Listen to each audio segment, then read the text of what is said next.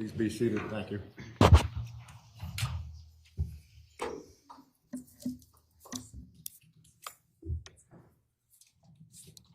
Are we ready to proceed? Yes, Judge. Detective Kimball is here. Thank you. Yes, Your Honor. You can bring the jury out, please.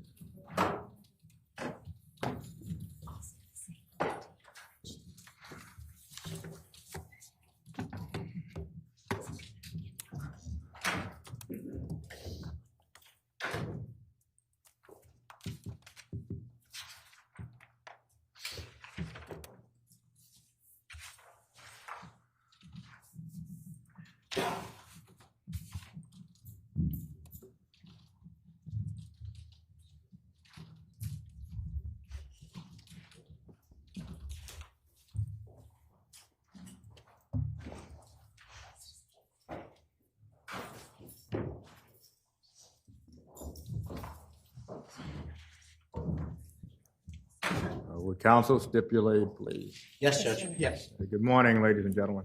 Good morning. We continue with the stage case. Yes, Judge.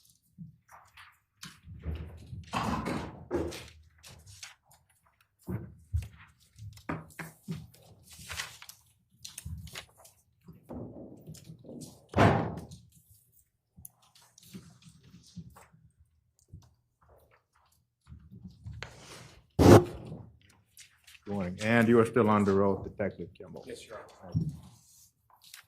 Honor. Attorney McGinnis. Detective Kimball, good morning. Morning, sir. Detective Kimball, I believe where we left off in the video on Friday, you were discussing with the defendant the timelines. Is that correct? Yes, sir.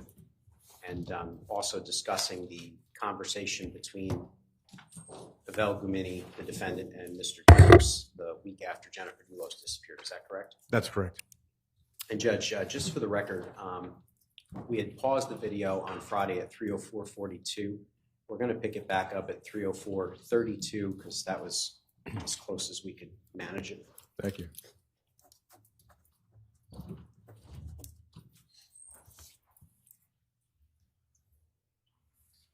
Works. You know, I wanted to include taking a shower together. But then I went back and I said I didn't do it. Well, why didn't you tell us all this information? Some of it's true. A lot of it's true. A lot of the stuff you went to stop the shop. You did go see, drop the purse. We know all that. Yes. Okay. Okay. I'm trying to understand why you told us information that was false. You did so on purpose. Maybe because I wanted to. Because of Not all maybe this. because. No, because of all this. Because obviously, Fotis wrote that, and he said you have to say that. Michelle, you told us just now that Fotis told you took the keys, right? To the Tacoma. When we were talking about it, that he was writing down, he said it out loud. Who You said out told loud? Out loud.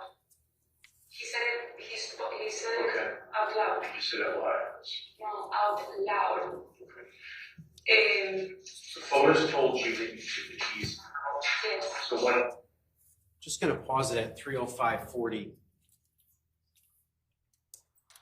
As part of this discussion, the defendant is indicating now that she spoke with Mr. Dulos about what to write in the timelines. Is that correct? That's correct. I want to direct your attention to the June 6, 2019 interview. Did the subject of the timelines come up during that interview? They did, yes. And was the defendant, strike that, did the defendant indicate during that interview whether or not Mr. Dulos had told her what to say or whether or not he had any input into her timeline? She did indicate whether or not he had said. And what did she say about that? She said he had not. did you take the keys to the Tacoma? You don't. It was me, but I don't You know. know, Howard, you only seem to give us information when you're mad, so you're about to be mad. Wait for me to find it. This is Pavel's truck. Did you ever hear of something called luminol? Luminol is something we use to look at evidence, to see if blood was somewhere. When it hits the blood, it illuminates. But that's where your boyfriend wanted to have sex with you on the side of the door of the car. Where do you think that belongs to? Who do you think that belongs to? And this is and he wants to do what with you? With the door open. So apparently, Jennifer's blood makes him horny. So if you know stuff that you're not telling us, that's the man you're protecting. Because that's sick shit. I'm not protecting him. I said, and I really don't want to say him ever again. I understand that, but if you know more, I don't know. I'm telling I'm not you. trying. Just going to pause it at 306:52. Could you tell the jury what Detective Clabby showed the defendant? Detective Clabby showed the defendant a photograph of the inside of the passenger door of the Tacoma, which had a reaction to luminol, positive reaction. Detective Clabby sort of hints that perhaps the luminol is reacting to Jennifer Dulos' blood. Is that correct? That's correct, yes. But in fact, there were no DNA results on that door linked to Jennifer Dulos, correct? That is correct, yes. Is that an example of a false evidence ploy? It is, yes. And then you said apparently Jennifer's blood makes him horny. Detective, would you agree that that is an emotionally charged comment? Absolutely.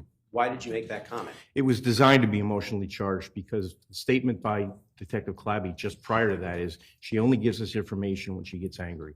That statement was basically designed to get a strong emotional reaction out of her, and she in fact did give us more information following that statement. At this stage of the interview, did you still have concerns that she was withholding information from you? Absolutely, yes, we did.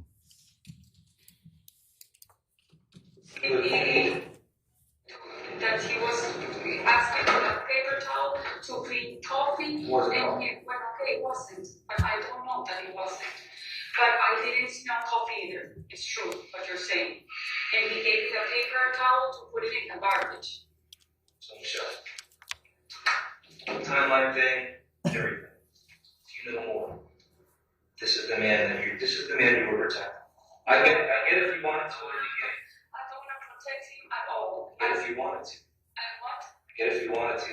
But Okay, but I don't know if, like, I have no idea what happened to Jennifer. I have no idea where Jennifer is, and that's 100%.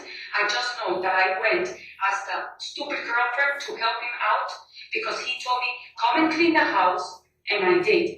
Come, let's go to Starbucks. And I did, and in the way to Starbucks, we ended up, what? go ahead. We ended up, he said, okay, let me throw the construction bags. Yes, I saw the videos, there's no construction inside those bags at all. Or at least I didn't see any. Well, there definitely. So why did you leave Hartford out of your script?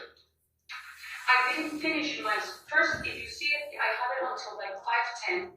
I received a call from Enterprise because I had to leave the car to the body shop, the Suburban that had crashed like 2 weeks ago. And I had a meeting already with Davidson, and Enterprise called me to say, because they had to leave in a car, a rental car, the Yukon.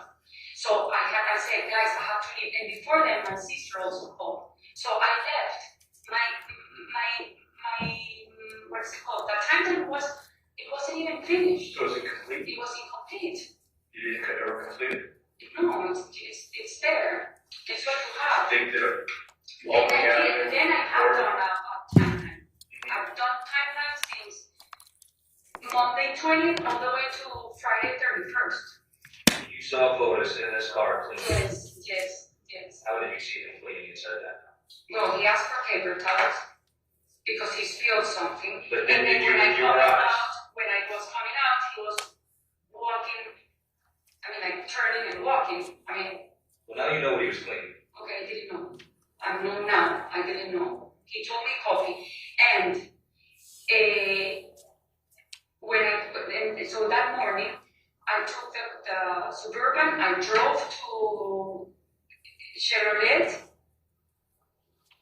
So they knew about my crush, and they had all the papers. There was an issue, and I don't know if you want to know that story. I mean, I don't know what else to tell you. Shut the sorry. So bicycle. So Fotis has or had bikes? Does he still have it? I have 3 of them. 2 are mine. The old one that he No, I kept. didn't say that. Okay. And that was normally kept where? At Fort Jefferson? Yeah, it's for Jefferson. Okay, what color was bike, I think it's either brown, dark gray.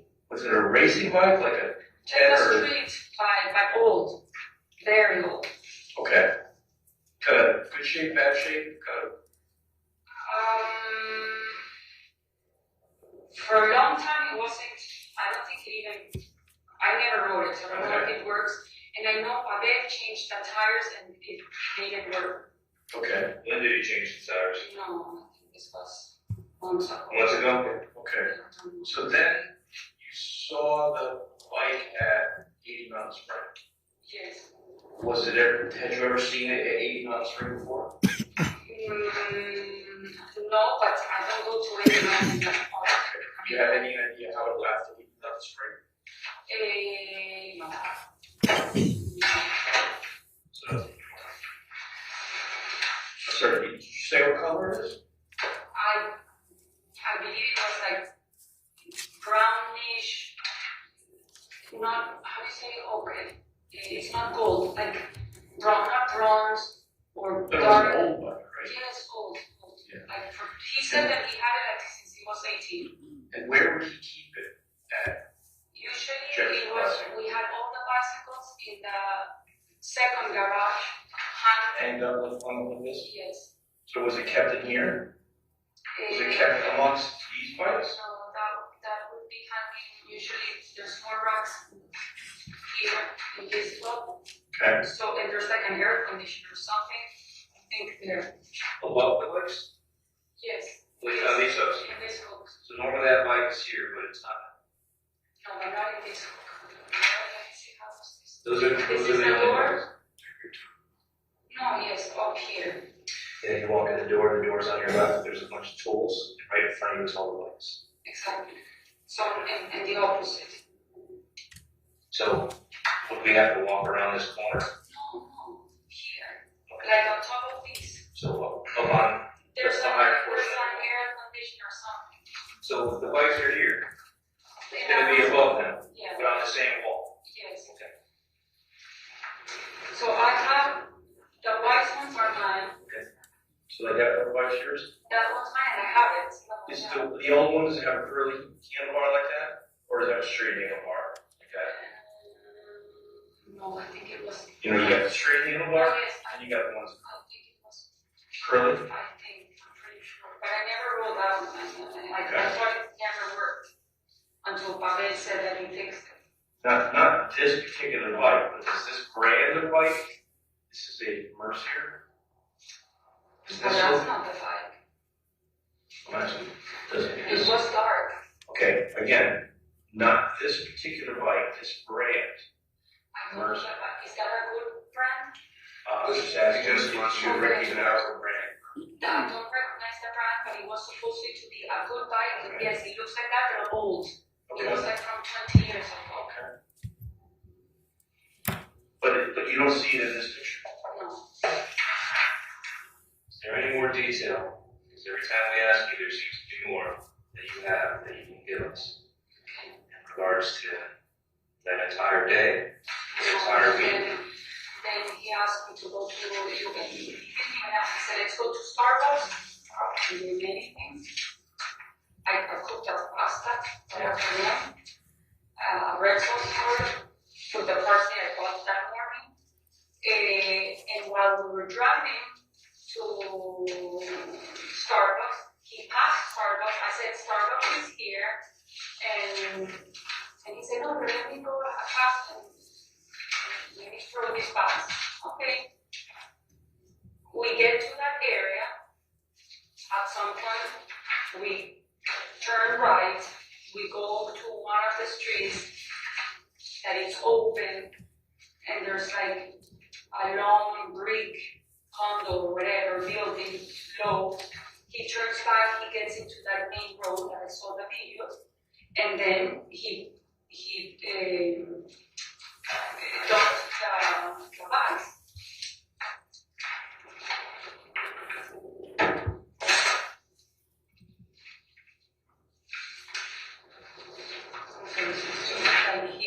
So it would be right above there. There's like a mirror.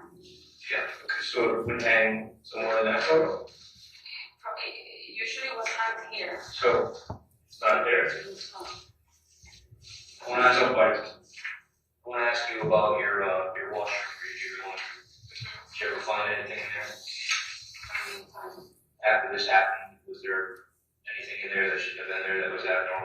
place?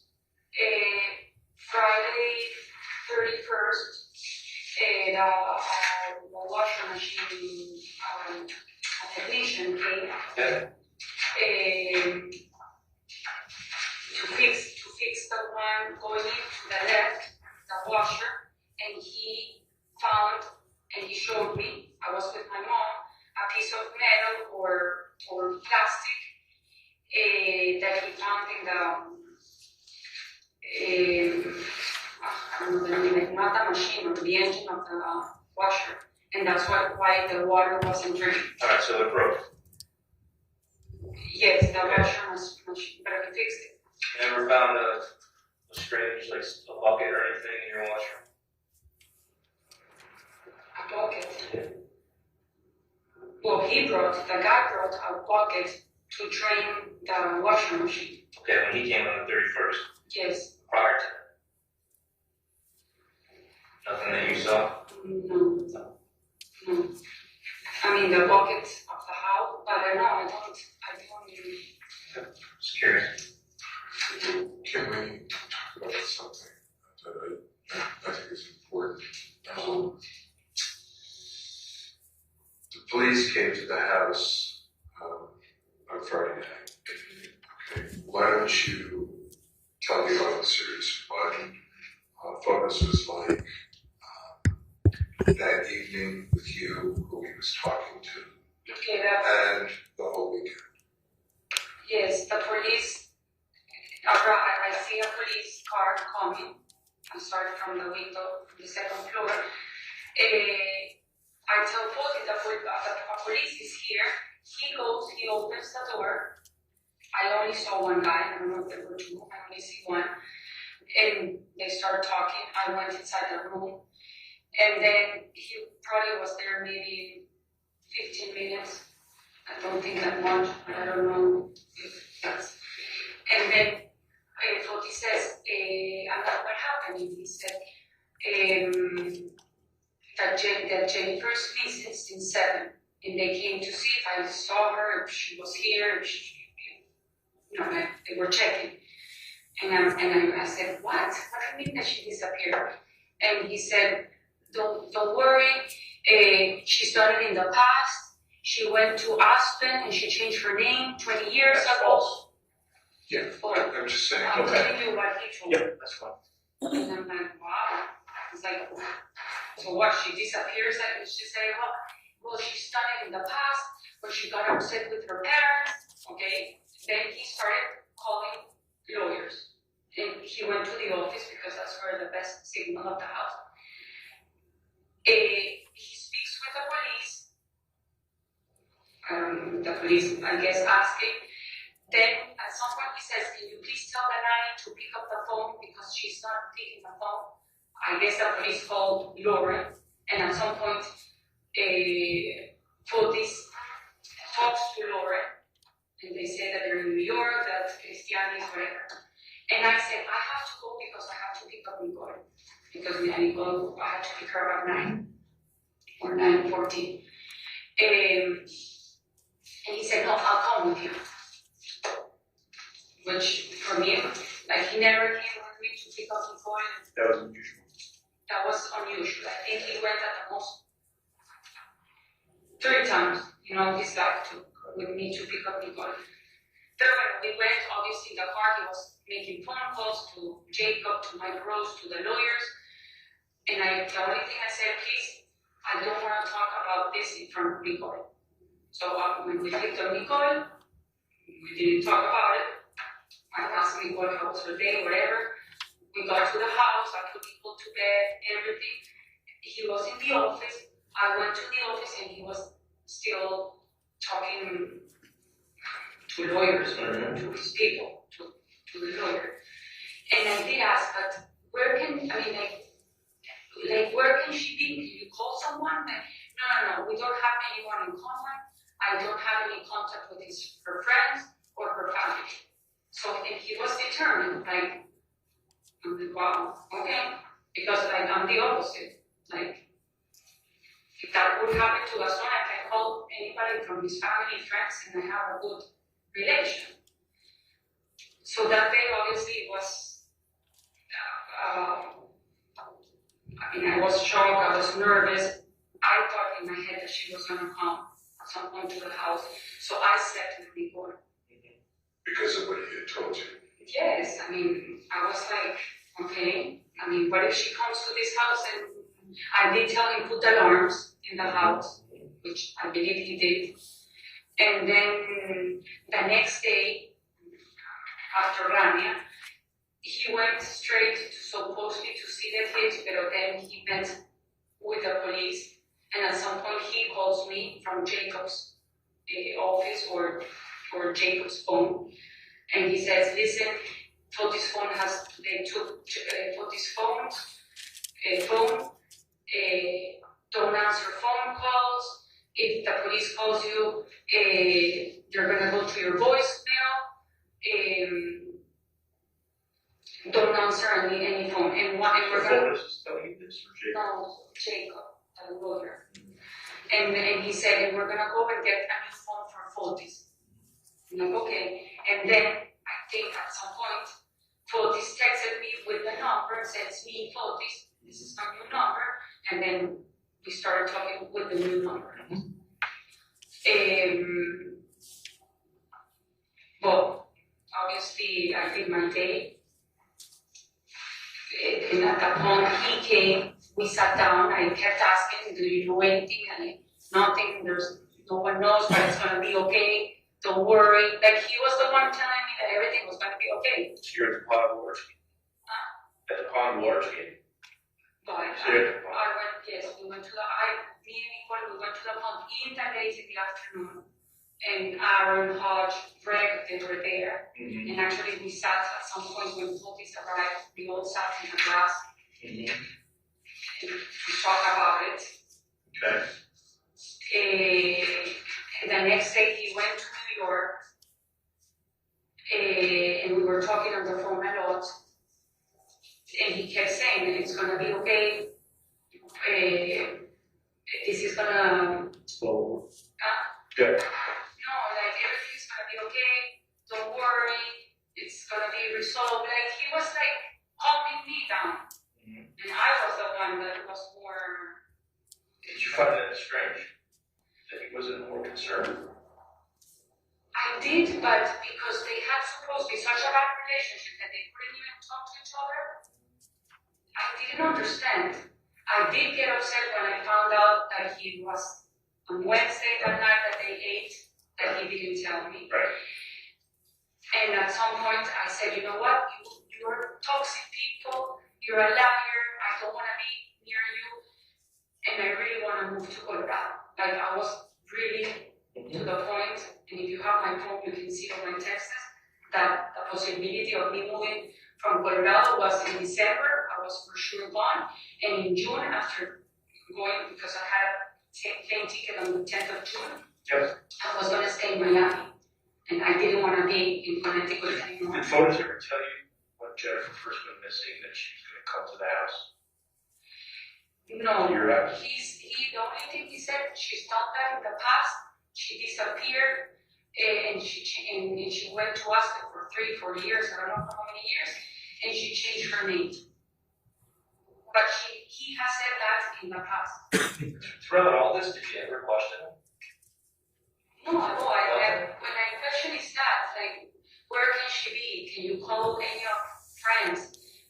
Any family, the mom doesn't talk to me, and apparently, well, for what he said, that the sister has a mental problem, and that I think an uncle of her, that they don't get along well. So he didn't, like, he's told me, I don't have anyone to call. What about when the news about you guys being in Hartford? Where were you? How did you learn about that? What do you mean? When you guys it hit the news that you guys were in Hartford, throwing out trash. You remember that? When this was Yes, really that happening? week. Where were you and how did you find out about that? I don't know if it was from the internet that I found out. You guys at the pond? You guys at the pond? We were in the pond Saturday When afternoon. you found out about Hartford? No, I don't know if I was in the pond. And you didn't question him then? No, I did. I did, and he's like, nothing. But then again, it said 30 stops, which there weren't 30. That's fine. No, but it's not fine because it was all an exaggeration.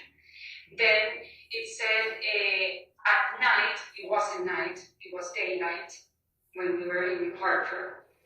And I'm like, but why are they gonna grab? And he's like, no, those were construction pads. When I say construction, what I've done in the past with him of cleaning the house is like tapes, a painting, a brush, a plastic, a piece of wood. That's not what it was. I know, when I saw the pictures of the bags, when we didn't see anything with construction. No, there's not. Well, but I didn't know. And again, if you see the videos, because I saw the videos, and this is the garbage bin, the car was here and he was getting out and throwing it from there. So I wasn't even paying attention of what he was doing. Besides, I was in my phone, and you can verify that I was chatting with Nicole at one point, texting, and another time my dad called me at 7. Well, your family, just you use WhatsApp, you guys were, your family was having a huge conversation all day long. And you only responded about 4 times throughout the whole period. You have your phone. Yes, I know. So pretty much from the time you go to 80 Mountain and including when you're in Hartford, you only responded about 4 times to anything from what I saw. Yes, if you see the past conversations. But it doesn't show you on your phone texting and doing all this. It just shows your phone just kind of stagnant. No, I texted Nicole at 7:41. Nicole, should I pick you up at 9:15? You have that in the text message. And then she responded at 9:47. Michelle, you have to get off the phone stuff because the phone does not. No. Listen to me. This is going to be, if this goes to a jury, if you have to think about how the whole story is going to sound to 12 people sitting in the jury box. And whether you're on your phone or not, while he's driving you around Hartford, stopping in either 6 or 30 or some number in the middle, throwing out bags of garbage that end up being forensically linked back to Jennifer and to him, perhaps to you. I'm just telling you. How is that going to look? You can't off on my phone. I don't know what he's doing. No, Is that going to He sound? was going to throw construction pads. But I This don't turned out it wasn't the case. I know, but I didn't know that. And why, as a construction guy working in the field of construction, will you be driving around Hartford in a creepy area of Hartford, Exactly. driving around to multiple garbage receptacles, throwing out little bags? He has access to dumpsters, right? Yes, but Doesn't that sound strange to you? No, because in the past, in an event. Well, I gotta tell you, I consider myself a reasonable person, and that sounds strange to me. Okay, can I tell you when there was a Parade of Home show that 80 Mountain was part of it in October? Yeah. I did the same thing with Fotis. After, and that house was. Was your body person in those bags? There was? My point is, does not sound reasonable. Okay, Okay. it doesn't sound, but I've done it in the past, and I didn't find it. The only thing that I did find weird was the area. Right, And I get did tell out him, here. and I did tell him, what are we doing here? And I saw the videos, and there's one when he parks that he opens the door 2 times. And I believe that's when I told him, what are we doing here? That I remember when we spoke, the last time we spoke, I remember saying that there was like a fire, which I didn't see the fire, but I saw ambulance in the videos. So maybe I confused fire trucks with ambulance. We know what's in the video, we've seen it too. Exactly, We heard but I remember that he at some point opened the door, that he was gonna get off. I said, what are we doing here? Right. He just so close, and then he said, no, it's just a second, and he opens again. Were you uncomfortable in that area? Yes, I was. Did you ever open the door of the truck? I did want to clean my hands, and you can see that in the video I'm cleaning my hands. Okay, no, but someone, I think it was the lady in the last conversation that she said that I put something in the drainage, in the drain or whatever it's called. Yes. No, we know, but we don't have that, right? Oh, but someone said that it was me that put it in the train. We know, Michelle, what went in the train, tell them to put it in there. We know who put it in there, and we're not saying. Okay, no, but. Earlier you had mentioned that there was a little bit more detail about me. Did that already come out? I think for the most part, yes. Look, I'm gonna tell you something. The part about the keys is, It's a big thing. yeah, do you understand? Yes, I do. Now, Okay, if I. do your best to tell these gentlemen everything you know about the keys, how they got in your car. Okay, okay. Or to you, or however. If they were in here, with the door open, I tried it closed and I took it because, as you say, I was the last one to go and I took the key. At some point, Fotis calls me and he says, "You have the keys." I said, "Yes, I do have." I said first I said, "I do," and then I checked and I said, "Yes, I have the keys." And I went outside the house and I handed him the key. And that was in a period, I don't know, from here to the house, 10 minutes, probably. So is there any more detail that you're willing to give us about this entire incident that you haven't already? No, because I told you that yes, that he spilled something and he cleaned Was it. he cleaning it for a long time? Do you know? I don't think so because I was inside when he asked for paper towels, probably like 10, 15 minutes or maybe less, 10. I'm gonna ask again. I mean, from when I came out and he gave me the paper, more or less. I'm gonna ask you straightforward again. You and I have met 3 times to talk, 4 times I think in total. And I still don't feel that you've given, at least for me, a valid reason as to why you followed Fotis' script when we first sat down. I want you to explain to me, why did you tell us things that you knew were false? Okay, I was in shock.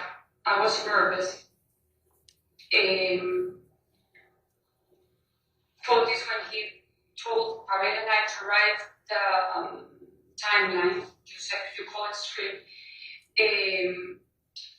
Your timeline moves times and instance. This is a script of what he wanted everyone. He had the rings. He wanted everyone to follow.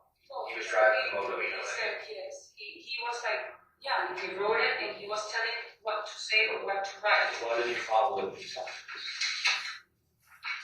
I was nervous. I was, at the beginning of the shower, I did thought, but then I said, no, I slept with the gun. I didn't take a shower. And then I said, no, I didn't.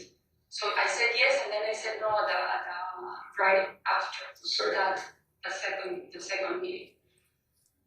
Okay. So, but I'm telling you, I mean, I've been going through it, writing over and over to try to remember every detail, and I've been getting more of a better sense of what I did also because I had the backup of part of my phone through chats that I can recover from my family and friends, and that's the only way I can match some things of that incident or that week. Okay. And why didn't you tell us earlier about the key, about the car wash, about the coffee? You guys didn't ask. We asked you. Just pausing it at 3:34:21. Detective Clabby just asked why the defendant did not tell you guys about the keys or the car wash. I think there was one other thing, Coffee. the coffee. And her response was, you guys didn't ask. Is that correct? That's correct, yes. Now, if I'm not mistaken, in the June 6, 2019 interview, the defendant tearfully said to you that she would walk the world with you. Is that correct? She did say that, yes. But now she's indicating she didn't provide information because she wasn't asked. That is correct, yes. Pick it back up. I have you loading up. No. He asked you. No, the car wash was Wednesday. We put in great detail. We asked you several I times. was in shock, John. I You was. were shot and shot. Well, I mean, this is not an easy thing to be sitting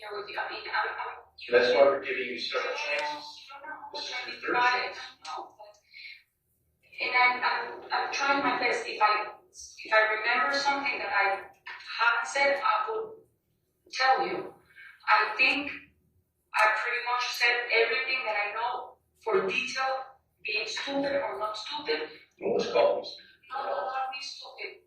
The things I said, that you said that I said things that are not Well, important. if everything you're telling us is 100% the truth, you did yourself no justice in the beginning of this. You put yourself in a bad situation. I know, but you guys also have to understand that when I was arrested, they said you're gonna go to accessory, murder, I didn't even know those words, hindering, tampering, and 30 stops at night.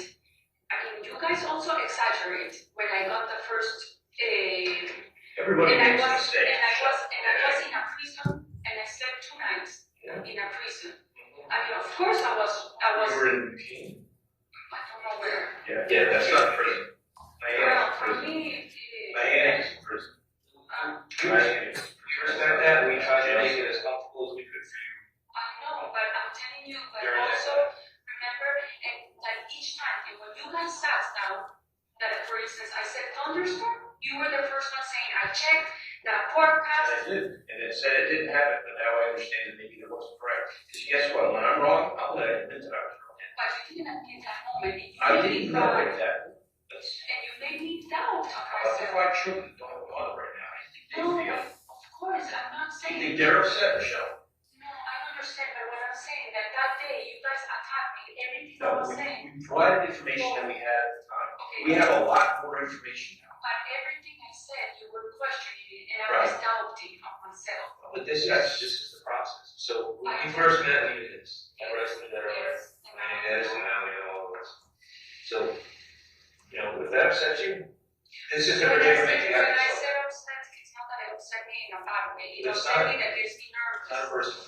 No, not at all. Okay. All right? We're trying to get to the truth, Michelle. We don't care what the truth is necessarily. We want to know. If you're telling 100% the truth and this is your file, one, I think that hasn't happened to you.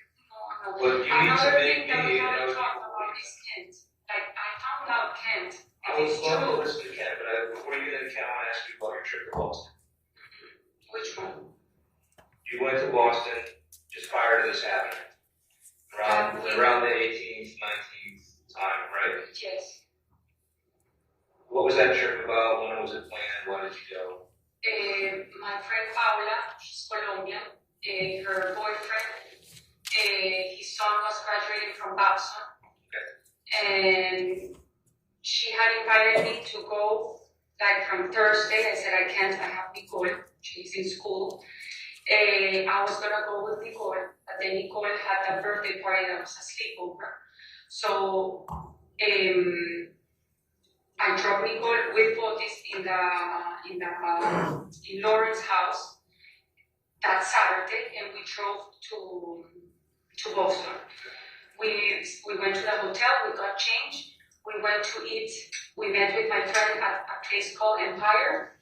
We sat at the bar, we had drinks, we ate, and then her boyfriend, Guillermo, which is a friend of mine, Guillermo, called and said, okay, we meet at the nightclub. And we ended up in a nightclub called Icon. And we were there dancing and around. We don't need to go through all the details. I'm just curious. So it was pre-planned. It wasn't a sudden thing. It was pre-planned, but for. Fotis came to visit you. No, he came with me. He came with you the whole time? Yes. But did he left and you didn't come back with him, right? Didn't he leave before you? No, No, you came back at the same time? you're talking maybe of the previous week. I was also in Boston Okay. with Nicole. He came home on a Sunday, right? And you and Nicole stayed up there? So I'm trying to understand. No, wait.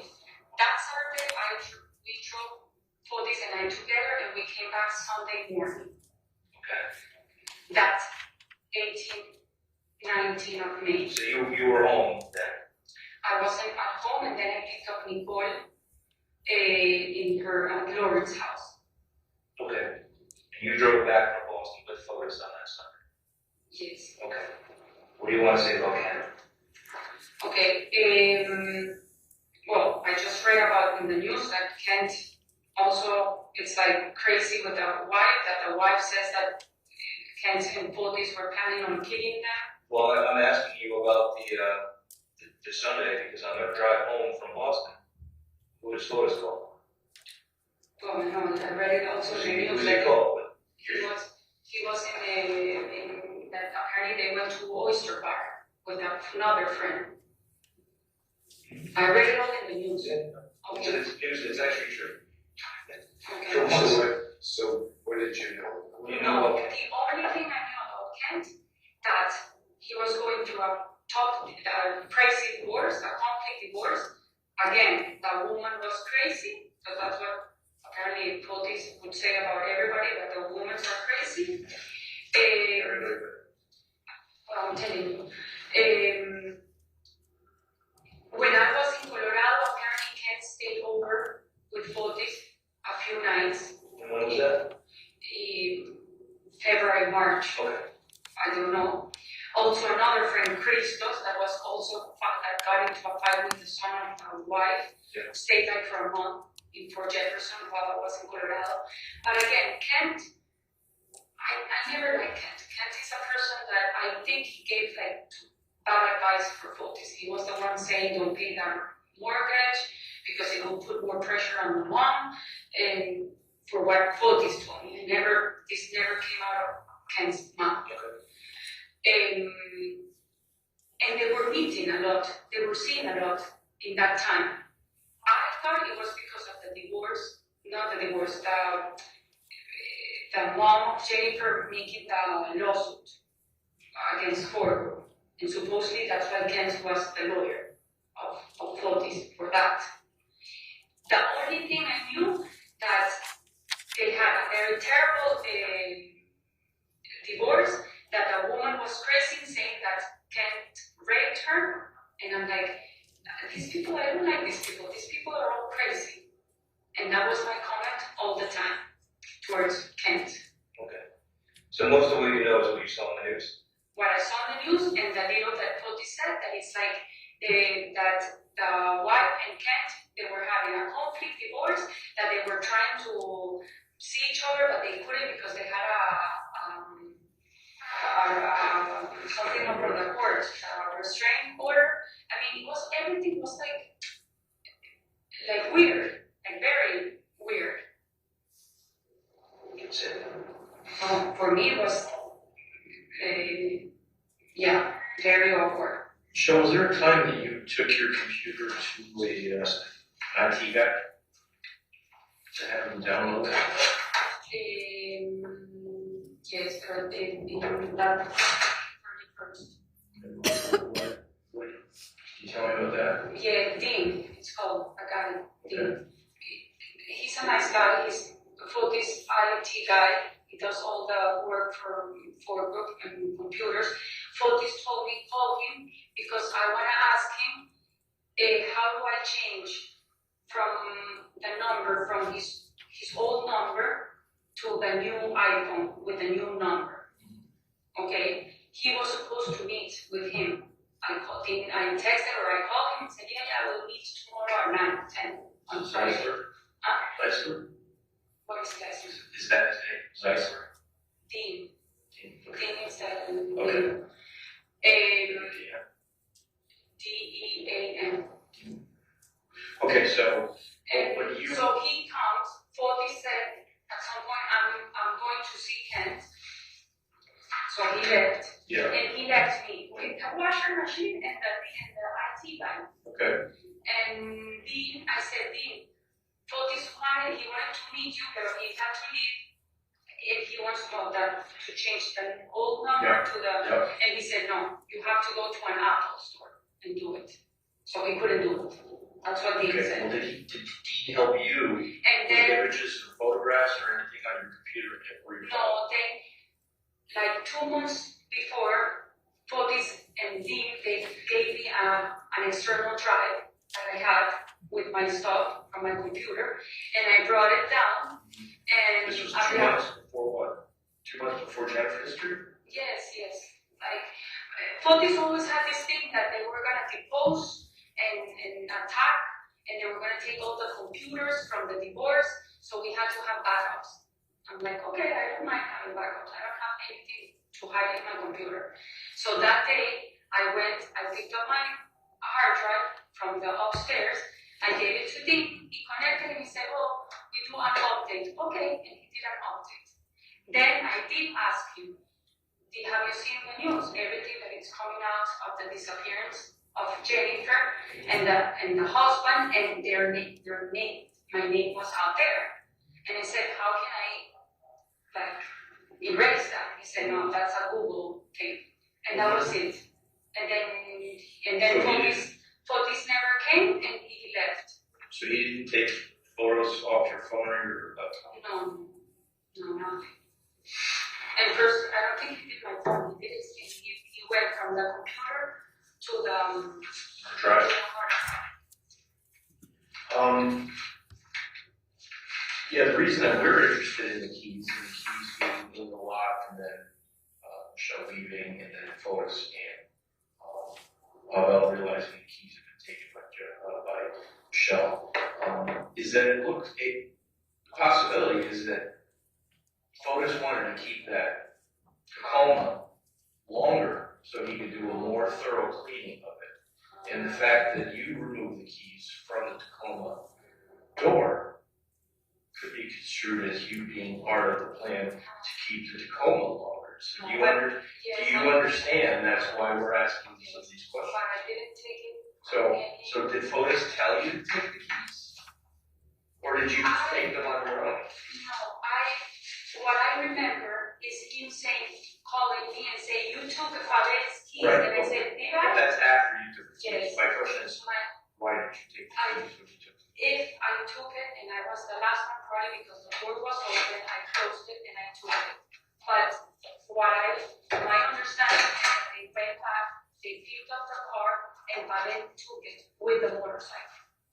Okay, so Which I don't know. there isn't any question, right, that you took the keys?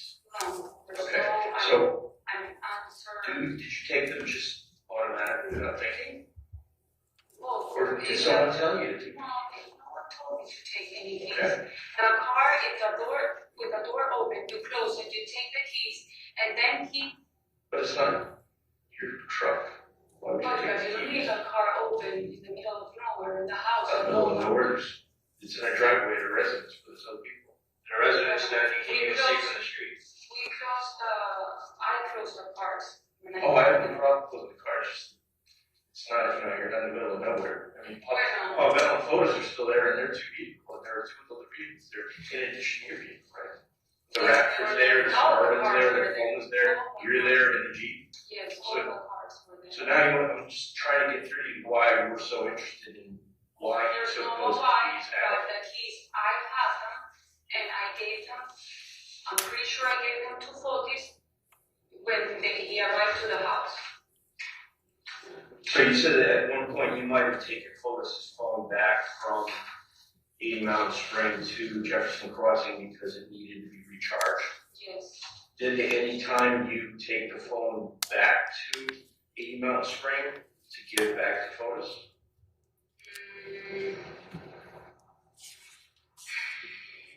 Do you? I don't know if I brought it or Let me- Fotis went to the house and. All right, there's no sense in going over this until we actually answer this first question.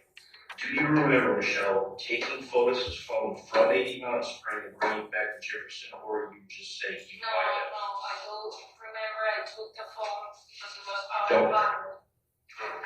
No, Are you saying you don't remember? I do. All right, well, it's just not coming out. I do. You do remember taking Fotis' phone back to North Jefferson? Yes. Okay. Now So that would be the time that both of your phones go back to Jefferson, even though Fotis remains at 80 Mountain. yes. Okay, so do you then bring it back to 80 Mountain Spring?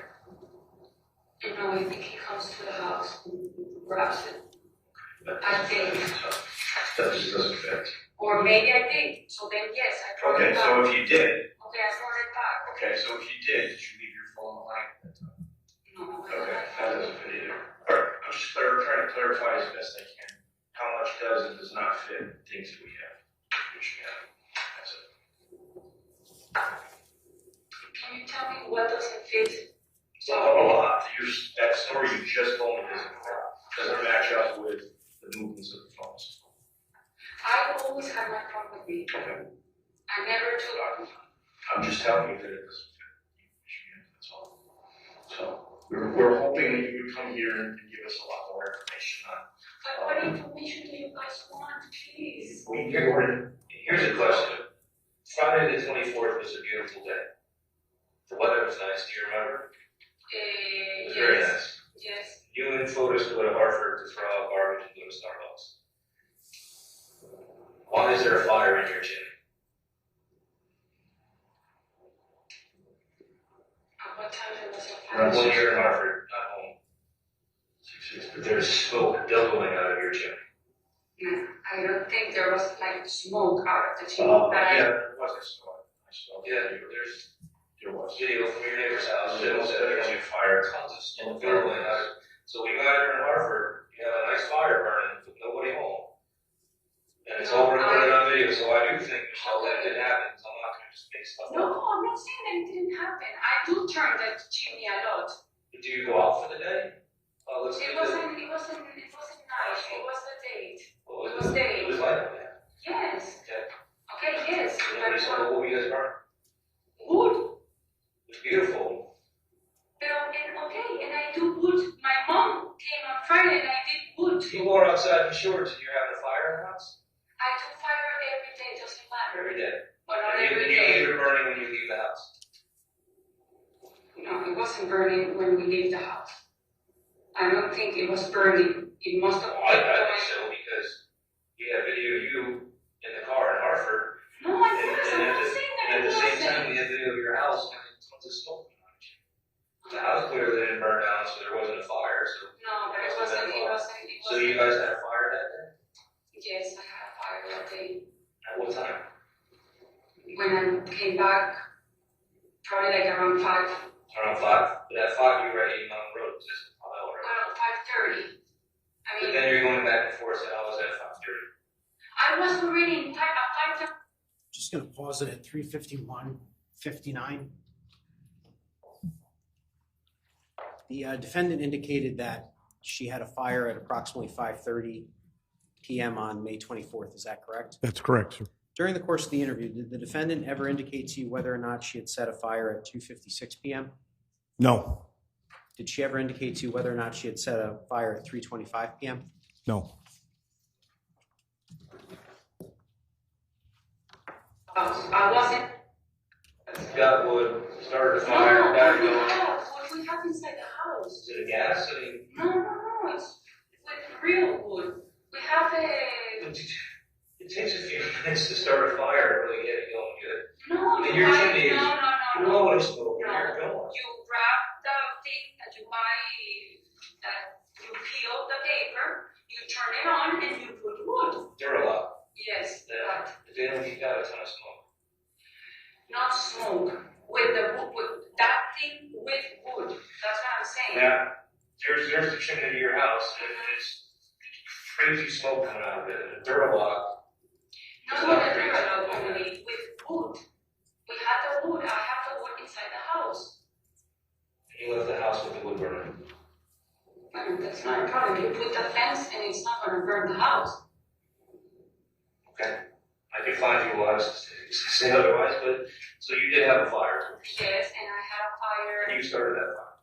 Yes, and I had a fire like 2 days after, and I had fire when my mom was there that she wanted a fire on that Friday. So, and even Pavel helped me carry clothes that week. That week or that day? No, that week. That week. That week, inside the house.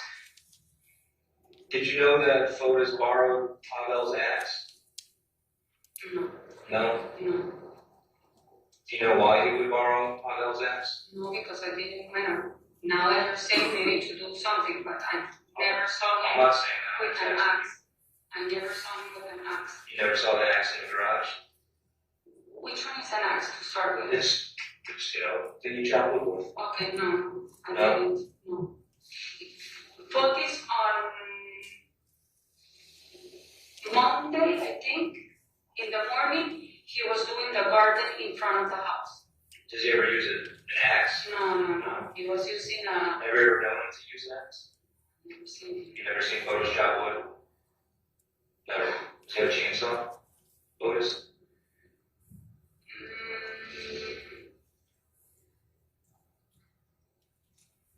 Did you ever see him cut trees? No. Never? No. So that would be out of his character rather than like behavior, right? I've never seen. You've never seen cut. it? The one that would cut, like the entrance to us to go in the motorcycle was Arel, but I think it was with the one that's I'm seeing with a chainsaw. Okay.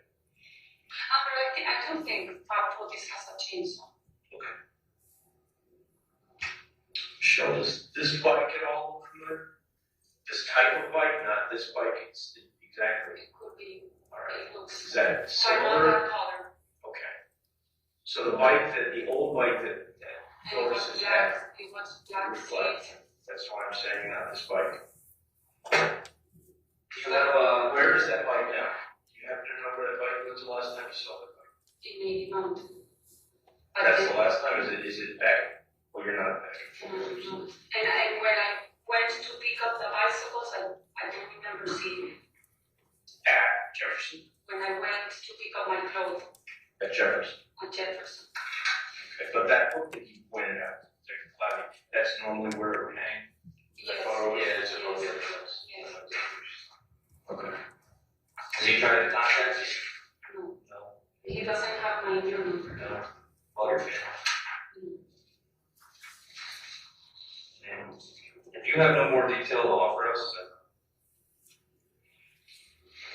you understand there's explaining that still needs to. Yes, if you ask me, I'll try to answer as much as I can, but maybe you guys have something in the head that I don't have.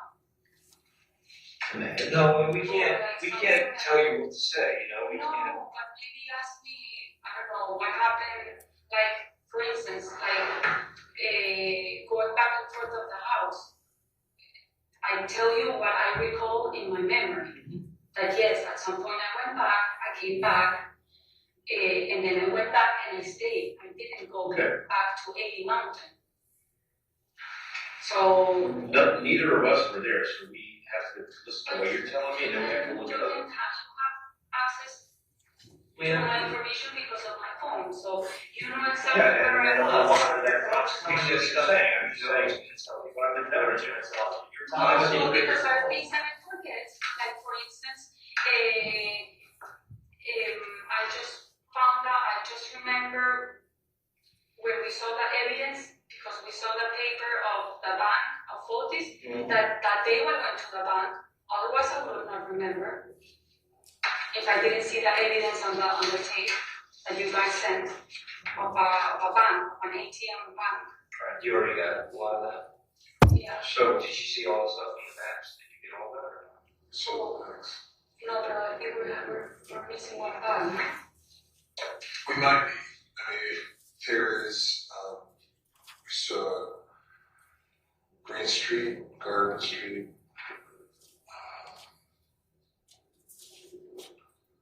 Center Street. We saw the garbage bags from the house. You saw the stuff that was in it. Yes, nothing construction. Michelle, this is the one you wrote, right? This was Yeah, that's my contract. the, and this is the one that Lois wrote? These two? So, is this accurate what you wrote?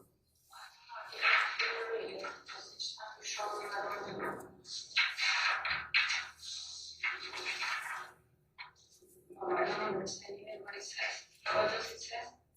So, where did it work your way down? Well, you put it flat out. Michigan Andy, what's that? She and you work on drafts. Is that what it says? And Andy covered all drafts. Okay.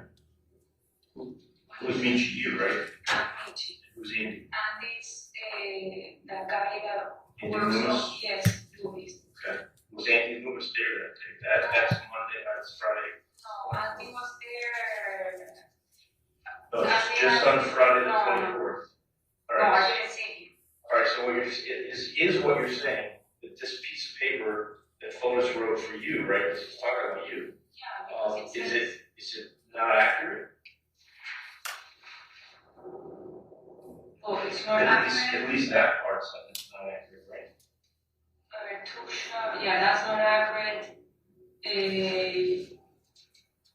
Brought computer to office, and she has Right. those. No, obviously he wrote everything that I told you because this is true, like I did choose when he called school.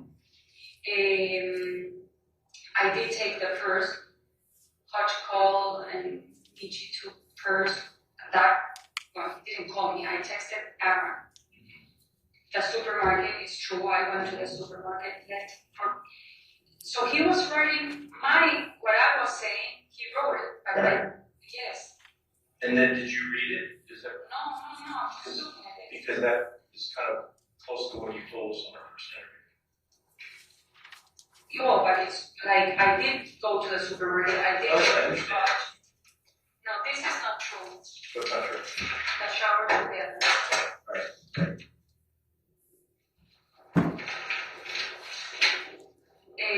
So did he tell you took showers together, or did you tell him? No, he said it. So is that him telling you what to tell the police? Or is that him trying to help you remember what happened? Well, obviously it was for me to say it.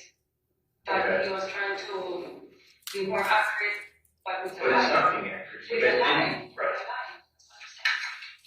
I mean, a lie's not accurate. Like, I know that's what I'm saying. He was trying to feel things that I said I don't remember, but with things that it wasn't true. Left for Petrus, that was me. And to the phone, I did do that. Computer sent and to check home. Okay, I don't know what's that. Send email to. Yeah, that's all. He has him mixed in with you. Yes.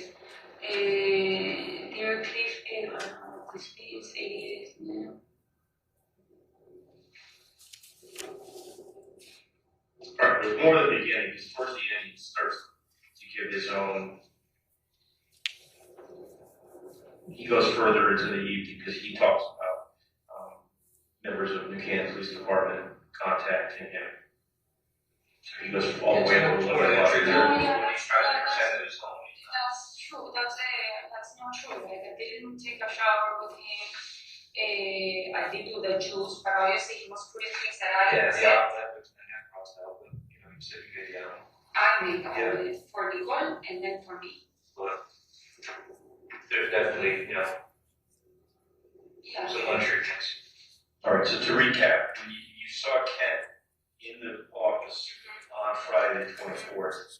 Fotis's phone was in the office, and you heard the phone ring, and Ken started moving towards you. Like coming and saying like something with the call, like grab the call or Okay. is that a call, something with the call. And you picked And up I the picked phone. up the phone. I saw Andreas, but as I tell you, sometimes police writes the name of women in man's name. Did you suspect that might be a call from a woman? Yes. Okay. But Ken pushed you, like he wanted you to, let's say, he encouraged you We to didn't answer the approach phone? each other. No. It was hard. That's why he said, are you gonna get that, or can you get Yes, that? yes. And he wanted you Then to he answer. was like listening to me with the phone, and there was like, But did Ken wanted you to answer that phone? it felt like yes, because he was like looking at me. Okay, and knowing it was not his phone. Not their Yes. phone. No, mine wasn't. It was phone. There's static on the phone, he says, hold on, you say hold on. Yeah. And then the phone like terminates or fails, and you put the phone back down, and that all was a matter of maybe 20, 30, 40 seconds short. Yeah. Okay. And did the phone ring again? That you know of? That No, you know? because I left.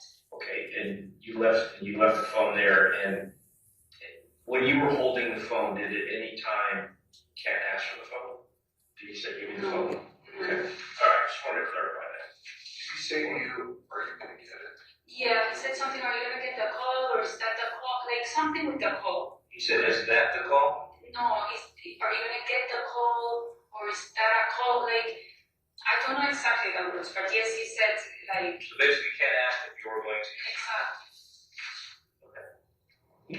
wanna go back to, you all said that. I wanna go back to the day of the car wash, 29th, after you meet with Attorney Bowman. You go to the bank to get cash. So because it's not my account and I didn't do it. I see it in the past. Why did he pay with cash? Does he always pay with cash? I have no idea. Like me, I pay with credit card. I never use cash card. When you're with him, does he often pay with credit card or does he often pay with cash? Credit card. When we travel outside, cash. When you travel outside of Country. the country, cash. But when he's home in the United States, Connecticut, he's Well, normally at the using a credit beginning, I card. used to pay a lot with cash. Okay. But recently around this time frame. Yes. Okay. And I didn't see him pay, so I don't know that he paid with cash. You're the one telling me. Well, he paid with cash. Exactly. I So- didn't know. The seats with Abel's truck, Mhm. what do you know about those? What seats? Abel's seats in his truck, the driver's seat, it's a Tacoma. What do you know about those seats? What do you mean by what? Do you know anything about the seats? Did Paula say anything? Do you know anything about the No, seats? but Drug someone told me that. question. No, I don't know anything about Fotis ever tell you anything about the seeds? No, the only thing Poti said, Abel is gonna sell his car. Judge, is this a good time to take a Yeah. morning recess? Ladies and gentlemen, we will take our morning recess and resume at 11:35. Please do not discuss the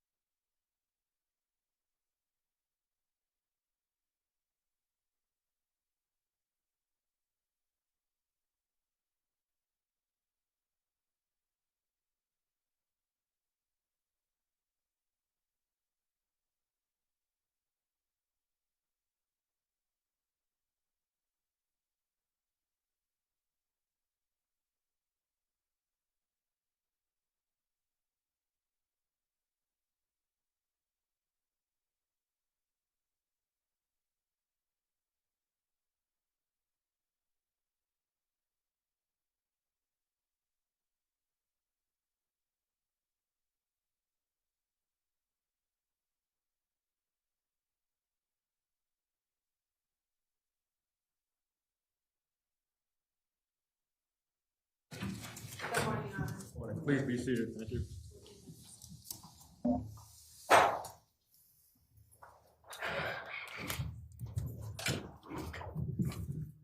You can bring the jury back in, please.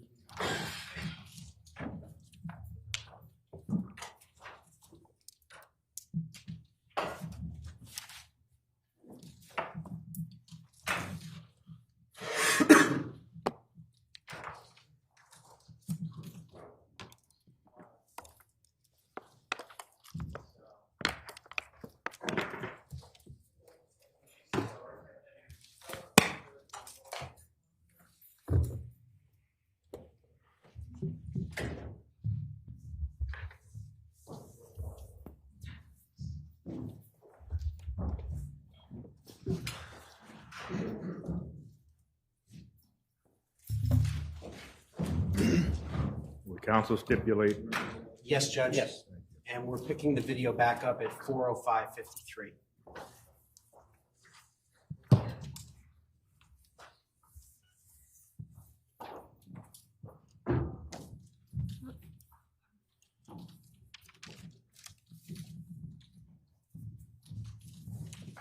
Just rewind it.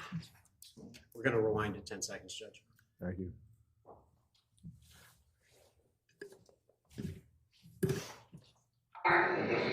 He told you the day of the car launch. The day of the car.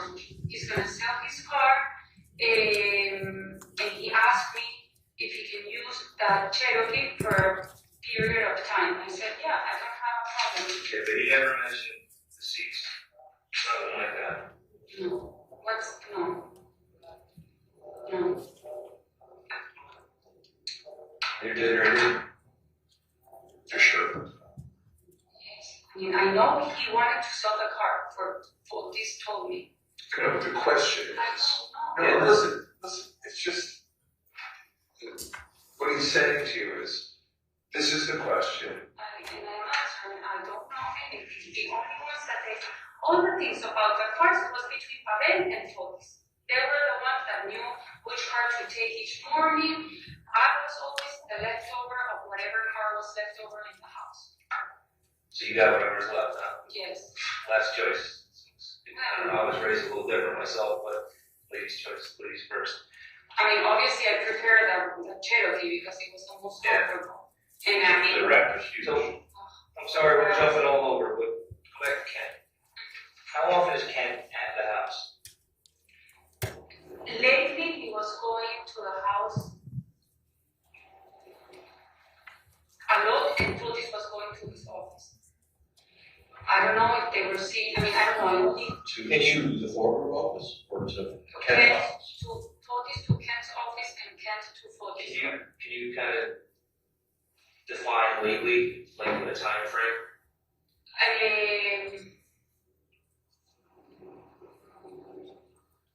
Like maybe 3 weeks. So 3 weeks to kind of gear it up. They were, that I hear him talking a lot with Kent, or he would tell me I'm talking to Kent, and maybe it wasn't true. Is it normal for Ken to be in the house that early in the morning? And by himself? Well, that office, a lot of people comes in and out. It was like, sometimes I would find subcontractors, or Fotis was an early person. I don't know if I saw Kent at that time another day that early. You overheard their conversations? Does anything stand out? Fotis and Ken talking? Fotis, each time he would talk, he would go to the office to talk. Even when he talked to Mark, Andreas, his friends, he would always go That makes to a lot of the, sense. Makes sense. to the office. It was always that way? Fotis? Yes. Yes. Yes. Or he would chat a lot. Chat? Oh, on his phone? Text, yes. Message. Have you ever known, Chelsea, you ever known Fotis to watch any of his workers' cars before the time that they washed? But He washed. in person, well, Barel, I've seen him since I moved there. Guillaume, there was another French guy called Guillaume that he used to have the Raptor. But Fotis would use a lot the Raptor. So they were exchanged. Right, but Pavel, the Toyota is Pavel's truck. The If Fotis ever washed it's one of his workers' trucks in the I past. never saw washing that one, but just washing other cars from his car. Well, his car is. Yes, but It's not two from, different questions. Yes, he'll wash the four-wheel cars. Yes, but Right. not from Other Pavel. people's cars. Not from Pavel. Now, Pavel's car, when we first talked to you, you described it to us as this. Pavel's car is old, destroyed, and very dirty inside. Yes, You didn't find it kind of strange that he wanted to wash it? because he told me at some point that Pavel wanted to sell it, and when he already said like 3 times that he was gonna sell it, and that if it doesn't matter, if he can stay with the Cherokee. Do you still believe that to be the case? No, of course, no. Well, I mean, I can't make assumptions, sorry. You don't believe that's a true story anymore told by Fotis? No, because it's a lot of, Why would Fotis be washing the Tacoma, do you think, if you have any idea? obviously, all the evidence is because, and you showed me the picture of the blood in that door, is because the body of Jennifer at some point was in there. See, that's what's called reasonable. What we believe as well. And But, I find it damn sick. I didn't, That's sick. That's utterly disgusting. So this is why you have detail, or somewhere deep in your heart, you still feel what you're doing for him. No, he was probably, yes, cleaning the car. Well, he was cleaning the car. But to attempt to do that, that's pretty ugly. No, But with like paper towel, like, That's not what he's talking. what I'm talking about is that somewhere deep within you, you still feel for this guy, or there's a connection where you're trying to. I don't. There is detail. I mean, this is the last opportunity. No, I know. He was cleaning the car. You're not going to meet with us again. I know, but he was cleaning the car. You decided where the seats were clean. So Inside. I didn't see him inside, but Alright, so obviously the door was open. the door was open. He kind of walked. He asked for paper towels. So yes, he Did was. you notice anything in the back, the bed of the car, the truck? Were there any bags, other than garbage bags, were there any ski bag or anything around? Was there anything in the garage that emails for? No, in the garage, he was empty. That garage is empty. I saw the bicycle, Mm-hmm. and that's it. And I think there were bags that he has of, I don't know with what, Okay. but they were like paper bags or something. Okay, the grocery bags were bigger. Like what? Grocery bags? No, bigger. Bigger. Like, Like big these bags? construction. Okay. I don't know, maybe cement. I don't know what is Alright. the big thing. I don't know if they're still there. And that bike was an old, black colored, Or brownish or dark colored. dark color. Did it have a, Pavel fixed it. He must know exactly what brand. Pavel was the one who fixed that bike. Michelle, when you brought up the bike earlier, when you said Pavel had mentioned it, you also said 61 Sturbridge at the same time, which is an address in Wait, what? New Canaan. Sorry? Mr. Hills. When you told us about Pavel talking about the bike, at the same time you said 61 Sturbridge. That they started talking about 61 Sturbridge. Okay, it wasn't about the bike, you just kind of No, confused the two it things. was like conversations that I recall of them having. Okay. But not that the bike. It didn't have to do with Sturbridge and the bike, it was just. No. It's that at some point, what I remember Pavel telling Fotis like how was his day in 61 Street in New Canaan. Right. Yeah. This is kind of distinctive lettering. This is part of that bike. Does that lettering look at all familiar? Don't go by the color of the bike, just look at the lettering itself. It's kind of how it's, but it says special Tour de France. And then there's It was a that. European bike because he Yeah. brought it from Europe because he said that he had it since he's 18. So I guess it's a bike from a European bike. Is that name? Just going to pause it at 4:14:10. Detective Kimball, can you just indicate to the jury what you're showing the defendant at this point? I am showing a photograph off the internet of a Mercier bicycle that has the font, the words Special Tour de France. And why were you showing her that particular brand of bicycle?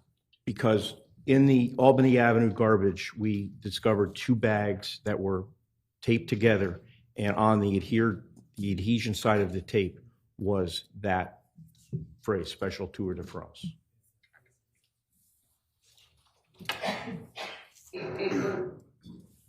I don't know that brand. But I didn't know it either. The Tour de France thing you've never seen before? Of course, I've seen the Tour de France. Well, no, this specific logo. No, I don't. Tour de France. But Never saw that it was before. a bike similar to that. It was a European bike. He told me that he had it since he was 18. Probably he brought it with him, or he bought it here. No, is this a brand that you find here? I actually never heard of it for sure. So I don't know where. But the one that's gonna know exactly is mine.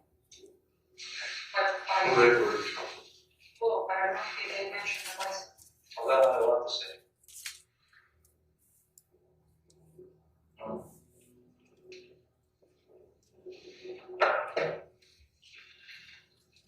Look, you're trying your best. Yes, I mean, you guys can keep asking. I can stay all night because I really want to solve this and I don't know what to do. Like, I'll tell you whatever, but tell me what you want to know and I'll go over it and I'll think with you guys. I mean, what else? I know. The ultimate is we I find out know where she is, what happened. For all that you guys have, obviously, that Fotis did something to her. If she was cleaning the car, if he was cleaning the car, it was Jennifer's blood. So he knows where Jennifer is. Yeah, everybody But else. I don't know. Don't ask about that. You have cooperating. He's sitting here. He had. I know, but Well, that's actually a question. Did he ever tell you he was cooperating with the police with the disappearance of his wife? He told me what I heard in the phone when they said, I want you to come tomorrow. It was on Friday night talking to the police, I guess in Kenya. He said, I will go down, no problem. I'll answer all the questions. I stayed with that in my mind. When he went to the police, Jacob, the first person I heard from was Jacob, and he was with Fotis. And they said, listen, they took Fotis' phone. We just spent, I don't know how many hours in the police. Oh, not long at all, believe me. Okay, he told me he went and he spent time in the police, Brief. that they took his phone. Everything is going to be okay. Please, if your phone rings, don't answer. If the police calls, you're going to leave a voicemail, which they did. They did leave voicemail, I think 2 times. I don't know who called. And then, obviously, I did ask him at some point when he came back, do you know anything? What happened? Everything is going to be okay. And she So actually, you realize that's not an answer. You're asking him, do you know anything about the disappearance of your wife? And that should be a yes or no answer. And his response is, everything will be fine. Don't well, worry. because That's not an answer. oh, yes, of course, it's not an answer. And you never asked him, where were you that day? Because I didn't see you at home. Your phone was at home. That never came up in conversation. It didn't because that house is so big. I've seen. We don't see each other for that day. It's not like I see him every 5 minutes. You didn't know where he was that I morning. didn't know. I That's did why ask his him. wife disappeared. No, but because he was in A in the afternoon. Then we went to the Harvard. I mean, That's the afternoon, right? in the afternoon. In my mind, I was with him pretty much all day. And then in the dinner party, Watching the party. the 23rd, everyone's over. Fotis doesn't come till like 8:30, right? Like people are there. No, he was there. He was there from the start. He was there. He just went out for a second to buy a meat, and he came back. Do you know what car he drove? By chance? Like went out to go to the And he did come with a piece of meat. Yeah, no, he did go to Stop Shop, but He had a piece of meat in the somewhere. he's doing a lot of lying, but just not a lot. Okay. So is his attorney. Do you know? So we were, I mean, it doesn't, I don't know, because he was having wine, like, we were all drinking, well, not like alcoholics getting drunk, but we were like having a nice time that night. And that dinner was supposed to be Tuesday. So it's like, I don't know what happened. That week, normally, Pavel leaves his Toyota Tacoma at Fort Jefferson, correct? Was there a time during that week or the previous week, Michelle, that you realized that Tacoma wasn't at Fort Jefferson anymore? Was it there the whole time that you remember? Pavel, he has a mix. Sometimes he leaves it overnight, sometimes he takes it. And when he leaves the car, usually he parks it inside. All right, let me ask the question a different way. Moving backwards from Friday the 24th, what was the last time before that you saw, that you can remember seeing the Toyota parked at Fort Jefferson?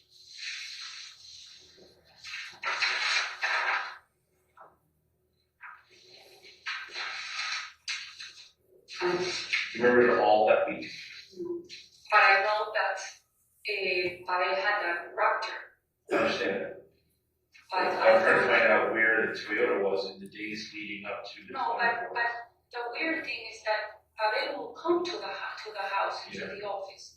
Yeah. So he should But know. he'll come in and That's not whether they're asking you, but No, but when he would come, he would exchange his car for the Raptor, and then he would go in his car. Okay. On the 24th of March, do you remember seeing the Tacoma before seeing it at 80 Mountain? No, I saw it in 80 the first time. Okay, so it wasn't at Fort Jefferson on the morning of. Not park outside. Okay, where would you normally park it? Inside, we're in front of the motorcycles. Inside the garage? Inside the garage. Okay. So are A you? few times he would leave it outside, but usually he would park it inside of the. So do you know if the Toyota Tacoma was at the Fort Jefferson on the morning of the 24th? I don't know, but I saw it at 80. That's when I saw the car. Sorry. Now, you guys have the videos of the neighbors. Does it show when the car left? Well, you have to have a video that shows where a car is leaving from to know when it's leaving there. Wait, what? So the answer to the question is, we won't answer that question. It's too complicated. The bottom line is trying to find out from you if you remember seeing the red Tacoma at Fort Jefferson. No, I don't remember, but when I saw it was in 80, parked outside. Okay. Since I arrived to 80. There's you go out the backyard of Fort Jefferson. You go out by where the patio back there. If you're looking out from the patio, you got the trees to the left, and then over there the power lines, and you see where you guys ride the bikes. Is there a walking path through there? Well, In the back of the the bike, ones- that would be The ones that we did with the motorcycle, like I cut that and it became a path that we created. that you can leave from the backyard of Fort Jefferson to get out to the power lines to go up under the power lines. Is that? That's what we do with the motorcycle. Right, so that's the Yes. route thing. So that's, if it's trackable on a motorcycle, it's at least walkable on foot, Well, we correct? walked and with the Right. police. Oh, I heard that. We walked, yeah, we walked. I mean, it's. You okay? Okay. mine was okay. It was, everybody was behind this one. She was. Well, because that's what we did. And the last time I went there with the motorcycle with Pavel, Fotis, and I, we did one round, and then Pavel and Fotis did another round by themselves. I didn't go. I stayed in the house. Do you think Pavel has anything to do with Jennifer's skirt? No, I don't think so, but I don't want to say anything. No, I'm just asking. No, that's your opinion. I don't Why do you say that? Just curious. You said you don't think so. Well, I don't think so. But Why not? Just curious. because I don't think Pavel would. Why would he want to do something to Jennifer? That's what we're asking. Fotis? Well, Fotis, I guess yes. He had a lot of anger and upsetness. Was he angry at Jennifer? Yes. At some point, he told me and my mom, Jennifer is a monster. Was his anger, like, was he getting worse, even growing? Well, He was up and down. At some point, when like he didn't see his kids, yes, he like hated her. Then when he started seeing the kids, it would go a little bit. Then when the report came out, he was actually super the Herman's report, he was super happy. But then he started saying, "Oh, she's changing," and then he started lying to me, not telling me that they were having conversations, that they were eating together or spending a fair together. I mean, that obviously. And why was that coming on? Well, Do you have any idea why he was having contact with Jennifer? I don't know. I asked him a million times what was the purpose. If everything was going through the court, he had favor for him. That's supposedly the report. That part I don't understand. But I did ask him a lot too. I'm like, I don't understand why. I mean, why you're gonna follow like the texting and seeing her and all this if there's already a report that is coming supposedly to your favor from what he told me and his lawyer back then in my close. If the judge is gonna see and the report apparently said that they were gonna give him custody of the kids. That's great. Yeah. Well, according to him and my close, the lawyer. Okay. But yes, it's true. I don't know what the report said. Right.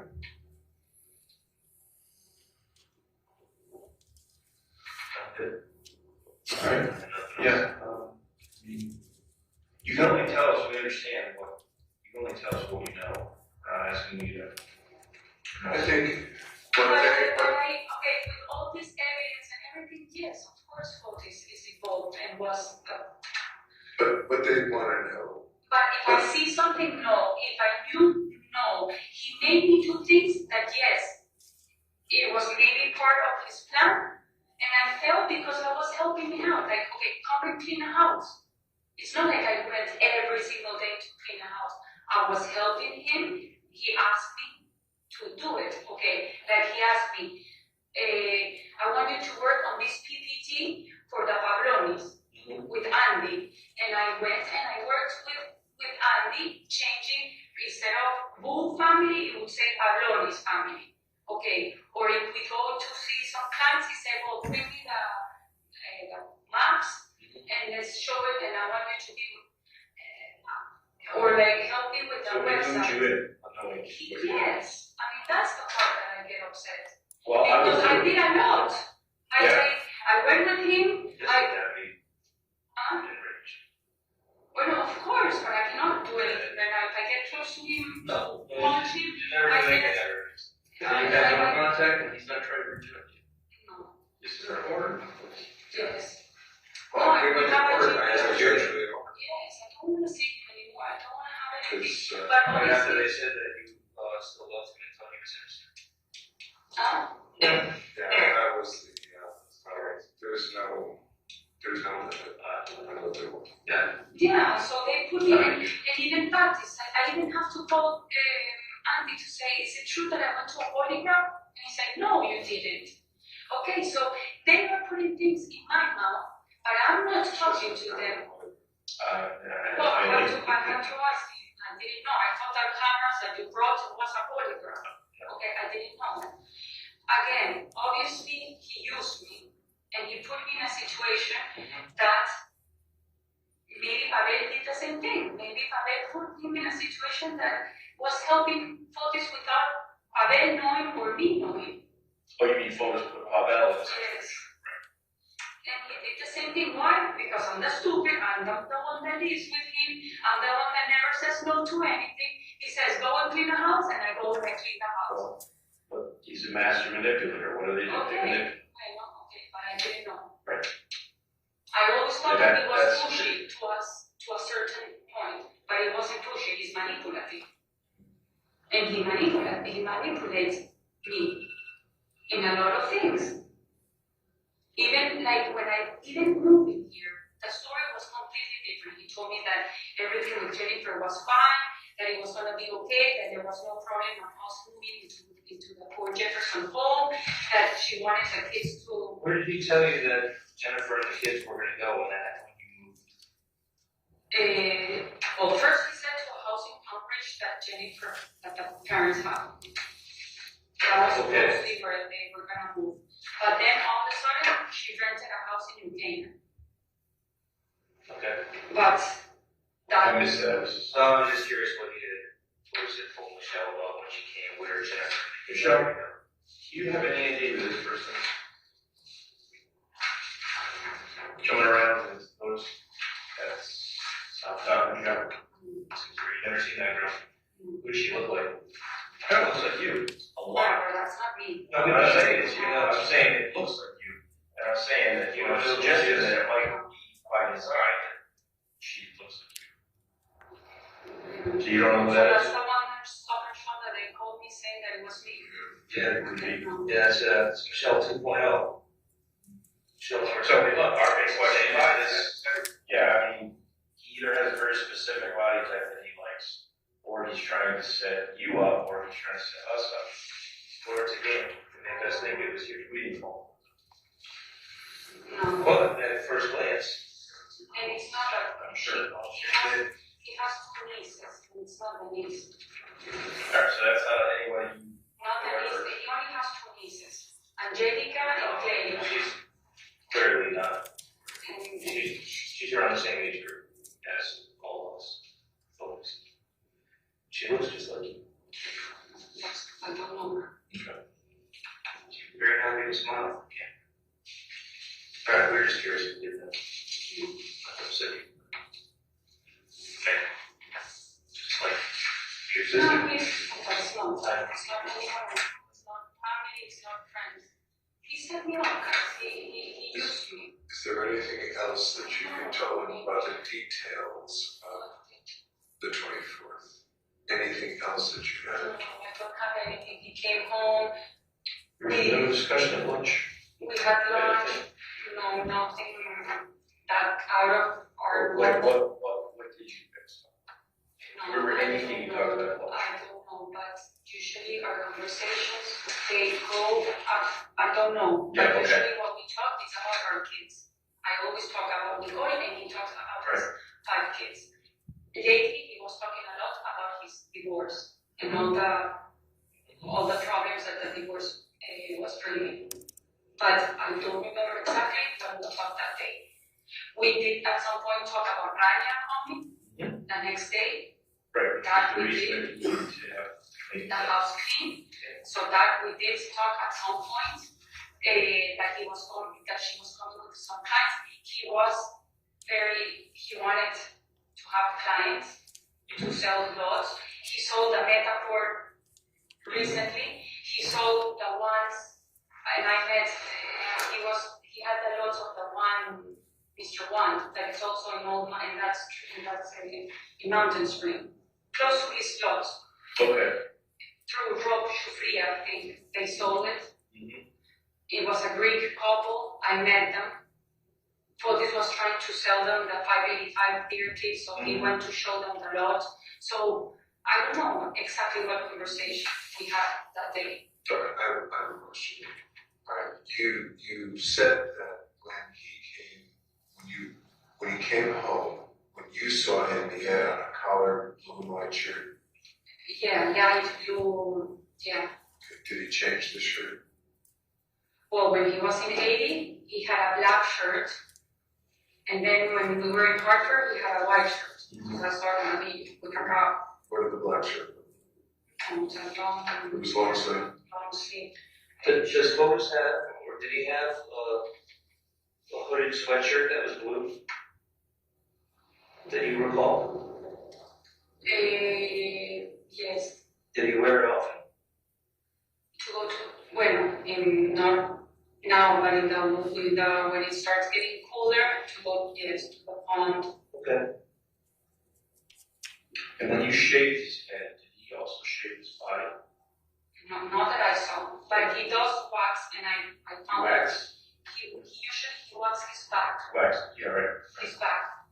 And I even got him a gift certificate last year in 2018 for him to go to the same place where I wax, for him to wax, but he goes somewhere else. All right, sounds like a strange question. Does he have a lot of body hair normally? No. Is that because he waxes or like normally? He shaves here, Shaves and stuff that way. but shaves, not wax. He Right. does wax his back, but the hair I didn't. I shaved his head first time, but he does. Yeah, shoot, right. Yes. And I was like, You didn't really have any idea at the time why he was asked to do that, right? no. But again, I went through his Instagram and I found pictures of him with his head shaved. So he's done it in the past. It's not like he hasn't.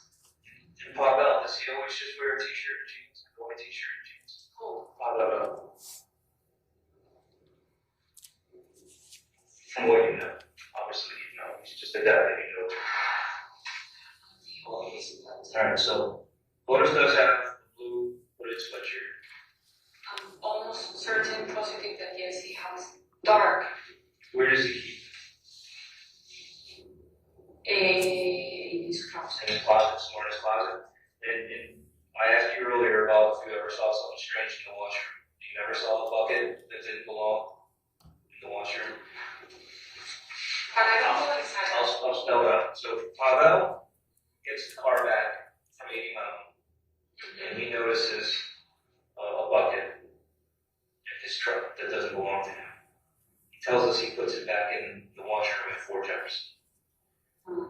This is Friday. probably around the 29th or so. He put it back next week. Yes. Yeah. You know what I told? You don't. One last question. Fotis did tell Renata on Friday 31st to go and clean 80 Mountain. Renata is the cleaning lady. Okay, so Renata is the clean. What? She's Polish. Polish. Yeah, okay. So, And she went to the clean 80 Mountain almost all day. okay.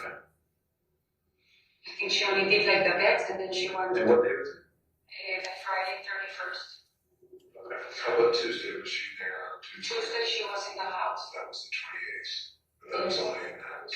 She was in the house, cleaning the house. Did Fotis ever tell you that if the police questioned you about that day to point essentially to Pavel? Because we noticed in both interviews you were directing us to check out Pavel pretty pointedly. So is that part of it? In other words, you said, hey, he has a red truck, I want to check that out. That was like almost out of the blue. He has the only one that has a red truck, Okay. but And was that because you had heard somewhere that there was a red truck maybe involved? Why did you say that? because at some point there was, I think in the media or somewhere, that former group employee Well, that's Norm. That's Norm trying to tradesman. went. I don't know, but I don't know. I never said that it was Pareja. I'm just saying Okay, that so I'm the just one with the asking- red. I'm just asking you, Michelle, if Fotis ever asked you to deflect and put our attention on there. I haven't talked. I mean, since the rest, I never ever So we spoke. don't know. I mean, it would be unreasonable for you guys to have conversations. We don't know that. No, I haven't. Probably would be in your best interest not. I don't want. No, she's not. She's No. no. And I have a GPS, Well, me too. I mean, but he hasn't. And then he doesn't even have because the new phone number I got it after I got arrested, and like 3 days after.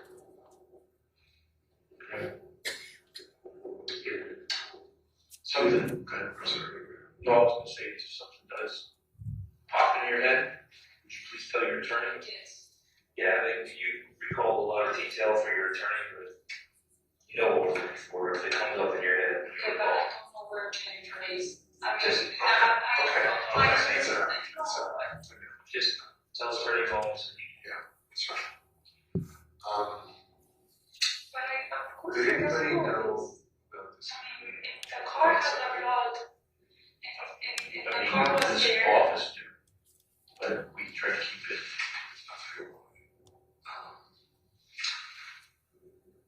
Her mom got a call from Angelica, who is Fotis' niece in Greece, in which she said, tell Michelle you love her. So there was no, I mean, it just happened to be yesterday.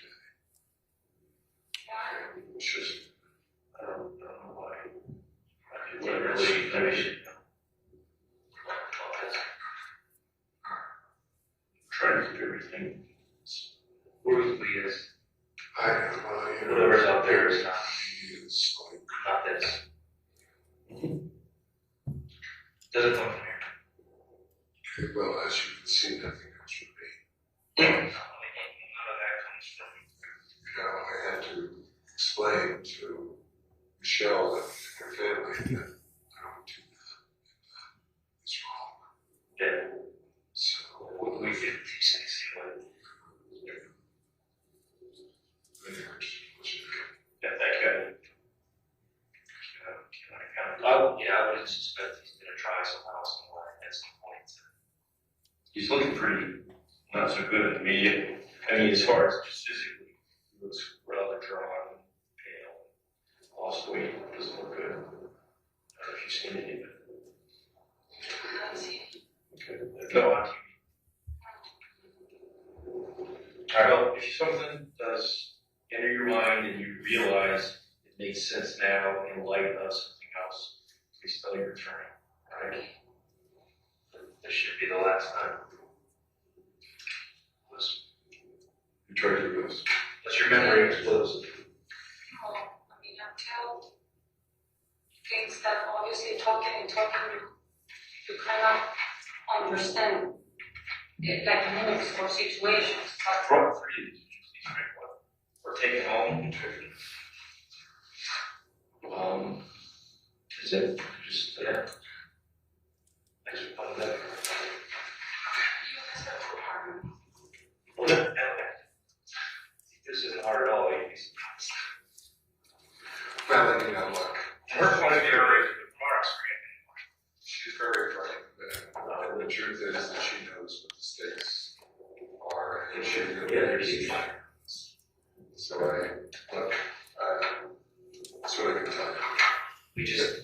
We have what we have, and we see it from that. So we're actually very nice to you. I don't understand it feels the way it feels. Other people have had problems. And so.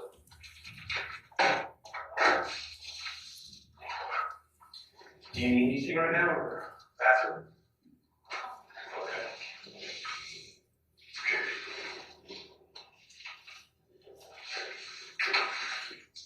Thanks again. Okay.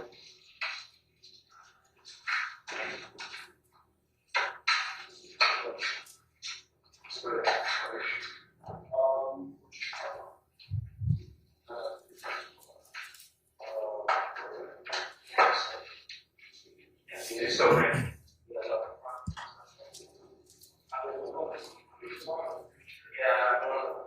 Judge, we're going to end it there.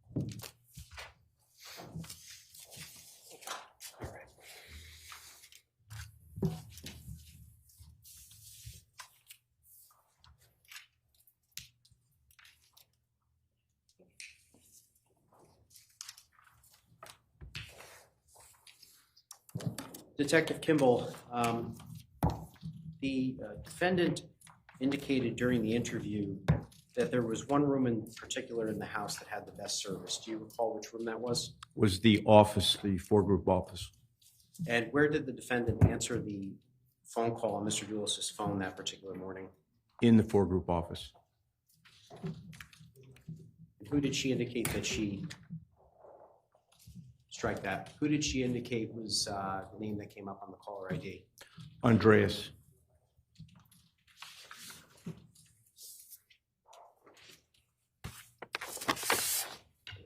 This is State's Exhibit 75, Your Honor, which has been admitted as a full exhibit.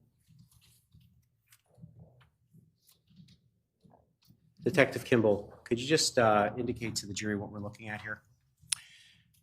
This is a timeline that the defendant indicated was completed by Fotis Dulos for Friday, May 24th, 2019.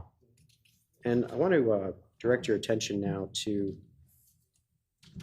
this line here, beginning with 8:27. Andres called and spoke briefly. And this was Mr. Dulos' timeline? Yes. Did the defendant indicate whether or not she had ever read Mr. Dulos' timeline during the third interview? She indicated she had not.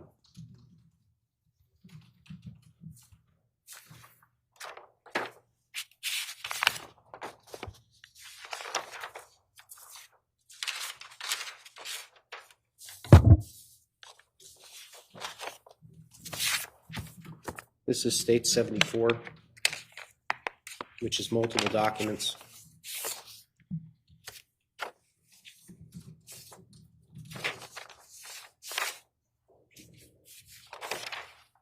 And just for the record, I'm displaying the document that begins with a time entry of 6:40. What are we looking at here, Detective? This is a photocopy of a timeline that the defendant indicated she had prepared for Friday, May 24th, 2019. And I want to direct your attention to between 8:12 and 8:30. Is there any indication on this timeline that the defendant answered Mr. Your Honor, Dulos' phone? I'm going to object to asking things that are not in a document. That's inappropriate. You can ask what the document is, but you don't Well, take the document and say what's all you not. have to do, counsel, is state the ground. Yeah. In the video, the defendant indicated that she saw a name appear on the screen. She was asked by Captain Mulwenny whether she was going to answer the call. She picked up the phone and heard static. So the state's question goes to whether there is an inconsistent state. Overruled. Detective Kimball, is there any indication in the defendant's timeline that she answered Mr. Dulos' phone that morning? Between 8:12 and 8:30, there's no indication that she answered Mr. Dulos' phone when Andreas called.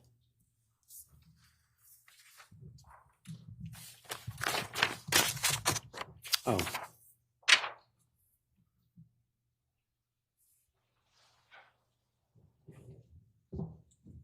Is there any indication in this timeline that the defendant lit a fire at 4 Jefferson Crossing on May 24, 2019?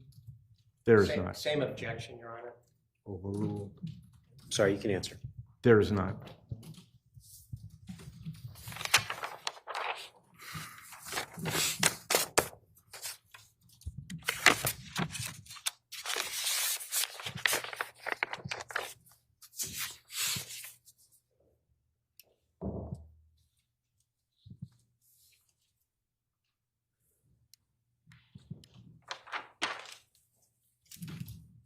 Returning 74 and 75 to clerk.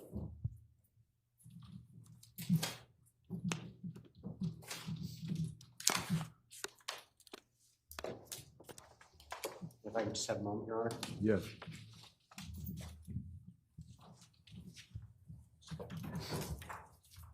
Nothing further, Judge.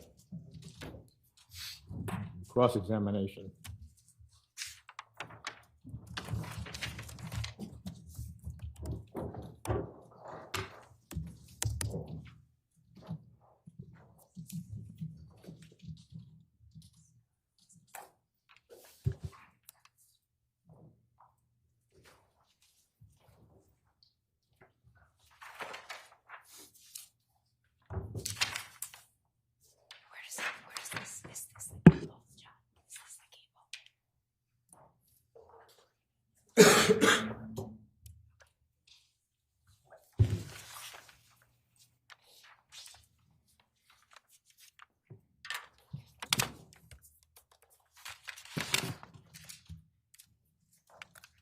Oh, I'm sorry, Attorney Sherman.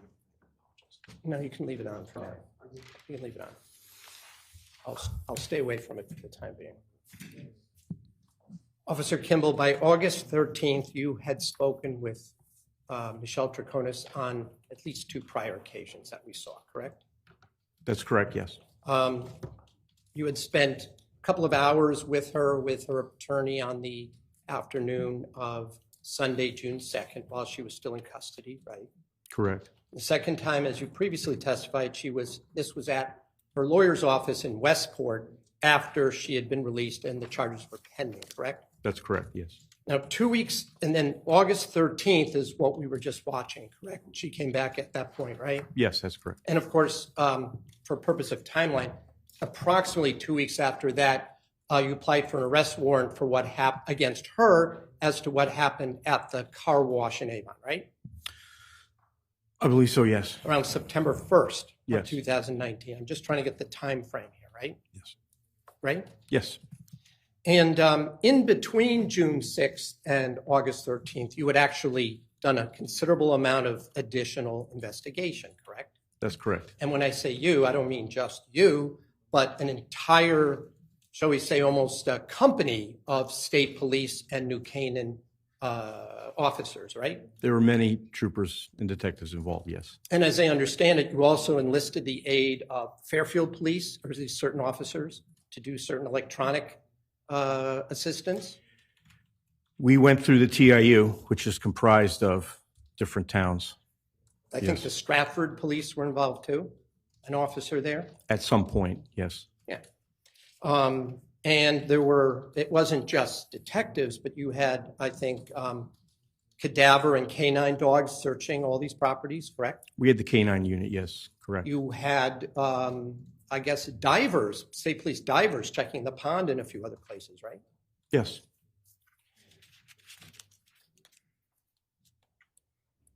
You had also interviewed many of the people that Michelle Troconis had mentioned during her other interviews, correct? I'm not sure of the exact timing those interviews were conducted, but we were certainly involved in checking, corroborating her stories. In other words, what I'm trying to get at is there was a substantial amount of continuing investigation being done between June 6th, the last time you met with her, and August 13th. Is that right? That's fair to say, yes. In fact, there was, as I can see in the video, you were actually had some kind of a chart in front of you that you were using to question her, right? I had it available, yes. And it was some kind of, I think I've seen it, but it's some kind of your own timeline with various stages and information you had obtained from different sources, right? What it is it's a spreadsheet, and it had a subtopic, and then it had interview 1, interview 2. So it's not really a timeline, but Well, it's a chart of the information she provided on different occasions. You use that as a point of reference to ask questions, correct? During the interview on the 13th, right? I don't remember if I used that specific document. I may have. In any event, you didn't share that with Michelle during that third interview, did you? No. In other words, she didn't get to review what she had said or what your questions were on the prior occasions for purposes of the August 13th interview, right? I didn't show her the chart. As we just saw, Michelle at no point said, I want to stop the interview on August 13th, did she? No, she did not. She, at one point, towards the end, said she's willing to go all night and keep answering questions, right? She did say that. Well, you ran out of questions, right? We ended the interview. No, she didn't end it, you ended it. Yes. Okay. And she never refused to answer any of the questions you were asking, not one. Refuse? No, she didn't refuse. Unlike when her lawyer asked for a break in the second interview, here, at least from what we saw, there were no breaks during the entire interrogation, right? I'm sorry, which interview were we discussing? This one, August 13th. Oh, there was a break. There is a break in the middle that we saw last week, right? Yes. Okay. But who asked for that break?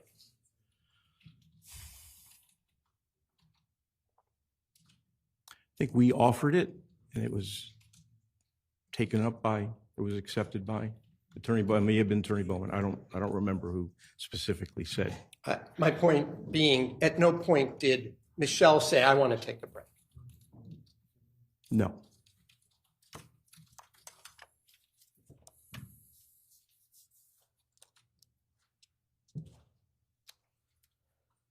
During this interview, there were at least a couple of times on the screen, on the video, where you admitted that you made a mistake or may have made a mistake on some things, correct? That's fair to say, yes. One of the things had to do with the weather on the early morning hours of May 24th. Do you remember last Friday, you said you may have been wrong about the weather, and you'll admit when you make a mistake. Remember saying that? I do remember saying that, yes. Now, the last time you testified, though, didn't you sort of reiterate your belief, though, that it didn't rain that night based on your looking at a weather app? I object. This characterizes the testimony, Judge. Well, the witness can answer yes or no. Overruled. Could you repeat the question? Yes. Do you recall when you were here back, now it's been a week or two, that you thought that you were correct about the weather because you'd look up the Weather Underground app? I put forth information at the time I believed to be true. But when you met with her on August 13th, you admitted that you may have been wrong about that, and you were willing to admit it. I admitted that I may have been wrong. Now, did you say that on August 13th just to go along, or were you sincere in the fact that you were admitting an error? I was admitting that I may have been in error. Okay.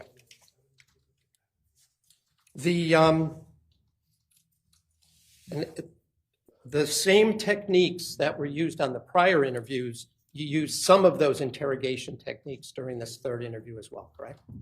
Yes. Some of the things you said were deliberately false to catch the reaction, right?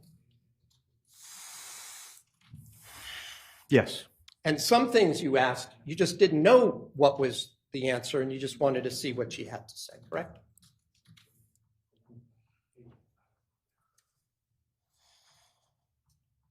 I'm sorry, can you ask that one more time? Yes, there were some things that you asked that you didn't have an answer for, but you were asking to see if she could provide.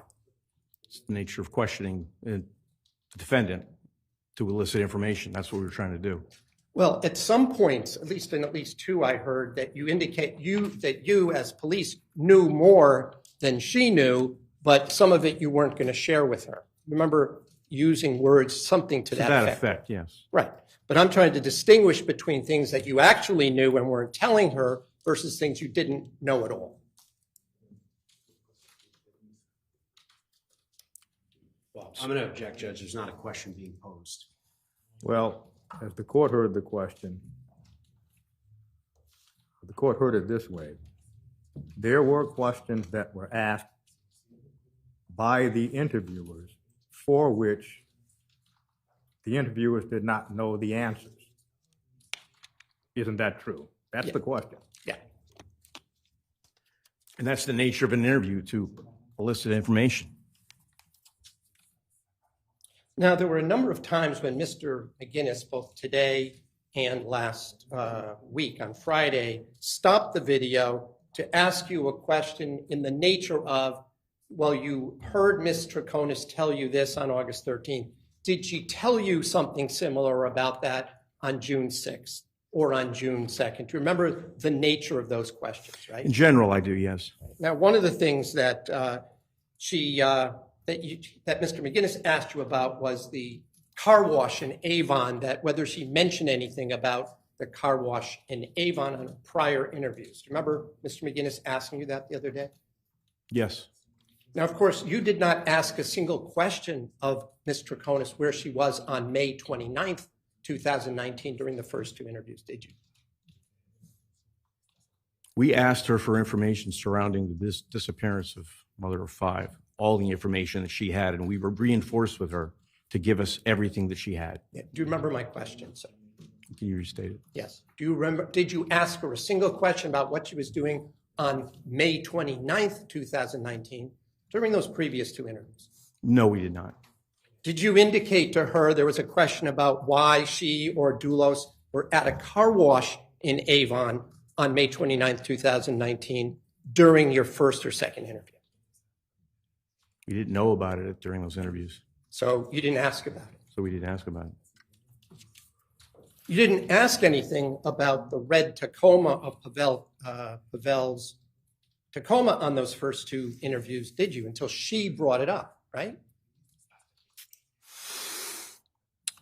She brought it up generally in the first interview.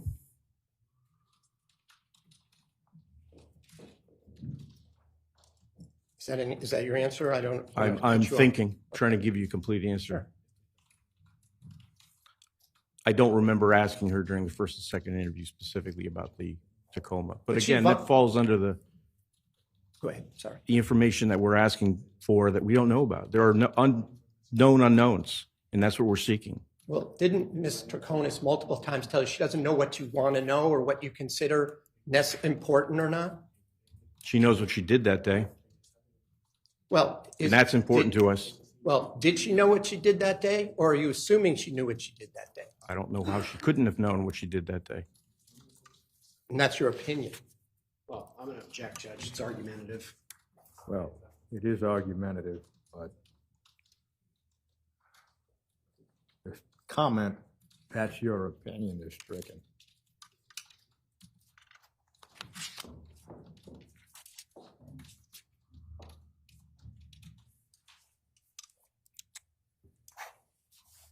Sometimes she told you things and you cut her off and told her it wasn't relevant. Didn't we hear that at least twice during this interview? Probably, I didn't count that. Well, specifically, when you asked her questions about the license plate, didn't she tell you she knew nothing about this old license plate that belonged to Mr. Dulos? And you told her, we don't care about that? Do you remember saying I that? don't remember saying that, no. You don't. I do not. Could have been Detective Clabb who said, it's not important, we don't care about that. During the third interview? Yeah. I don't remember that. Sometimes she would be telling you stuff and you would, clearly one of you would stop her and change the subject, right? There were times that occurred, yes. Because you didn't think what she was telling you was pertinent to what you wanted to know, right? We were trying to keep her on topic, and she was obviously going off topic. Well, you had already obtained some of the video surveillance from the neighbors by June 1st and June 2nd of 2019, hadn't you? Yes. But you never asked Ms. Troconis during the first or even the second interview if she ever built a fire in her fireplace during those interviews, did you? We were unaware of the fire at that time. So no, we didn't ask about it. You hadn't gathered the surveillance video from across the street from 1 Jefferson Crossing? I was unaware of the fire events on the 24th of May, so I didn't ask questions about them. But my question is, didn't officers and detectives already obtain the surveillance video from across the street? I don't know what date those were obtained off the top of my head. Or from next door to Jefferson Crossing? Did you have that by then? Again, I don't know what date those were gathered.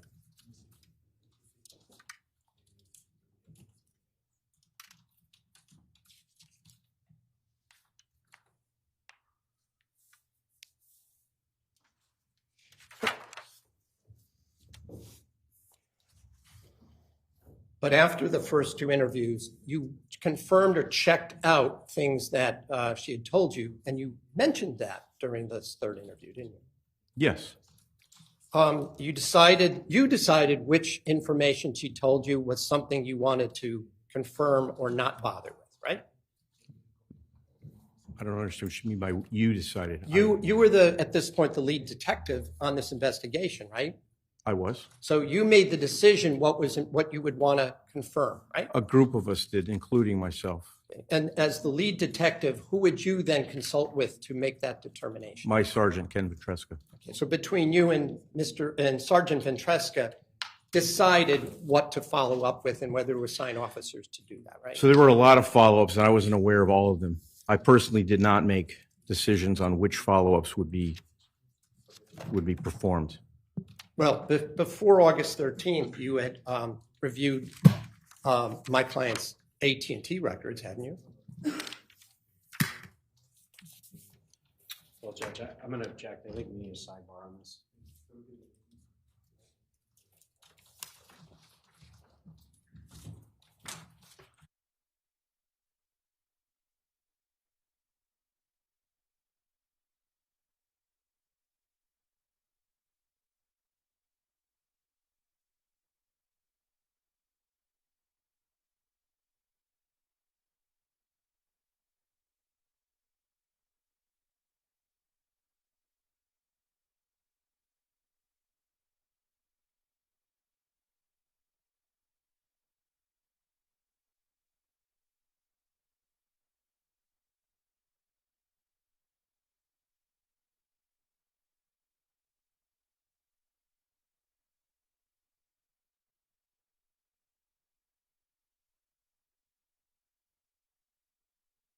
Talking about the AT&T phone records. You had gotten them by the time of this third interview and reviewed them, right?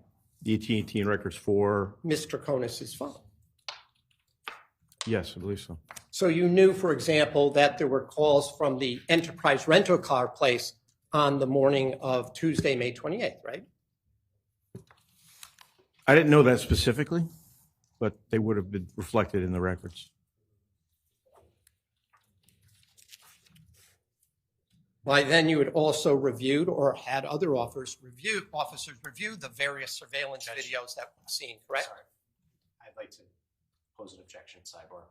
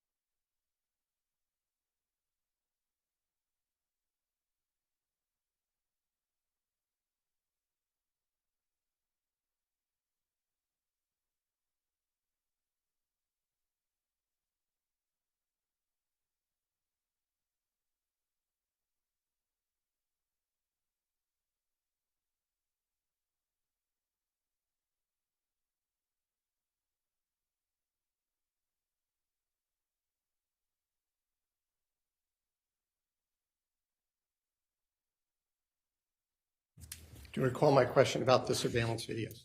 I do not, sir. Okay. So you and or Sergeant Ventresca had assigned numerous officers to check all along the route between Fort Jefferson Crossing down to 80 Mountain Spring to see who might have any kind of cameras, right? Yes, So some of them had continuous recorded cameras, right? correct. Some of them had what I'll call motion activated cameras, right? Yes, So that when we see, for example, from across the street, something only records when you see a dog or a cat or a person pull into the property, correct? you're referring to one Jefferson One looking at, Jefferson. yeah. That was a motion to activated ring camera. Right. So it catches snippets of things that are going on during the course of a day. Yes,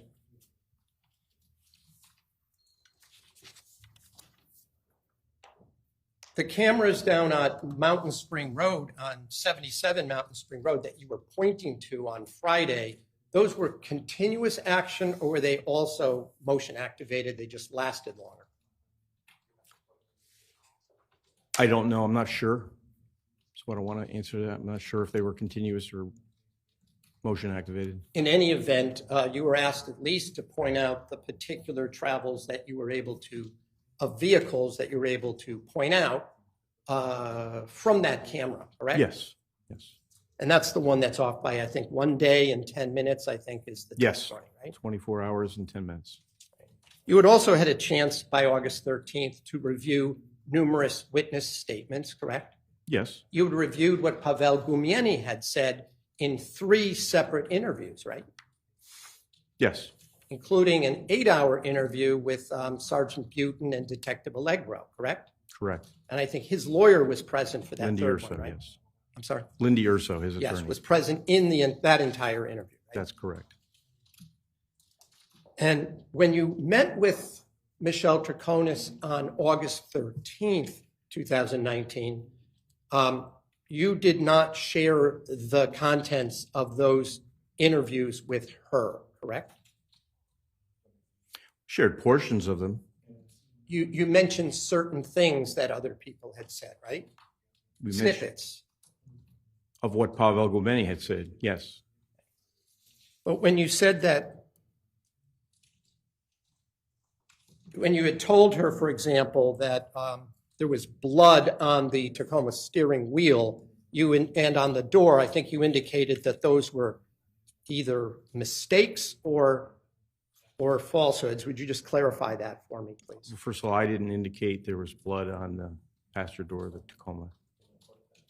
You were asked today when you were asked whether there was any DNA on the doors, and you had indicated that that was incorrect or there was none found, right? There were no profiles found from the Tacoma door, probably because of the cleaning.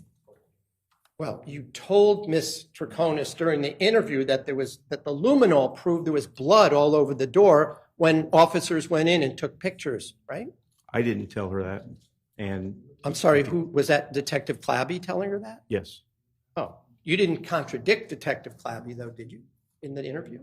no, And today you admitted that they found no evidence of any DNA of any sort on the door, correct? luminol is blood. It's not DNA. Luminol interacts with blood, amongst other things. All right, well, I know you're not a scientist. I'm not a right? scientist now. I don't Did play you one know on TV. there's DNA in blood? Yes, Okay, so that we're clear, whether it's blood or we're talking about DNA, if there was blood on the door that they were able to recover, there would have been DNA from that blood, right? not necessarily. In any event, we went over this with other people. The luminol does not prove that there was blood on the door, right? Judge, I'm just going to object at this point. Foundation. Well, the question to this witness about the efficacy of a screening test is not relevant. Your Ask Honor, this witness whether he knows is not relevant. in the video that we just watched,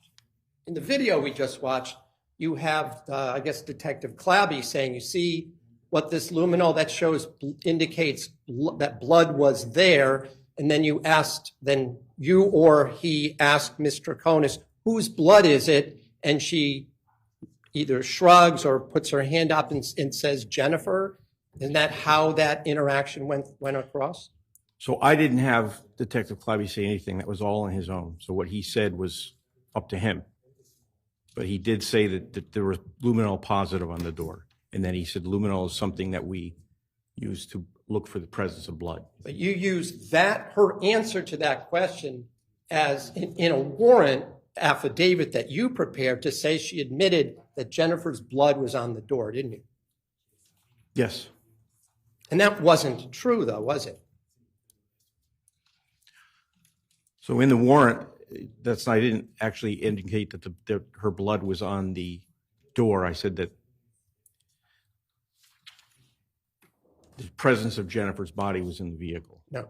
Didn't you specifically say that she was told that blood was on the door, that Ms. Troconis told you that Jennifer's blood was on the door of the Tacoma? Isn't that what you wrote?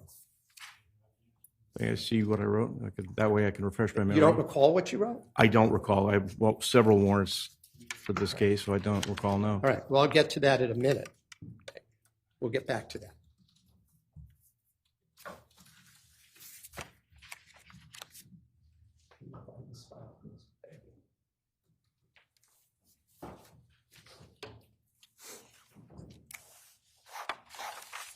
By the way, when Michelle this time brought up that you said that there were 30 stops, and it was you this time that said, well, whether it was 6 or 30 or some other number in between doesn't matter. Do you remember saying words to that effect that we just heard today? I don't know, they said it didn't matter, but I do remember saying there was a span of stops. But again, as of today, you still don't know who told you there were 30 stops where trash was discarded. No, I don't know that.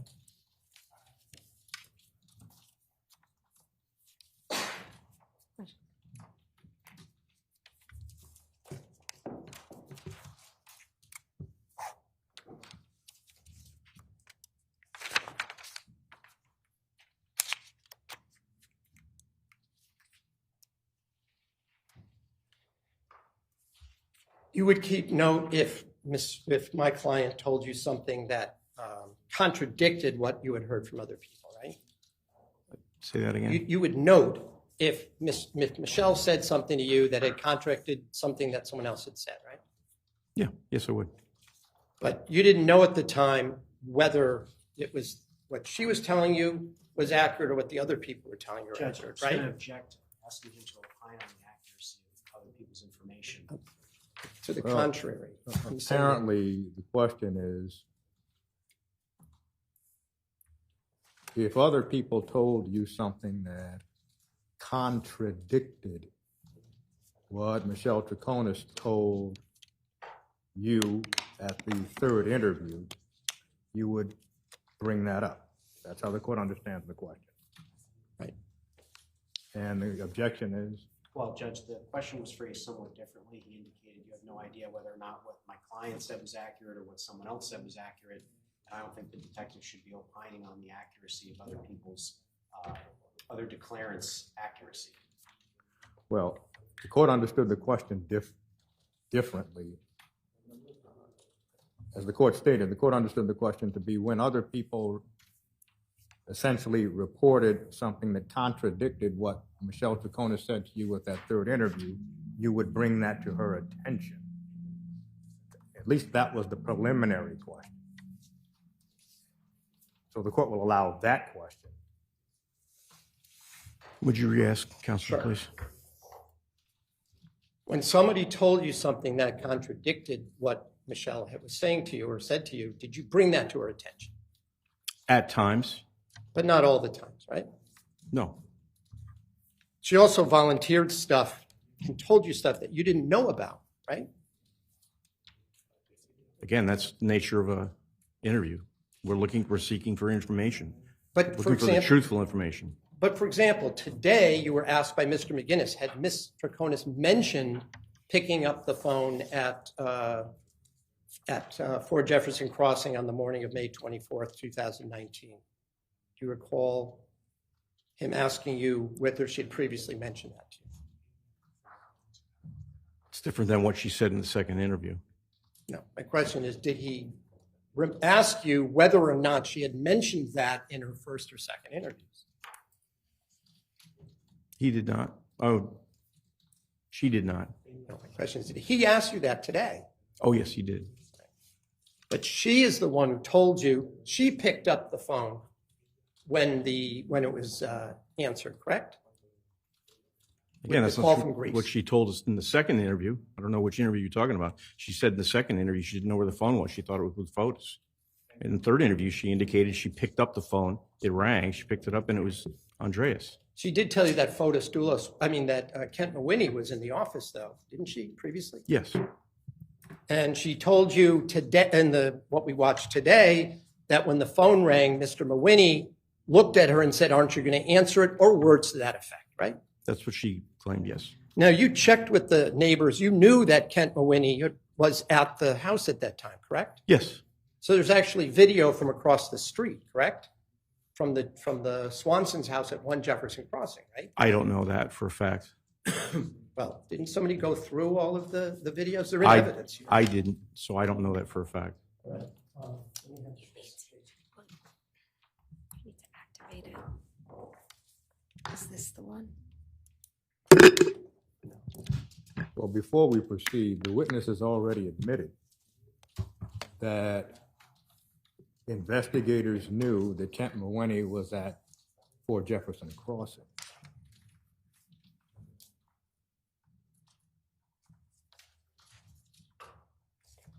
So the court would want to know what the purpose of this offer would be, since there was an admission that he already knew that Kent Mawene was at 4 Jefferson Crossing.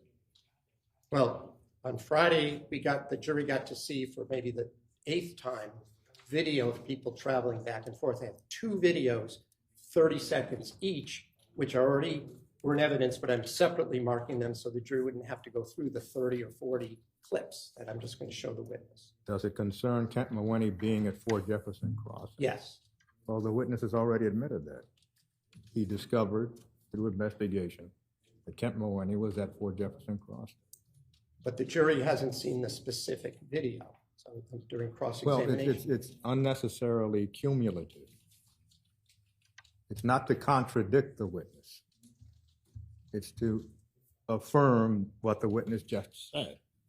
But cross-examination is not just contradiction, Your Honor. It's to affirm and supplement, if you will. The state's not objecting. I don't have an objection, Judge. So this is KK.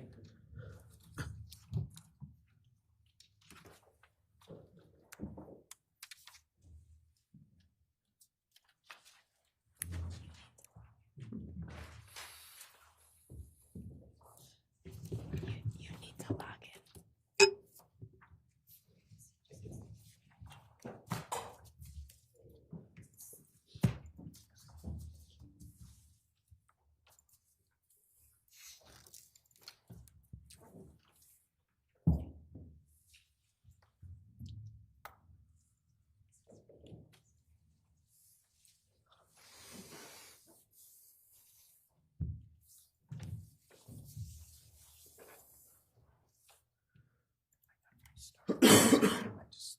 We're gonna have to restart it.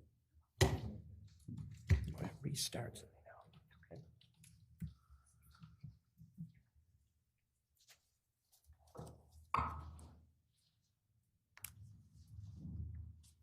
One of the areas where, and when it restarts, I'll just go back to that, all right? One of the areas where Michelle told you things that you testified were conflicting had to do with where Fotis Dulos was in the early morning hours of 4 Jefferson Crossing. That is in the 6 to 8 o'clock in the morning period, correct? I'm sorry, re-ask that, Yeah. please. One of the things that you testified to on Friday that you believed was conflicting was what Michelle had told you previously and what she was saying on August 13th about where Fotis Dulos was in the early morning hours of May 24th, 2019. You're right? talking about when she woke up? When she woke Whether up he and was there or not? came down to the bedroom and the bathroom, right? Whether he was there or not in the Right. shower? Well, whether he was in the shower, whether he was there, just there, period, right? Yes. Now, you believed, and one of you, either you or Detective Clabby, said that he was down in Buchanan that morning, right? I don't remember. Can you clarify which interview you're referring to at this point? Yeah. In the third interview, Okay. you stated in words that you believed that he couldn't be there because he was down in New Canaan committing an offense, right?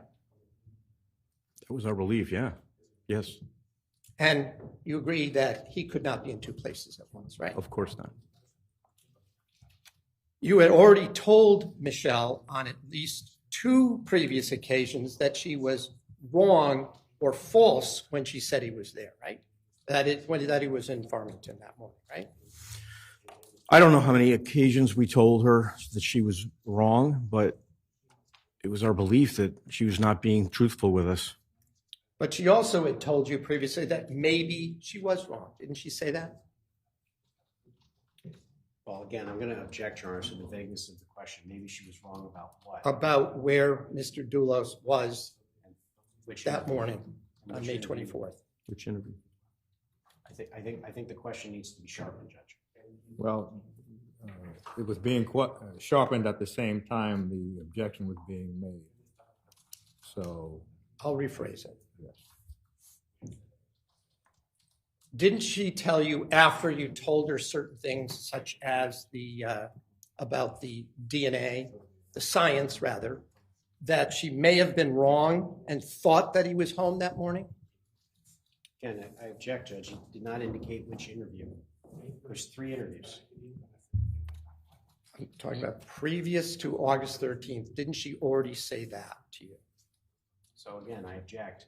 Overruled. So in interview 2, she claimed initially that Fotis was there that morning.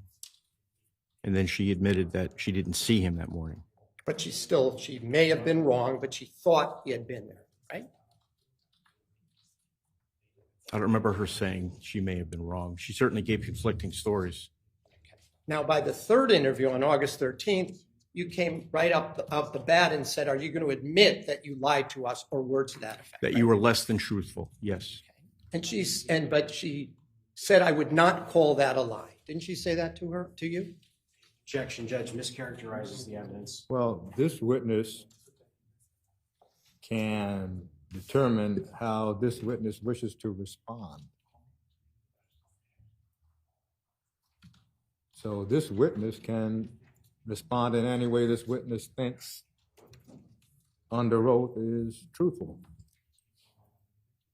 So overruled.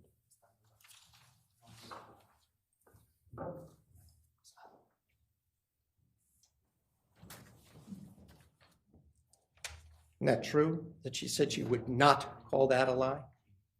The way that you phrased your question skips over her admission that she was lying. Didn't she specifically say she was not lying, that she said she would not call it a lie? That's when she said yes to the answer to the question of whether you were being less than truthful. Are you willing to admit that? And she says yes. And then she characterized it as something other than a lie, which I'm not sure what it would be other than a lie. Okay. Didn't she also tell you that based on what you had told her, he couldn't have been there that morning?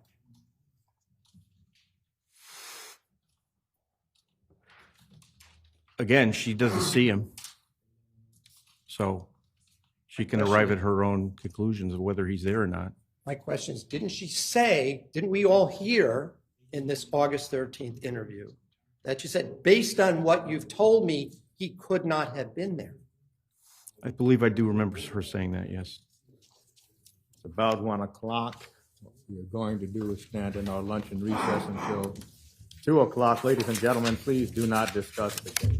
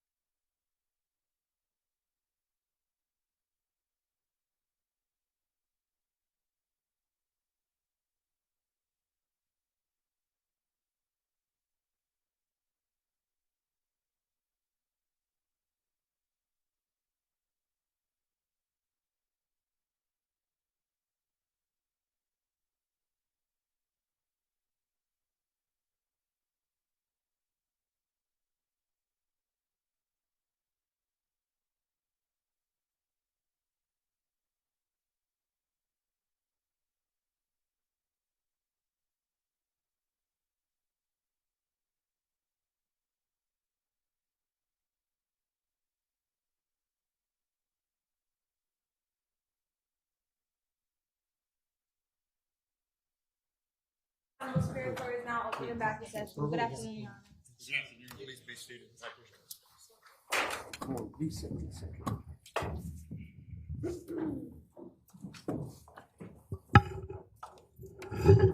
Are you ready to proceed? Yes, Judge. Bring the jury out, please.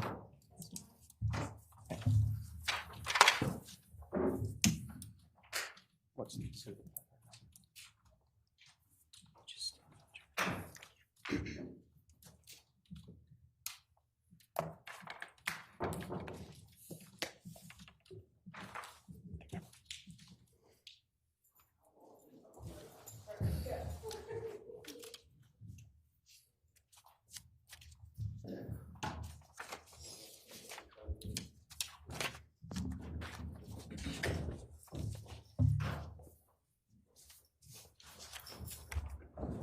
Would counsel stipulate, please?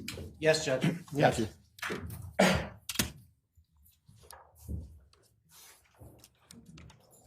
So before the break,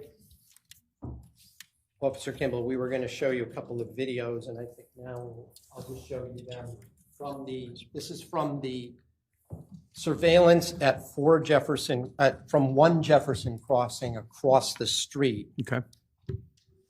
Okay. I can do it, yeah.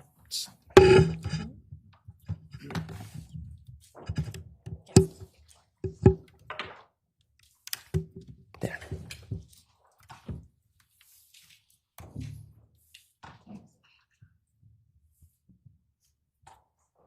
Takes about 30 seconds.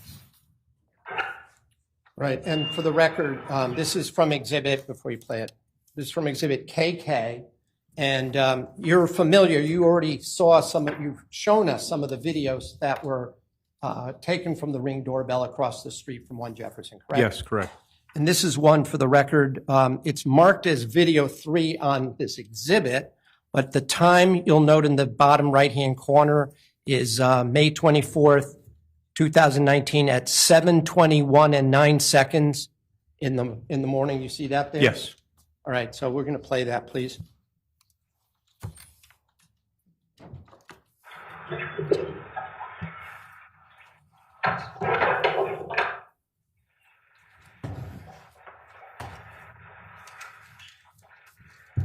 Could you pause it for a second? Now, we're pausing it at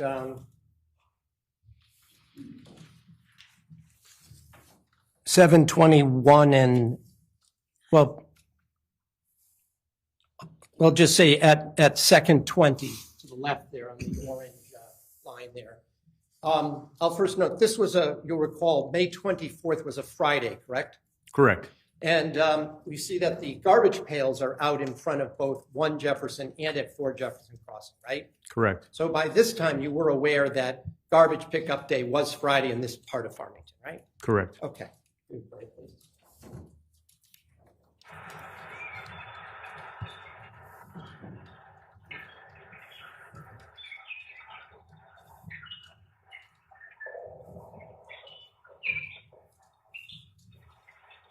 I'll call your attention to the vehicle that is now pulling in across the street. You see that, right? I do.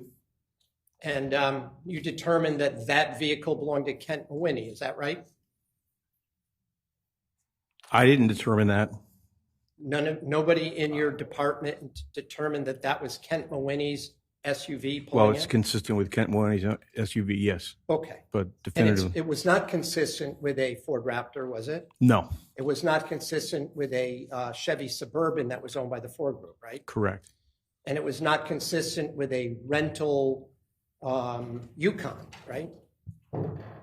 No, Okay. but the Yukon wasn't rented at the, That's, I'm just, of course, but I'm just pointing out that it was not one of the Ford Group or Dulos vehicles.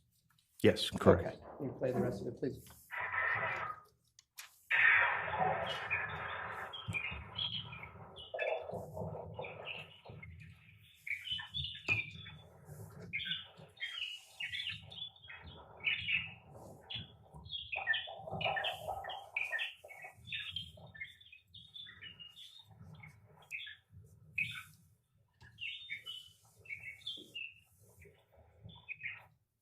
Okay.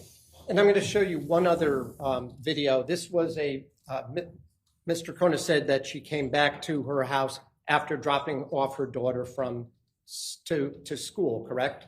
Correct. To school. All right, so now we're at, pause for a second, and we're now at, for the record, May 24th at 8:01 and 54 seconds. Same date.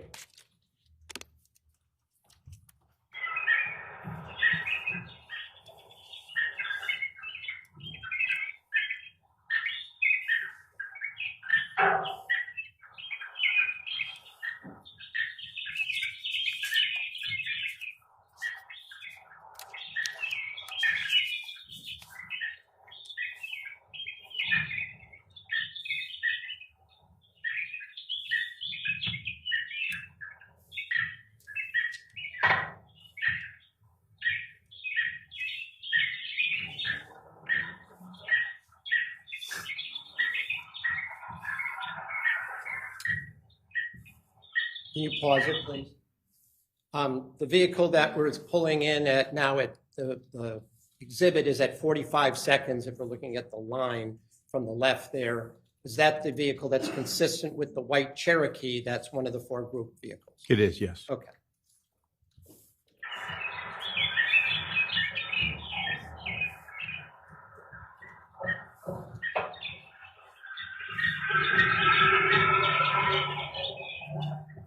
And pause again for a second. Now, there's a pickup truck driving by. That pickup truck that's caught in this particular image is not related in any way, to your knowledge, to either the case or to the Dulos home, correct? That's correct. Okay. Correct. It's just a truck driving by. Yes. Okay.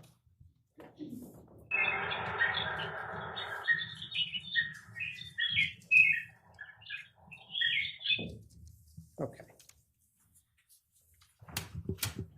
Now, also just before the break, I asked you whether or not you had indicated as part of your affidavit regarding the arrest of Michelle Troconis in September for the car wash, the washing of the Tacoma, whether you mentioned in that warrant that Michelle had said words to the effect of, well, obviously, when asked by you why she thought Dulos would be washing the Tacoma, her reply was, well, obviously, all the evidence says, because you showed me the picture of the blood in the door, it's because the body of Jennifer at some point was in there, unquote. Do you remember Yes. that being your language? Yes. No, Okay, do you need, I found this, do you need to see it now? No. You know that's what it says, right? Yes. Okay, so let me just be clear. There was never any scientific laboratory analysis that determined that there was any blood on the door of the Tacoma, correct?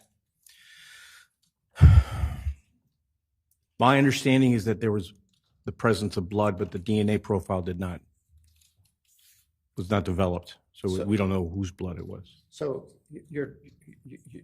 let me get this straight. Again, I'm not a scientist. Are you sure that, based on what you're saying, is that in fact the lab did not test nor find any blood on the door of the Tacoma when it was tested by the state lab? I am not sure, to be fair. You did not write in any report that blood was found on the door of the Tacoma, did you? No, I did not.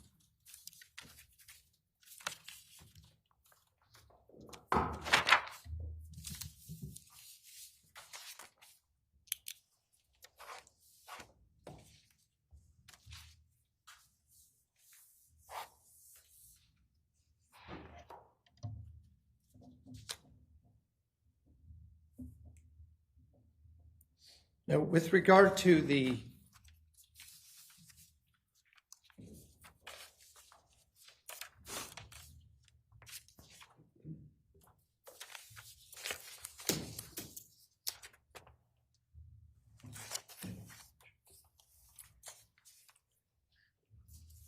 what you had indicated to Michelle regarding the findings of the laboratory personnel from what was recovered at Wells Lane in New Canaan, by now you had much of the DNA analysis by August, correct?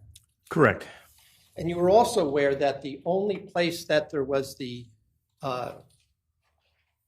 location of any mixture of blood that contained any let me withdraw that question and ask it a different way.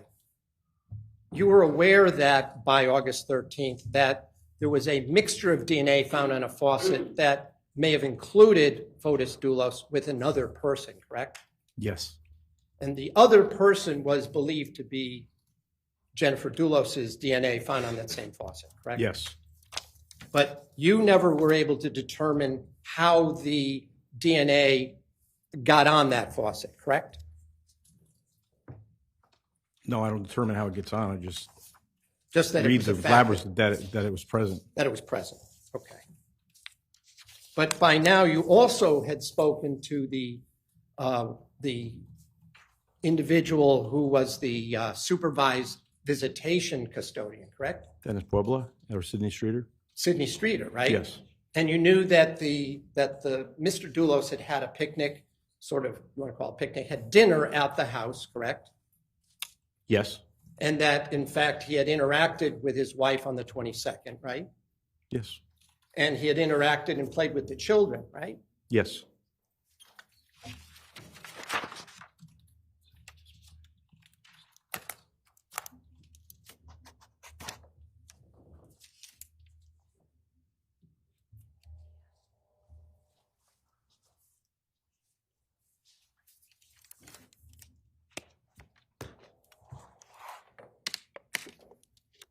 When we were here on Friday, we watched a number of videos of the comings and goings of the vehicles from 80 Mountain Spring, correct?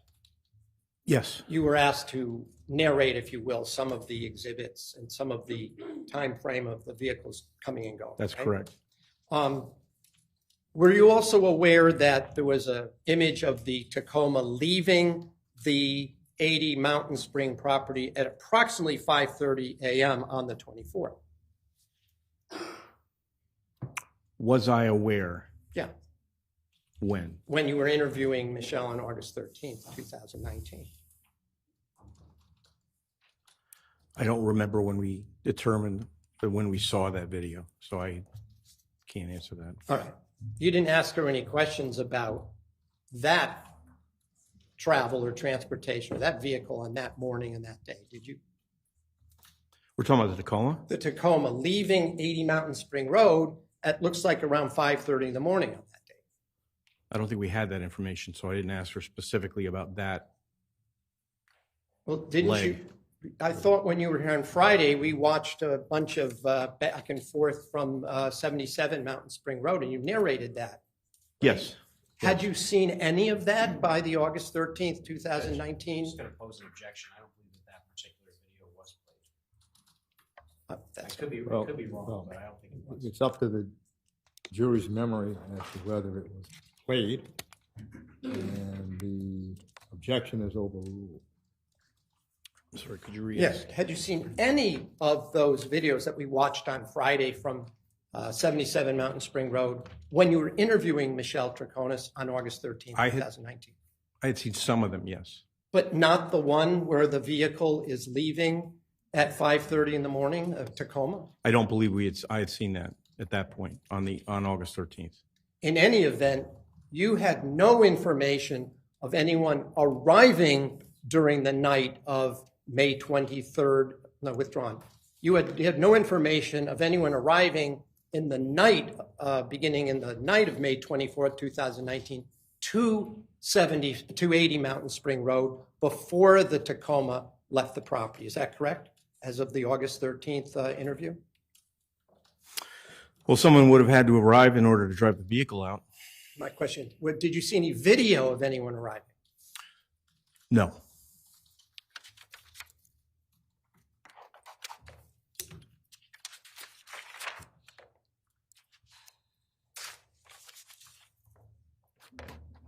And I'm not sure I asked you this question. If I did, I apologize. You were aware that the 77 Mountain Spring Road surveillance cameras were continuous, or was that stop action?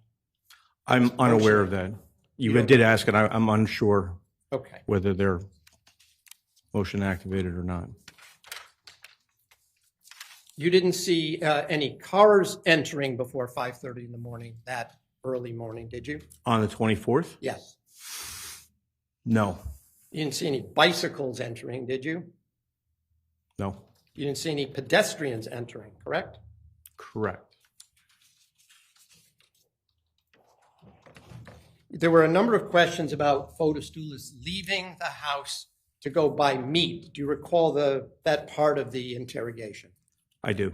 And in fact, your department confirmed surveillance of him going to the Stop and Shop and going in, right? He was present at Stop and Shop during that time frame, yes. And there was also a time on the evening of the 23rd before getting to the Stop and Shop, where he stopped again at 80 Mountain Spring. Isn't that true? That's true.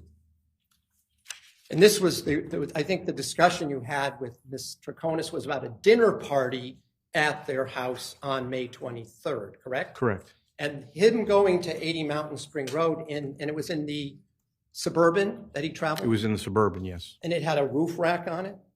The Thule wreck, yes. And then the same vehicle was seen at the Stop and Shop parking, right? Yes, And he was seen going into the Stop and Shop, right? that's correct. And buying something, Correct.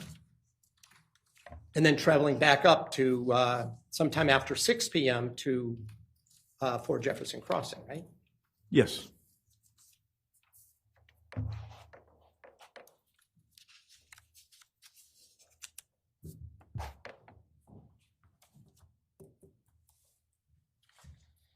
And by the way, you did interview prior to August 13th, 2019, the people who had been at the dinner party at the Dulos home on the evening before, right?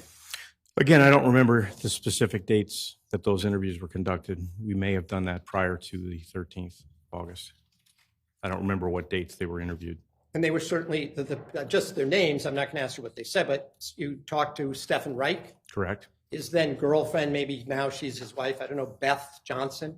I didn't speak to her. I'm not sure if someone else did, but I know I didn't. Mr. Haynes, Robert Hutch Hutch Haynes, the owner of the water skiing thing, right? He was interviewed at some point, yes. And his wife, Erin, right? Correct. And they all were talked about in the video, weren't they? They were.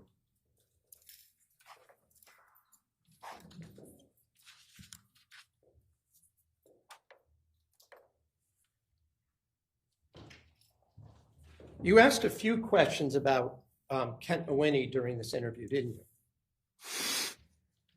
Whether I asked or Detective Clabby asked, but yeah, there were questions asked about Kent. Now, were you aware when you were questioning Michelle on August 13th that there was a phone call between Fotis Dulos and Kent Mawhinney while he was out of the house, going to the Stop and Shop? Were we aware? I believe that was on Mr. Dulos's phone records, so yes. And to your knowledge, Mr. Mawhinney wasn't a guest at the dinner party that night at the house, was he? To our knowledge, no.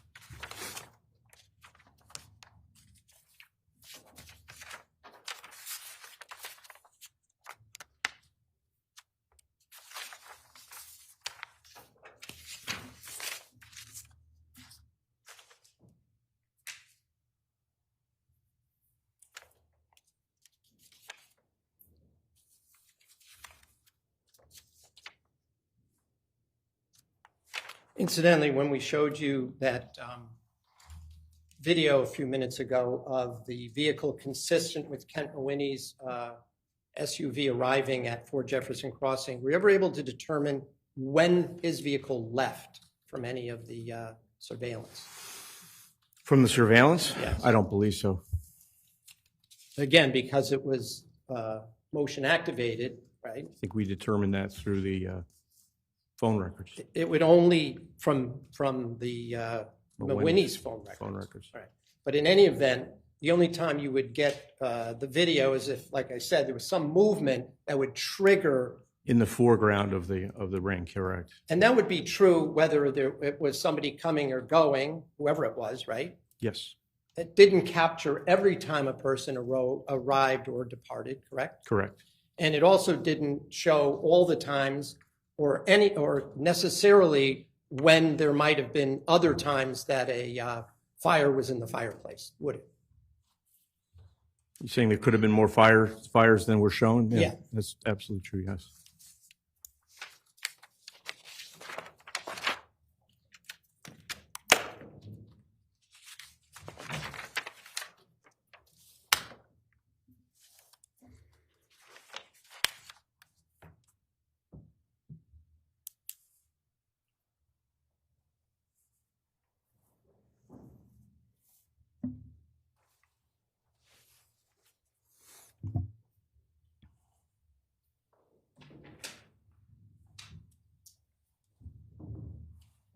Let me just ask you some questions regarding what was asked on August 13th that you related back to the June 6th interview at Attorney Bowman's office. You had, on that occasion, so that everybody recalls, it was not just you and Detective Clabby, correct? On the 6th, yes, On the correct. 6th. There was Sergeant Ventresca was there, right? Yes, He was even then your supervisor on this investigation, yes, correct? throughout he was. And there was I forget her name, there was a Detective Allison female Peters. detective. Detective Allison Peters. And for part of the time, State's Attorney Colangelo was present, correct? Yes, And for those who don't remember, he was the state's attorney for this district here, the chief law enforcement officer, right? yes. And on that August 13th, during that August 13th interview, you brought up some of the things that Michelle had said, or at least you claimed she had said on June 6th. Isn't that right? Yes, during the 8/13 interview, we brought up some material from the 6th of June, yes. Did you say on August 13th to Michelle that you didn't want her to bring up the timeline that she had written? Didn't you tell her that? I'm sorry, which? On August 13th, didn't you tell her you didn't want her to bring up her timeline again? I don't remember saying that on August 13th, no. Did you say it on any of those occasions? I believe I said it on June 6th. Oh, so, well, let me just be clear. Is that the time that you said that if she brings it up, you've been instructed by the state's attorney to leave, correct? If she starts going down the timeline, that was the instructions from the state attorney. Okay, But and we you didn't didn't- we just make didn't that leave. up. Was that just you saying that, or was that the actual instruction you had? No, I did not make that up. That was the instruction. That was an instruction. Okay. But we didn't leave, even No, though I she went down understand. the timeline. Even though she did bring it up, right? Yes, And you brought it up at some times too, according to what we just watched, right? yes, And you showed her Fotis Dulos' timeline, right? we did, yep. And she had said previously she hadn't seen his version, right? She said during the second interview on June 6th that she had not read Fotis's timeline. And you gave her a copy on August 13th. So in the video, we see her reading it, right? Yes, Detective Clabby shows it to her. And she didn't say she had seen it before you showed it to her on June 6th, did she? Did she say? Just ask that one more time. I just want to make sure. She never said she had seen it before you had shown it to her on June 6th, did she?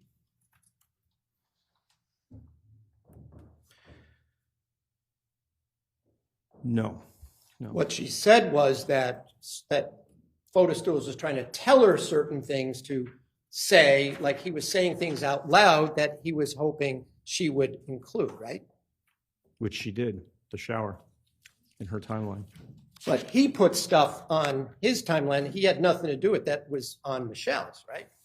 Yes, your client completed her timeline. He completed his. And you don't know in time frame when he put in all these extra things after she left, as she said, to go to the Enterprise rental car to bring in her vehicle or get a rental car, right? Object, assumes facts not in evidence, Judge. Well, the question is essentially when the defendant went to Enterprise Rent-A-Car concerning, we'll call them items in the timeline that, and this is how the court understood it, were not there when she left, that were there when she came back. And the question is, counsel? The question is, Michelle never said that she saw Dulos add anything to his timeline that he had copied from hers. Did he? Did she? And the objection, the court's not sure that was the question. It was not the question, Judge. I'm not sure. The previous question, which I rephrased based on Your Honor's question, was whether or not Dulos may have added stuff to his timeline after she left to go to the Enterprise rental car.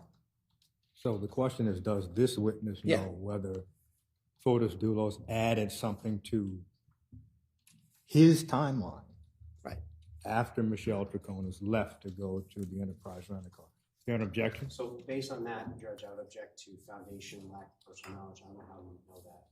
Well, the question is, does this witness know whether that occurred?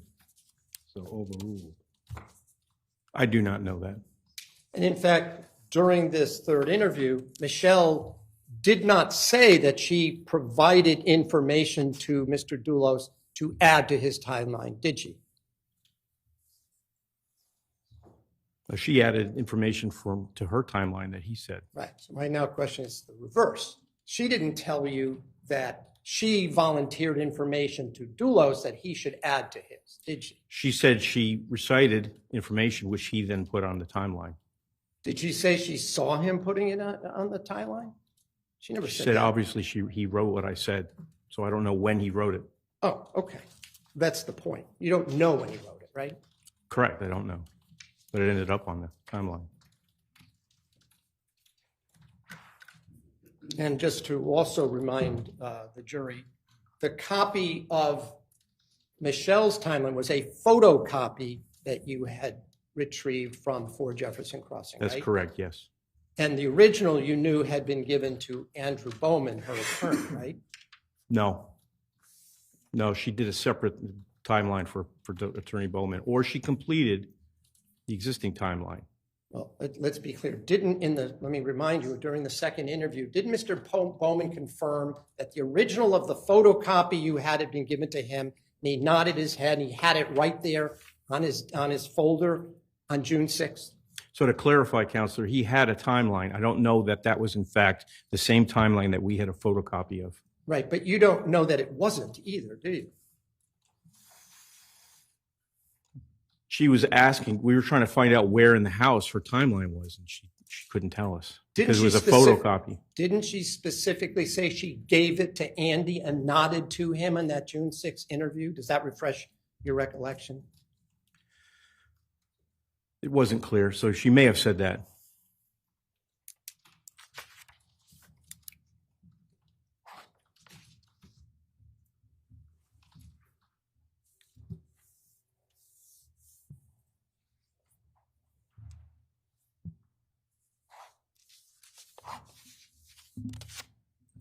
By the way, had you reviewed Pavel Gumieni's interview with Detectives Butin and Allegro prior to the August 13th interview with Michelle?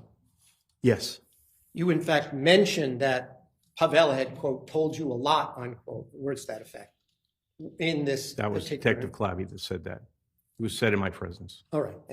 But you had watched the video or read the transcript? What did I had you- read the report. Of what Gumieni said? Yes. All right. And were you aware that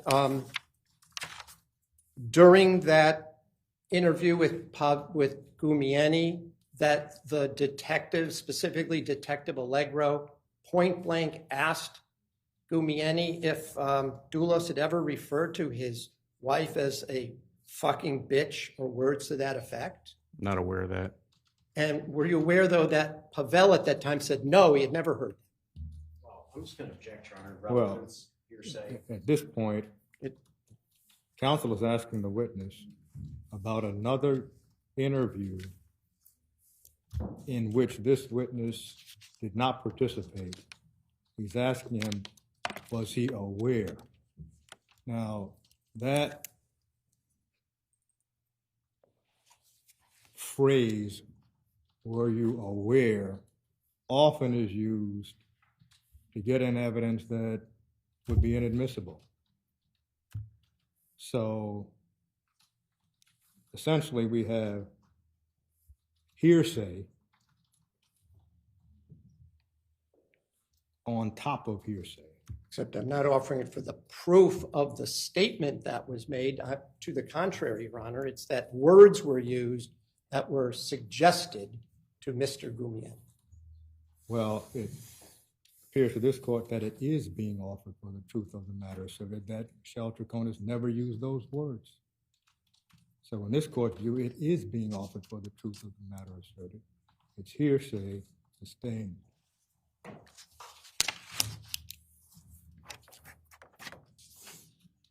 By the way, you never heard Mr. Goumiani say that Michelle ever uttered words like that, did you? Back when you were doing the investigation? No, I did not.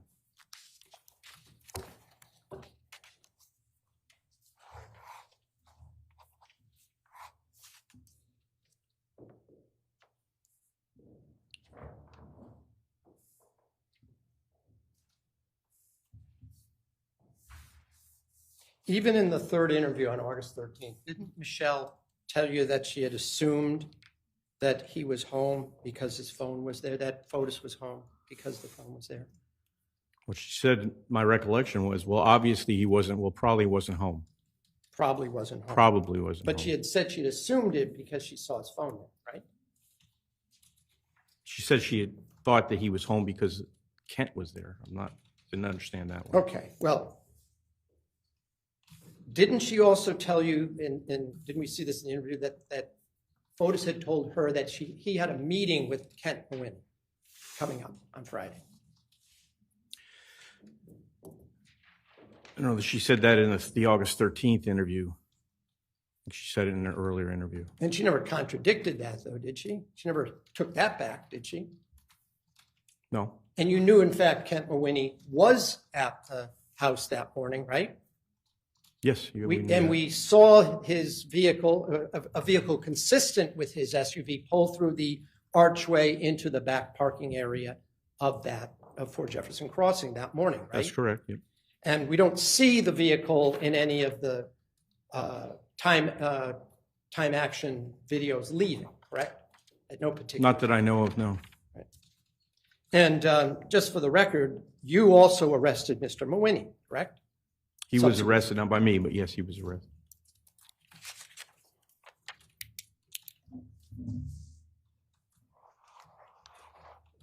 By the way, you also were aware that the next door neighbor at 2 Jefferson Crossing had video that captured all comings and goings and any movement on the street, correct? So that individual had one, and then he had a secondary camera that caught some of the movements. I'm not sure if it was activated, motion activated or not. Did you So I don't know if it was all of it. I'm sorry. So I don't know if it was all of the movements. Okay, so you or one of your members of your team did review whatever surveillance video came from 2 Jefferson Crossing, correct? I did not, but it was reviewed, yes. And none of those cameras showed when Mr. Nguyen left or when a vehicle consistent with Nguyen's SUV left that morning, correct? I honestly can't speak to that. I don't know. Okay.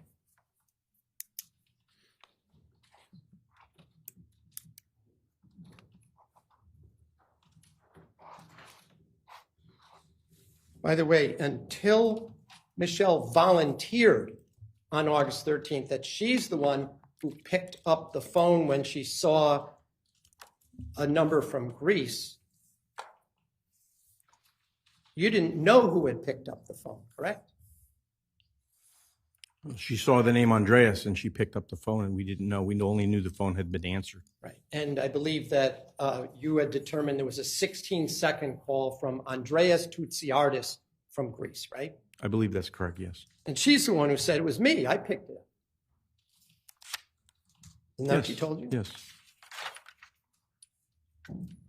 She also told you that Fotis often stored other women's names under men's names to disguise the fact that he was talking to other women. Didn't she tell you that? She did.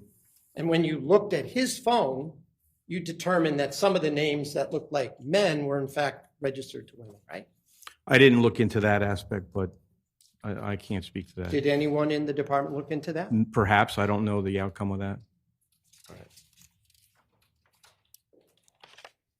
By the way, you never talked to Andreas Tutsiardis, correct?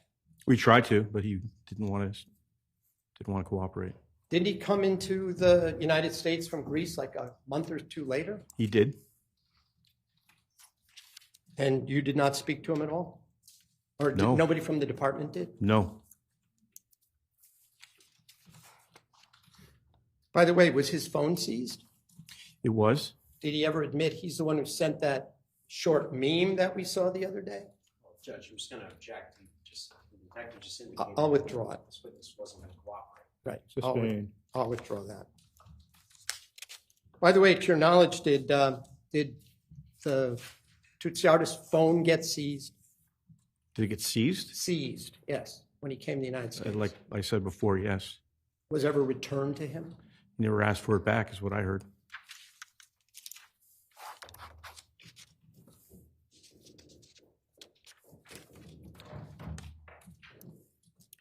There was a lot of questions asked in this real estate, in this August 13th session about the realtor coming on Saturday, correct?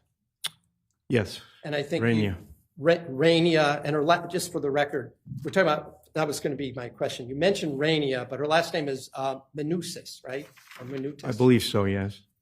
And she is a registered real estate agent in the Farmington Valley, I correct? believe so, yes. And there were a couple of times when either you or Detective Clabby talked about how 80 Mountain Spring Road was an important location or aspect of your investigation. Remember saying that? Yes, it was. And just to be clear, the evidentiary services unit of the Western District Major Crime Squad went with the evidence van to 80 Mountain Spring Road, correct? Yes. They spent at least an entire day going through the entire house, right? Over that weekend. They went through the interior of the house, that's correct. And didn't they also go through the around the exterior as well? I'm not sure what they did as far as the exterior goes. I know that, I'm not sure what the van did as far as the exterior goes. But you also know that subsequently there were also dog canine units on the property. Yes, And in fact, at one point, they went in with some kind of device to look for shallow graves and whatnot that might have been dug on the property, right? correct. Did the, you're aware that there was a coffee cup thrown away in one of the recycling buckets inside the house at 80 Mountain Spring Road, right? Again, this is the were you aware questions. The fair question is whether or not either this witness or other police witnesses found a coffee cup at 80 Mountain Spring Road. But the question, were you aware that X happened? What's going to sustain that objection? All right, I'll ask it a different way. When you asked Michelle Troconis about whether or not she saw evidence of coffee on May 24th when she was at 80 Mountain Spring Road, were you already told that there was, in fact, a used coffee cup in the blue recycling bucket at 80 Mountain Spring Road? Objection. Hearsay. Well, again, It goes to this witness's actions. the question is, were you told that there was a coffee cup in the garbage at 80 Mountain Spring Road? Well,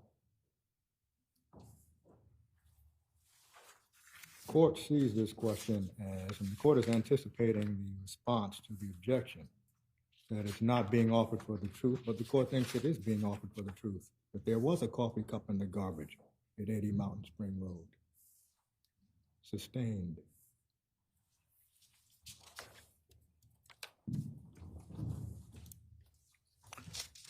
All right, well, let me ask a different question. What evidence did you have a knowledge of that was found evidence that was used in this investigation, did you find at 80 Mountain Spring Road that you were in possession of when you were questioning Ms. Troconis on August 13th, 2019? Judge is going to object to your saying. Well, the question is, what was found at 80 Mountain Spring Road? That's the question. Yeah. Overruled.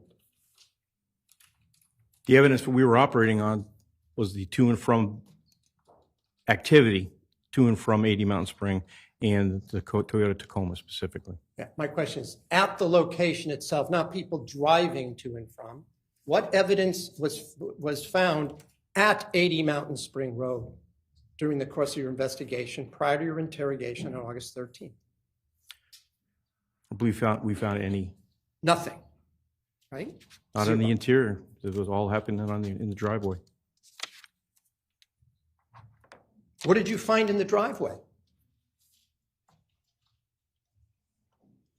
I don't know that anything was found in the driveway, but we found.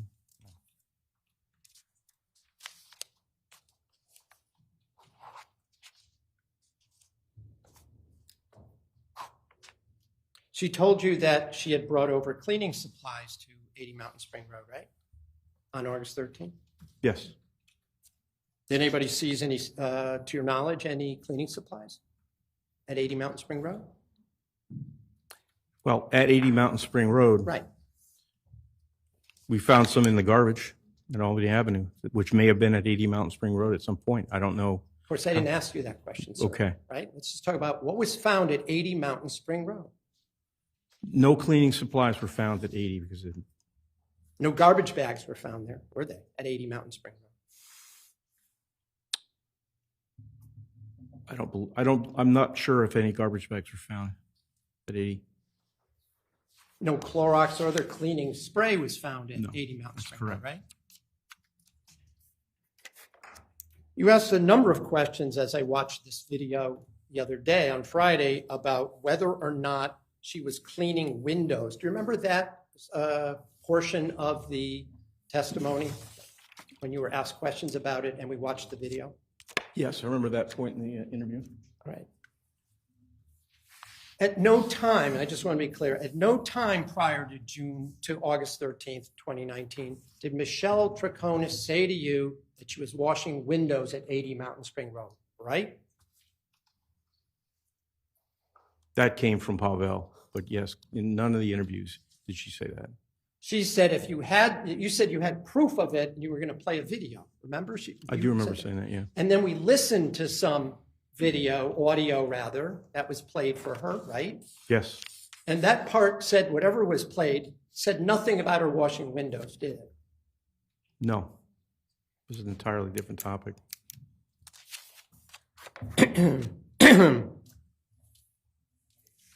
This past Friday, you did say that was a mistake, correct? Yes, I did. On your part. Yes.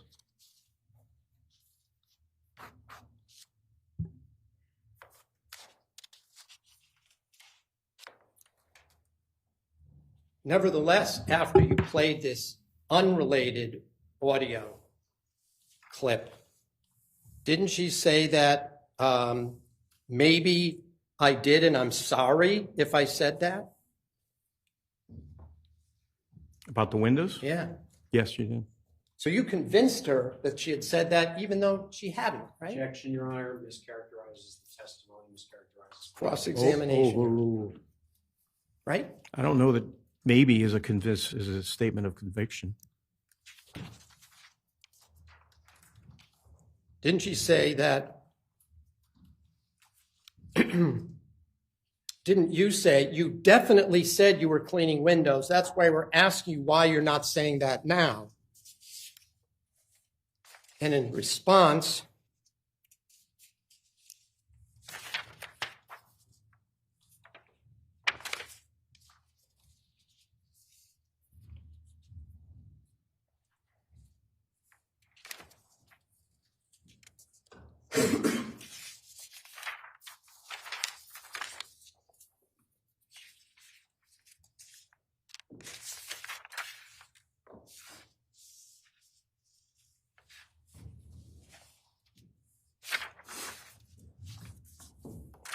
I'm sorry if I said I was cleaning windows. Isn't that what her response to you was?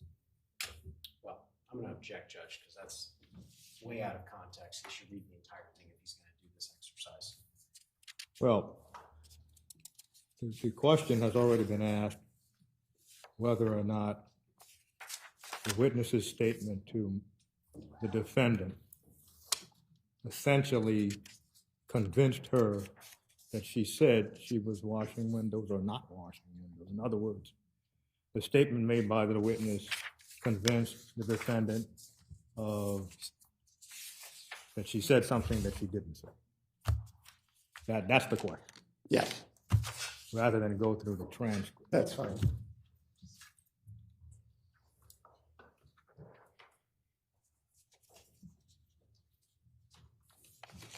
Let me ask, isn't that correct? That you told her she was definitely washing windows, and she said, I'm sorry if I said I was washing windows. Judge, I'm going to object. That is not the sequence as I recall it. Well, there's redirect, overruled. Question in one piece, if you would, Counselor, please. Did she or did she not say to you after you played that clip, unrelated clip, I'm sorry if I said I was washing windows? Between the time of me saying you were washing windows and that statement? Yeah. Yes, she did say that Okay. with a lot of interim information. Now, you also swore under oath, did you not, in another statement, that Troconis repeatedly told investigators she had been, quote, cleaning windows, unquote, while at 80 Mountain Spring Road. Didn't you swear to that in an affidavit? You see that? Sure, I have to mark it for ID. Okay.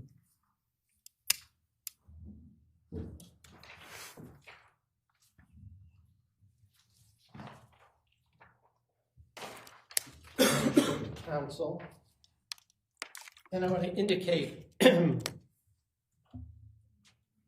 you wrote another affidavit in January of 2020, correct? Yes. And so that was after you had an opportunity to review the recordings and the videos of all three interrogations, correct? After I had an opportunity, yes. Yes. I was going off of notes, wasn't watching the videos themselves. But when you swear to something under oath, you have to be pretty sure because you're saying something as being true, correct? Yeah, definitely. Well, I'm going to object, Your Honor. I haven't shown it to him yet, Your Honor. There's nothing to object to yet. Well, respectfully, I think that the question, Your Honor, frankly, was related to the third interview, and that document does not relate to the third interview. So I think it's improper impeachment at this point. But if counsel wants to show it to the witness, I have no objection. What's the question again? The question is, did you not swear under oath that Troconis told investigators that she had been, quote, cleaning windows while at 80 Mountain Spring Road? Did you swear to that in an affidavit? And you asked to see the document, and I'd like to show him what's been marked as LL for identification. I'm going to call your attention to this bullet point right here.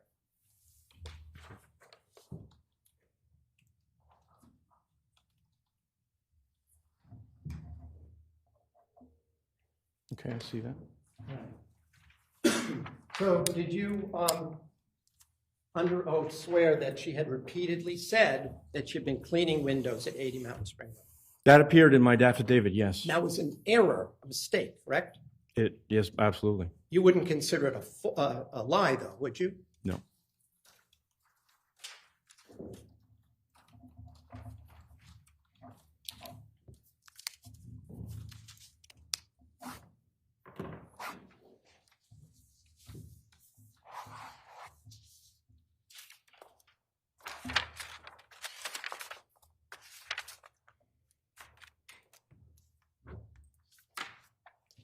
Yes, on Friday, you were shown a couple of videos where you pointed to some smoke coming out of the chimney of the house, correct? Yes, correct. And you're aware that that was a chimney connected to a fireplace in that house, right?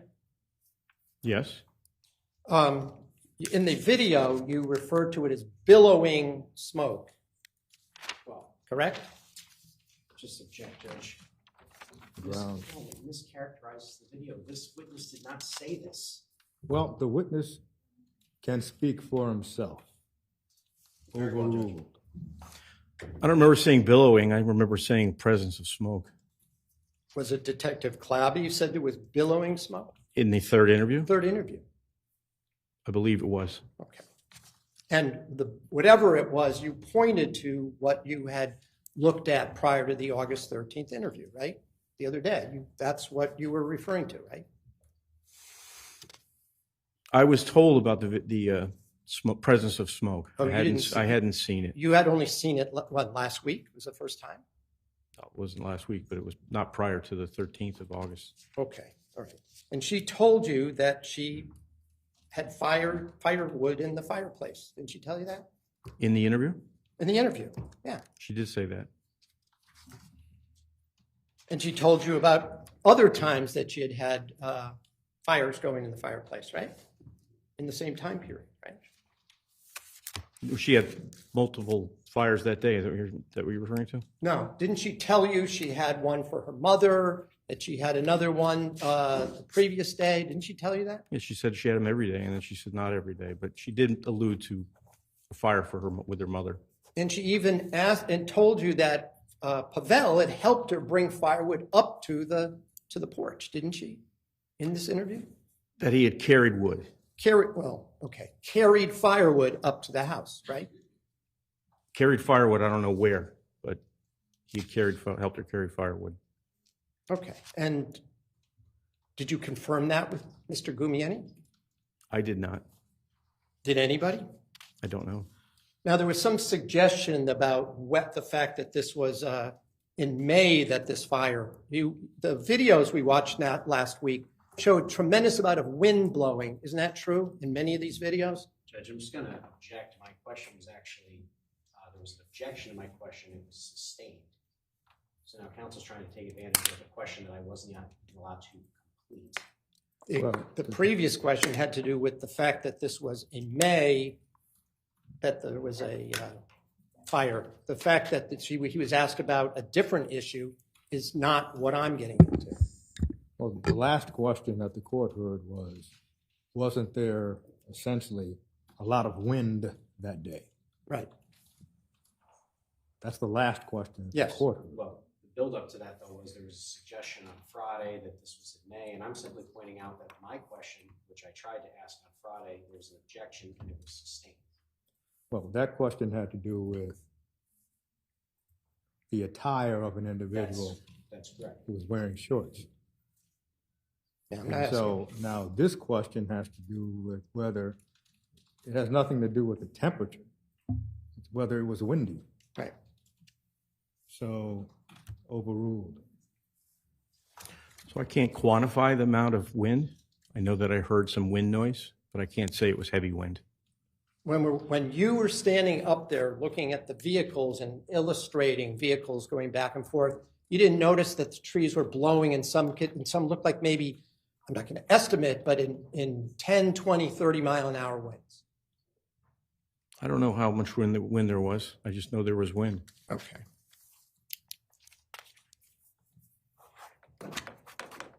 By the way, firewood burns white smoke, doesn't it, in your experience? I have no idea. Things like cloth burns, doesn't it? Judge. Well, the court's going to sustain the objection because this all requires essentially conjecture. All right. That'll cross off 6 more of my questions. Let's talk about this issue with the coffee. We just watched this video where you asked Michelle about whether or not the paper towel that Dulos handed her to throw away smelled like coffee. I remember Recall that. portion of the. I certainly do, yes. Now, I can't remember if it was you or Detective Clabby suggesting that this, coffee stinks and, it has a strong smell. Do you remember those questions in this video, in this August 13th I do. interrogation? Right. Didn't she tell you that she didn't smell it at all and actually gestured? She never pulled it up towards her face? So when Detective Clabby asked his question, he gestured. In response to his gesture, she said, I didn't smell it. But if you watch at 3:07, she says, you're right, it did not smell of coffee. You're telling me that she responded to what Detective Clabby said, and you know that how? She did this, she made the same motion. And she says, I didn't smell it. And she went like this, like she didn't take odor and whiff the rag. Isn't that what she said? She didn't go through the act of smelling, but she later on said that those didn't smell of coffee. If you play 3:07, you'll see that. So you know the exact minute that I do. this was said? I do. Because you anticipated I was going to ask you that question? Yes. Oh, all right.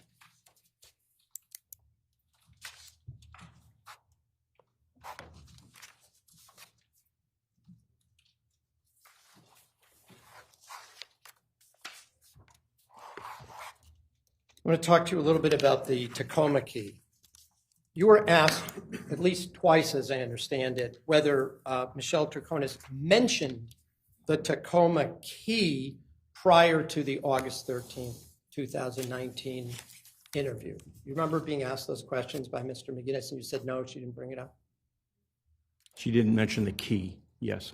You didn't ask her before August 13th about a key, did you? No. You did know that Mr. Gumieni had said, well, maybe she just didn't want to leave a key in an unmanned vehicle when no one was home, or words to that effect. You know, She said that. didn't Mr. Gumieni say that in his interview prior to August 13th? Jack Judge calls for hearsay. It's not being offered for the truth, it's the fact it was said. Well, it is being offered for the truth because it's being offered to show that the account that Michelle Troconis did not know or had the key inside of the vehicle was contradicted in some way at some other point. So it is being offered for the truth of the matter asserted, so to speak.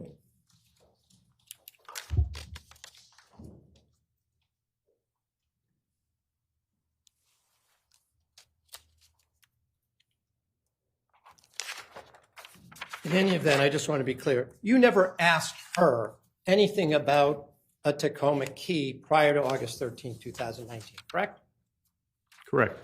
Or the fact that she brought it back like 5 minutes later, 7 minutes later. No, we didn't talk about that. I can't hear you. No, we did not talk about that.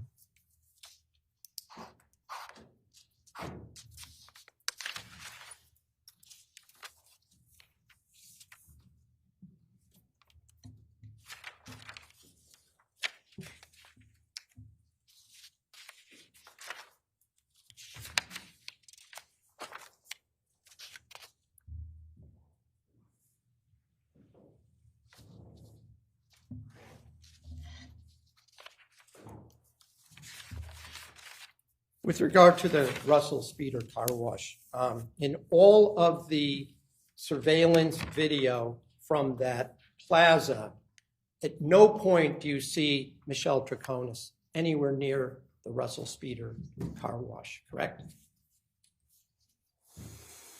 I didn't review the video, so I don't know if that's accurate.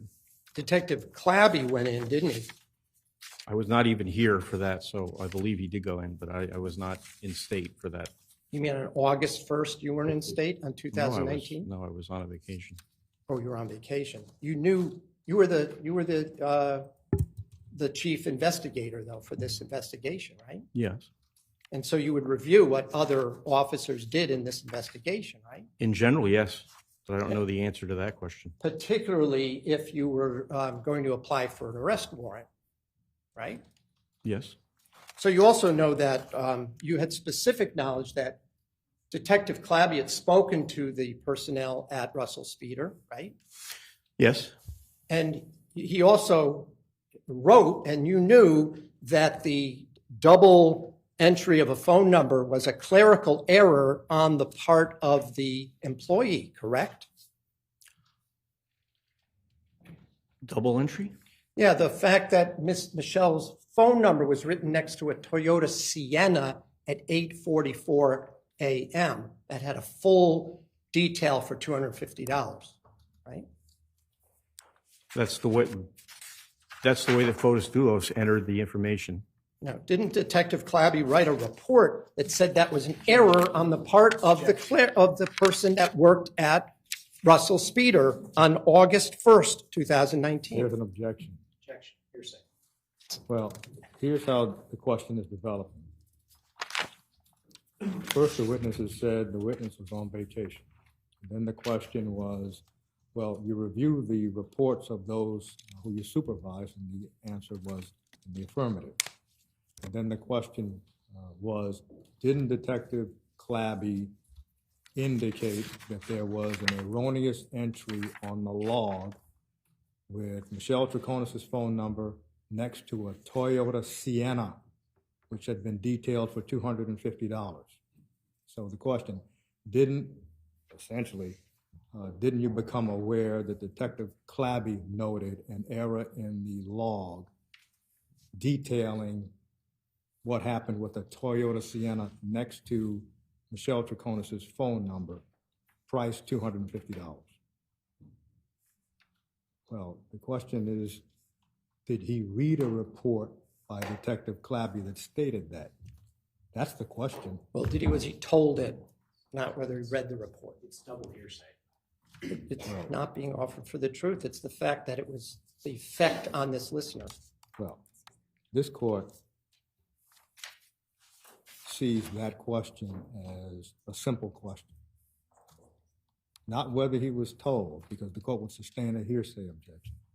If this witness has testified as a result of counsel's question that he reads the reports of all of those he supervised, did you read a report in which Detective Clabby said there was an erroneous entry at Russell Speeder's car wash? That's the question. If that's the question, the objection's overruled. Yes, question. Did you review a report that indicated that the entry regarding a Toyota Sienna at 8:44 a.m. was an error recorded at Russell Speeder? I saw no report that stated that. Because didn't you swear under oath as late as January of 2020 that it was Farber Dulos who dictated the 8:44 a.m. entry of a Toyota Sienna? Judges object at this point, improper impeachment, hearsay. Well, the question is, didn't you, that is this witness, Right. indicate that that note, really the log, said whatever it said? And so the question is, has this witness ever said that the note contained certain information? That's how the court hears the question. Right. Again, she asked the question for me. Did you write an affidavit stating that it was Farber Dulos who gave the information that he had a Toyota Sienna at 8:44 a.m. as a log entry to Russell Speeder car wash? I wrote that because that was my understanding at the time. But you knew at that point when you wrote that Detective Clabby had determined it was an error by the Russell Speeder employee, correct? Incorrect. I did not know that. You did not know that. You knew that now, though, right? I have yet to see the report.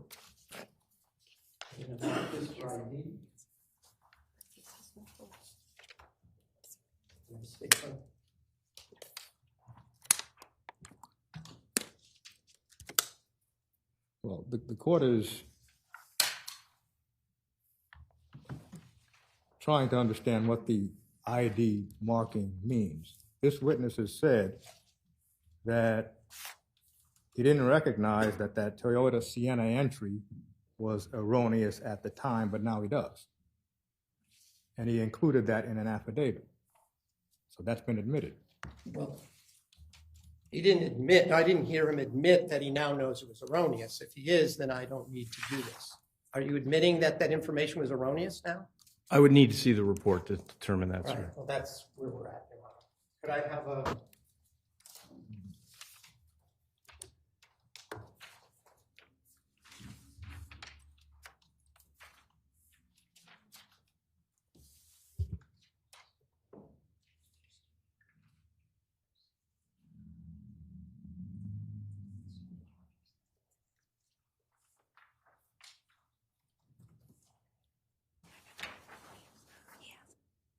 In this court's view, it's a very simple,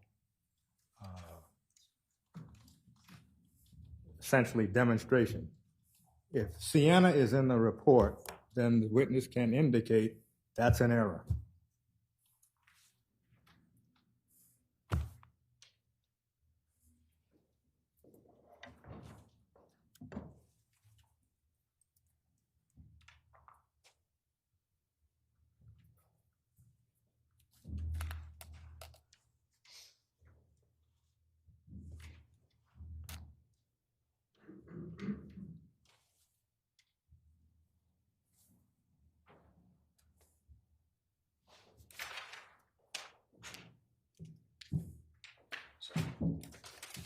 Just have it, before I show you this, when did you get back from vacation? Because I want to get the time frame. Don't remember. It was Counsel? before, obviously, August 13th, 2019, right? Obviously, yes. And Detective Clabby was in that room with you on August 13th, right? He was. And he informed you as to what had occurred in this development of the investigation while you were on vacation, right? Yep. Yes. All right, so I'm going to show you what has been marked for ID as MM. And so you don't have to read the entire report. I'm just going to have you start with right here. Yeah.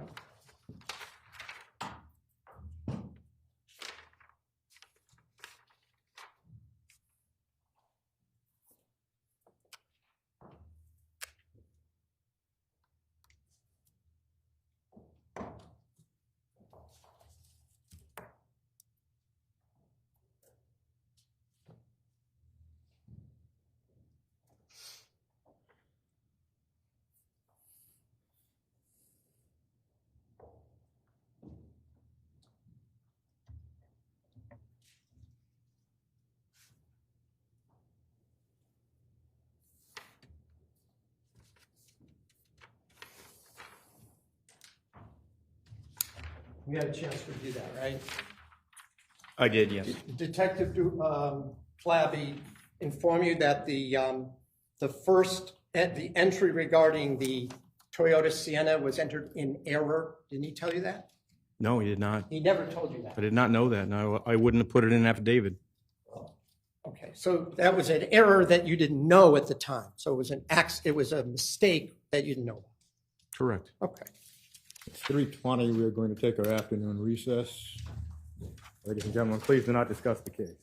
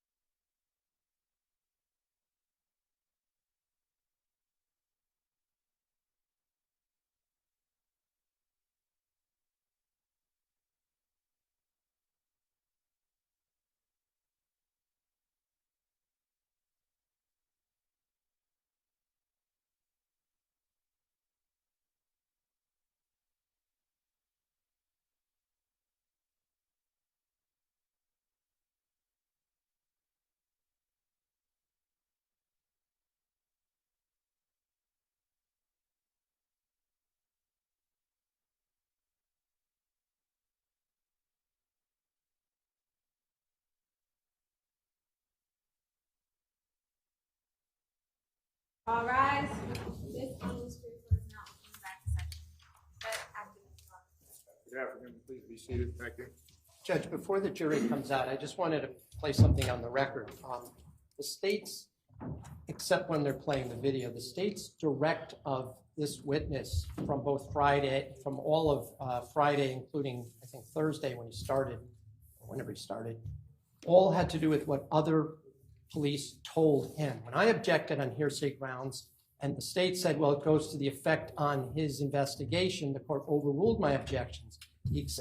What's happening, though, I just want to be for the record, is that when I'm pointing out things that are essentially exculpatory that they learned during the investigation that they didn't follow up on, it's suddenly hearsay and it's being sustained repeatedly. So I'm noting that the same grounds that was allowed that allowed this witness to testify as to what others told him was permitted, and now it's being precluded on cross-examination. I think it's like I think the case, the one to cite would be Wardius versus Oregon 412 US 470, which basically says that when rules are applied differently to the state versus the defense, that it becomes a due process violation. So what's happening is anything that was consistent with their narrative, hearsay was allowed in, but I'm pointing out all these things that this witness knew or learned during the course of the investigation prior to August 13th, and it's being excluded on hearsay grounds when it's not being offered for the truth. It's being offered to show that he knew these things at the time of the investigation. So I just want to put that on the record. I'm almost done, but I wanted to at least state on the record my concern. Well, here's the difference. The court, first of all, is not going to revisit, but here's the difference. In the interviews, it is not always clear the reasons the interviewers are asking the questions. So what is clear is that they're asking questions in order to get a response from the defendant. They're not asking questions, and those questions coming in basically based on hearsay information to prove the matter asserted. They're asking questions to get a response. Some of the questions are genuine, some are disingenuous. But the purpose is to get a response from the defendant, whether the information that they conveyed was basically hearsay information or not. In counsel's questions, for example, counsel asked the question, well, did you find out to this particular witness that there was actually a coffee cup in the garbage at 80 Mountain Spring? That's not to get a response from the witness. That's to prove that there was a coffee cup in the garbage at 80 Mountain Spring. The questions that are based on hearsay asked during the interview elicited responses whether those questions were genuine or not. That means whether they were truthful or not. In this court's view, the questions asked by counsel essentially are efforts to get in hearsay statements for the truth of the matter asserted in those statements. That's the difference. Judge, can I also just be heard on an issue very briefly?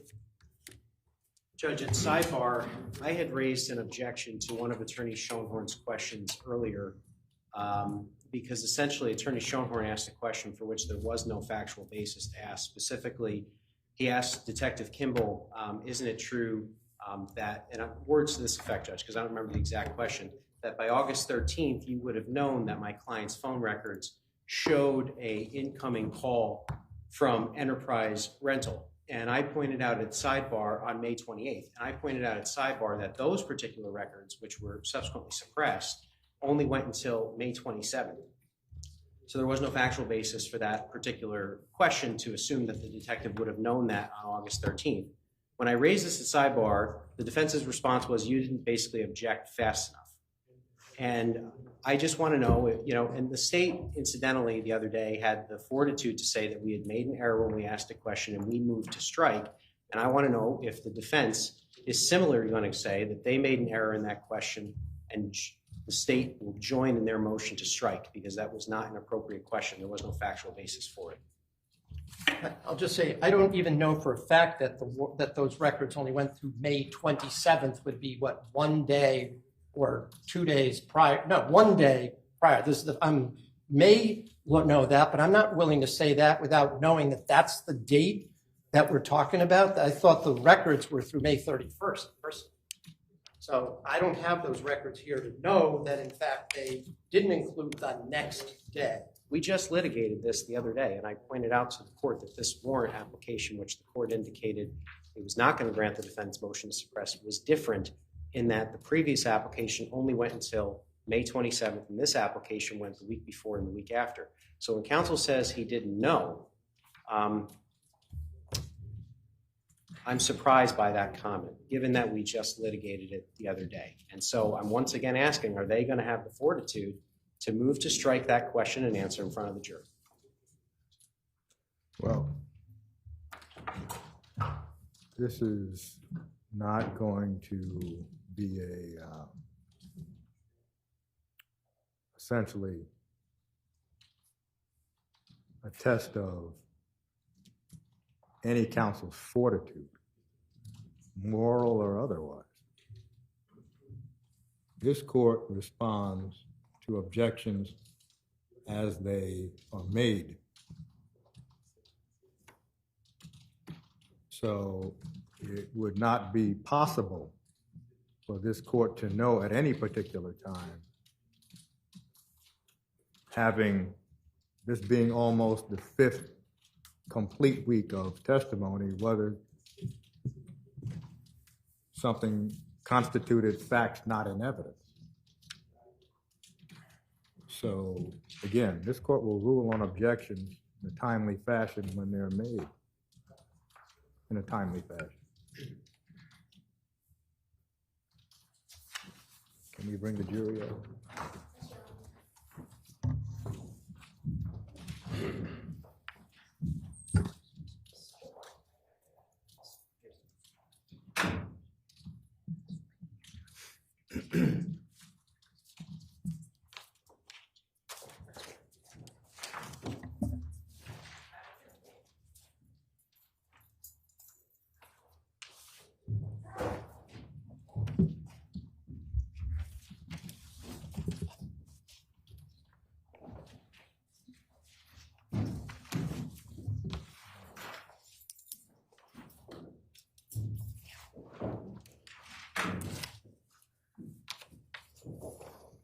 Counsel stipulate, please. Yes, Judge. Yes.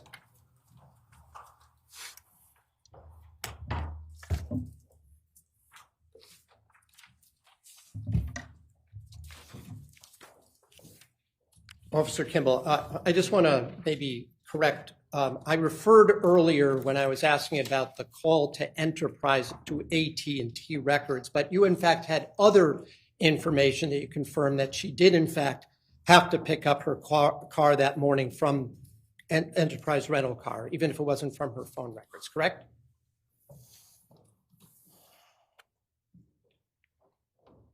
I don't know what other, I don't know. You actually, somebody went to Enterprise rental car to confirm that when she rented that vehicle, right, the Yukon. I believe so, but I don't have, off the top of my head, I don't have. And you had other phone records of my clients from the phone that you knew that she'd received those calls that morning, that call at 9:15 from Enterprise, right? I don't know that. Okay. Let me just, I'm going to finish up on, just have a few more questions about Russell Speeder. Michelle told you that she picked up Fotis Dulos at the Russell Speeder after he went in, right? In this interview, correct? Yes. That she told you she never went in, right? Yes. She told you she didn't even know he had paid with cash, right? Yes.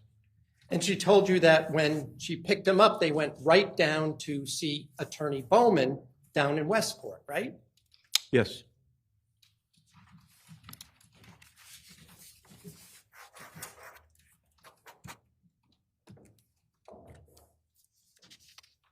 One of the other things towards the end of the interview, you showed Michelle a picture that we see in the video of another woman with Fotis Dulos. That's one of you refers to as Michelle 2.0. I wrote down, right? It was not me that did that. It was Detective Clabby. Okay, but you were the one who showed her the picture, right? Correct. And that was a picture of a woman, just so we're clear, named Anna Curry, right? That's correct. And this is the woman that moved into Fotis's house a short time after Michelle moved out, correct? That's my understanding, yes. And the picture you showed her, which hasn't been offered, but it showed Miss Curry together with Mr. Dulos at a store, right? Yes. And you said one of you said that the woman looked a lot like Michelle, right? Yes. You thought, or one of you thought it might in fact be Michelle? This way you asked the question. Not at the time that we showed it to her, no. All right, so you showed her that picture knowing it wasn't her, right? Yes. You showed it to her and told her it was Fotis's, I guess, new girlfriend, right? I don't know that we said that. Well, a woman he was now with that looked like Michelle, right? There was similar appearance, yes, absolutely. Tall, maybe similar build, similar hair color, things like that. Yes, correct. And was the purpose of showing her that to, what, make her jealous? Purpose was to find out if she knew who that was, if she was familiar with that person solely. But didn't you know by then that it was Anna Curry? You had checked You want to her know out. if she knew who it was? Oh, okay. And she didn't know who Anna Curry was, then. That is correct. And you know, Anna Curry is the person who posted Fotis Dulos' bonds, right? Yes, that's my And you knew that understanding. she had become his, at least she was his move-in girlfriend, right? Judge is going to object to your saying. Sustained. You believed she was his new girlfriend, right? Our understanding is that she was living at Fort Jefferson with him. And she was living with Fotis Dulos at the time of his death, right? Judge, objection, hearsay outside the scope. Well, it's outside of the scope. Sustained.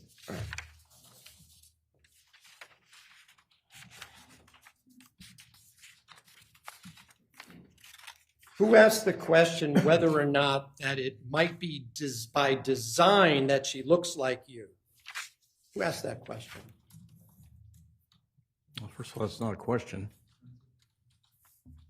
Well, I don't know who said that. I'm not sure who said that, but it's not a question.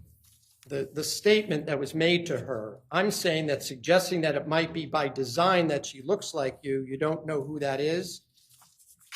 What was the reason for that statement being made at that time to Michelle? I don't remember who said it, so I can't speak to that.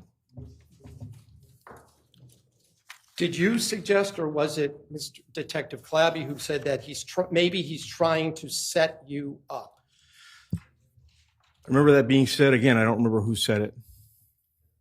I don't In remember any which. event, you knew that wasn't Michelle in that picture at the store, right? Correct. And then I'm just going to ask a couple more questions. Now, when Michelle indicated to you that on the morning of May 24th, she had gone to the Stop and Shop, correct? Correct. And she reiterated that during this interview, correct? Correct. You actually had a copy of the receipt from the Stop and Shop showing, in fact, what she had bought and when she had bought it, right? I didn't have one in that interview. But you had it, pictures were taken of it, that you had seen what the evidentiary services people took pictures of, right? I don't remember whether pictures were taken of it. All right, I'm going to mark this by D.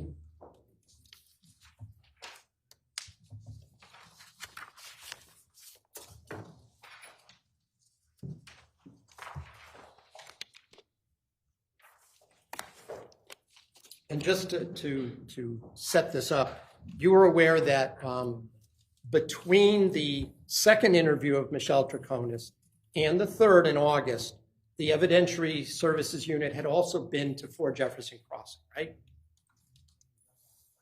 They had gone between the first and the second interview. No, they went on the 3rd of June, didn't they, to Fort Jefferson Crossing? They had been at 80 Mountain Spring on the 2nd, right? Just trying to refresh your recollection. The 3rd of June is between the first and second interview. right? You're right and I'm wrong. Yes, they'd gone between those two interviews, correct? That's And at between some- interviews 2 and 3. Yes. Or 1 and 2, excuse me. Right, and you're aware they took pictures of a lot of documents, right? Yes. And we already saw today the timeline, that the photocopies of the timelines, correct? Yes. I don't have an objection to this offer. Do you have a copy? I printed it off. That's okay. So, my exhibits. So, exhibit NN is full. I'm just going to show you. There are a couple of receipts. You were aware that the evidentiary services unit had taken pictures of documents they found in the house, right? In general, I'm aware of that, yes. Right. And you'll see that this side, I'll show you, is the Stop and Shop. There's a photocopy of the picture they took. So I'll just be clear. This is not the original document. It's just a photo of a receipt, right? That's the way it appears, yes. Yeah, and you'll see that it lists the address as Bushy Hill. Bushy Hill Road in Simsbury. You see that? Yes.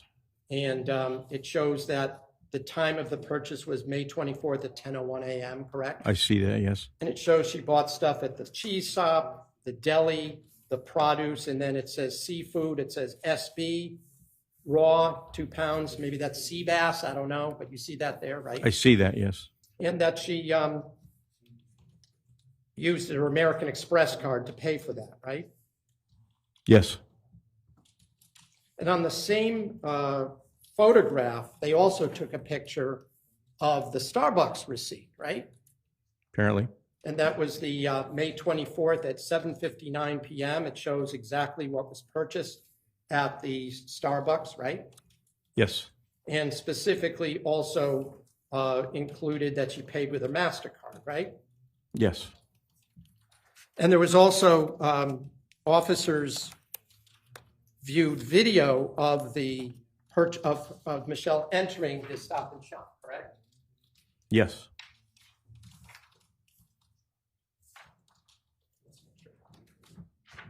Add this mark, please.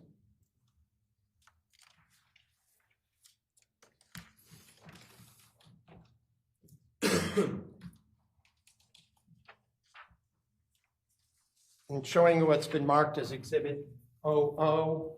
Is this a screenshot from the video of Michelle Troconis entering the Stop and Shop to do the purchase of the parsley, the cheese, and the sea bass that we just saw the receipt for? It appears to be, yes. And I'll just note the time up at the top, that would be UTC time, 1:30, Mm-hmm.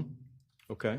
right? So I don't if know that you for a subtract 4 hours, that would be 9:30 a.m. 9:31. And that would be consistent with her actually paying for her items at 10 a.m., correct? It would be, yes. I'd offer it. I have no objection. What, is it NN? This is 00. Oh, admitted as full. And I'll just show it to the jury.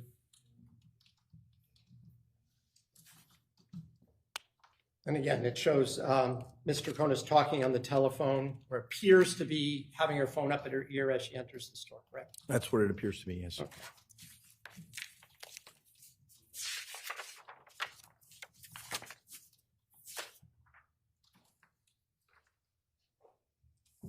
Can I just have a moment, Your Honor? Yes.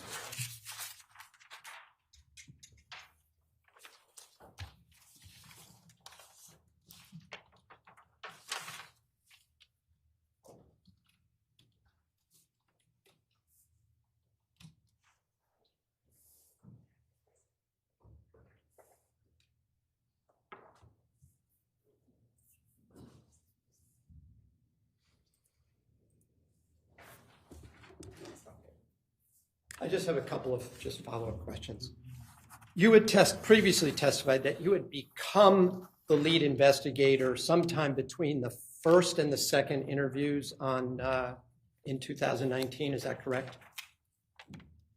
I don't remember testifying that. I'm not sure what date I was made the lead investigator. All right. But in any event, you were the lead investigator as of August 13th, 2019. Yes, right? that's true. And so that any decisions that were made regarding moving forward on investigation or making arrests was made by you in consultation with others, correct? It was made by my sergeant in consultation with me. but my- And with the state's attorney's office, And with the right? state's attorney. Okay. So you couldn't do any of this just on your own, right? Absolutely So correct. this was a collaborative effort on your part with your sergeant and the state's attorney, Correct, Mr. Colangelo at the time, right? correct. I have no further questions. Thank you.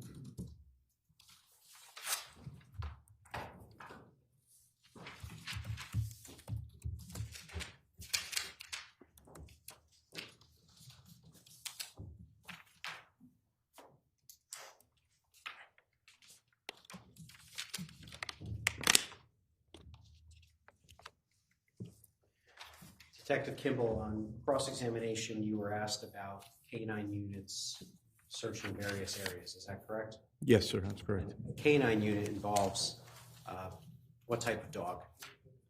Generally, a German Shepherd tracking dog. And they were apparently looking for Jennifer Dulos. Is that correct? That is correct, yes. As of today's date, February 20th, 2024, has Jennifer Dulos ever been located? Objection outside the scope of cross. It's outside the scope. Sustained. During those canine unit searches that you were asked about on cross-examination, was Jennifer Dulos ever located? She was not, no.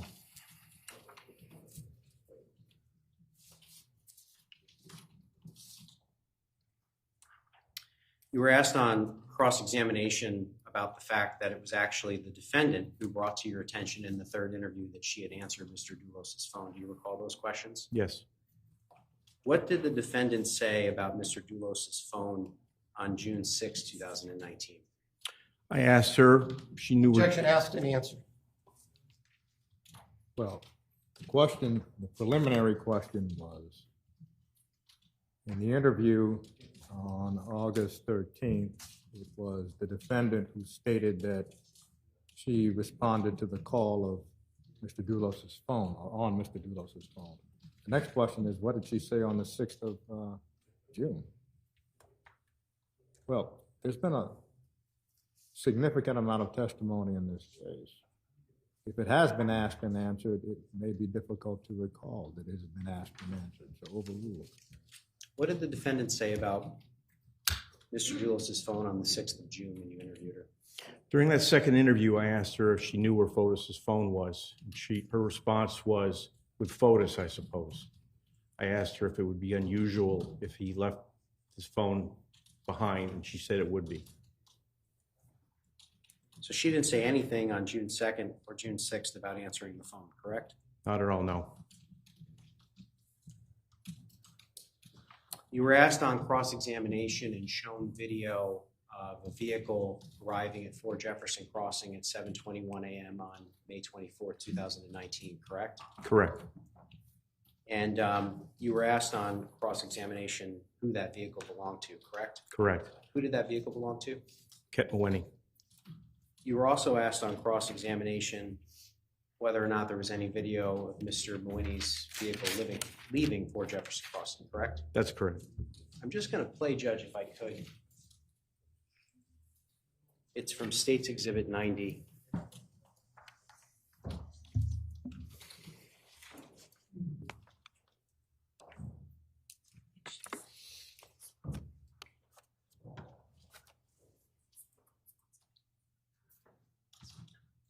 So this is State's Exhibit 90. There's a video entitled Swanson Video 4. I'm just going to play this video.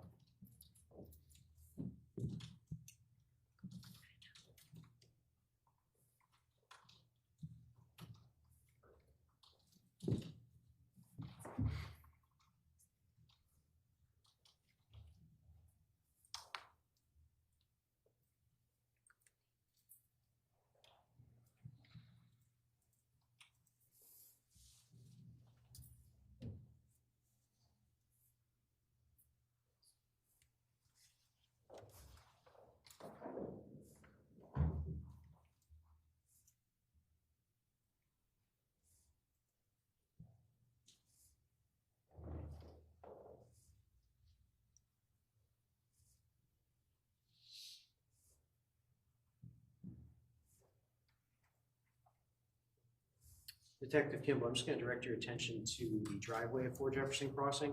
Okay. Does that appear to be Kent Maloney's vehicle leaving? It does, yes. Could you note the time for the jury? 8:44 a.m. on the 24th of May.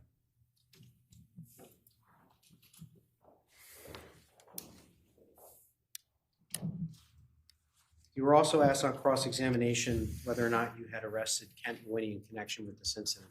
Do Yes, you recall that question? I do. What did you arrest Kent Maloney for? Kent Maloney was arrested for conspiracy to commit murder in connection with the murder of Jennifer Dulos. And are those charges still pending? They are still pending, yes.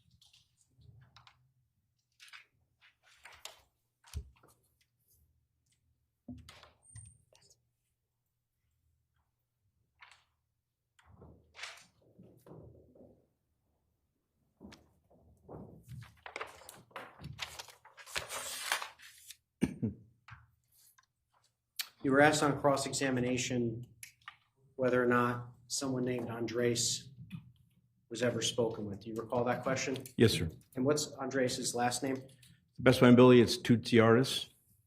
And did he wish to cooperate with the investigation? Objection, hearsay.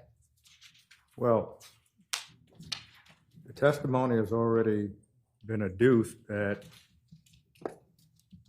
the gentleman declined to cooperate. So, overruled. Did he cooperate? He did not cooperate, no.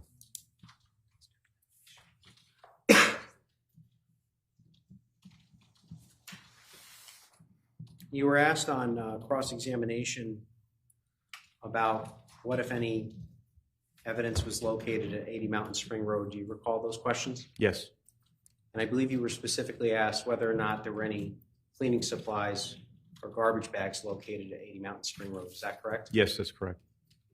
Were there garbage bags located in the trash on Albany Avenue in Hartford? Yes, there were. And they were black, correct? They were black, yes. Was there a sponge located on Albany Avenue in Hartford? Yes, there was. Was there the handle of a broom or a mop located on Albany Avenue in Hartford? Yes, there was. And who indicated to you that they had brought cleaning supplies to 80 Mountain Spring Road on May 24th? Michelle Troconis did. Was there also a towel found on Albany Avenue in Hartford? Yes.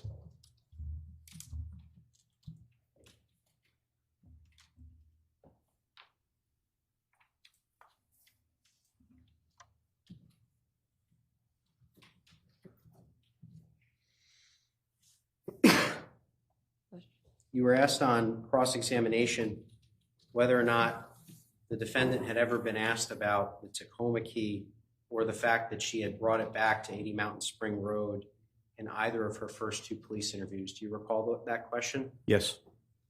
On June 2nd, 2019, when you interviewed the defendant, were you aware that the Tacoma had been at 80 Mountain Spring Road? We were not, no. And did the defendant share that detail with you? She did not. So how could you possibly ask her that question? Exactly. Objection, argumentative. Well, the answer to that question is self-serving. Sustained. Did she share with you that the Tacoma was at 80 Mountain Spring Road during the June 6th interview? No. Incidentally, you were asked whether or not on August 13th, 2019, if you were aware of surveillance footage showing the Toyota Tacoma leaving at approximately 5:30 or so in the morning. Do you recall those questions? I do remember.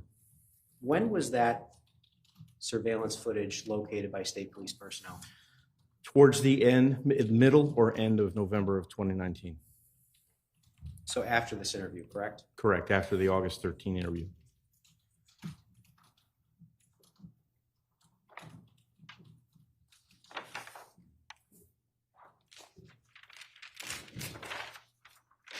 You were asked some questions on cross-examination about affidavits that you submitted in support of warrants in this case. Do you recall those questions? Yes.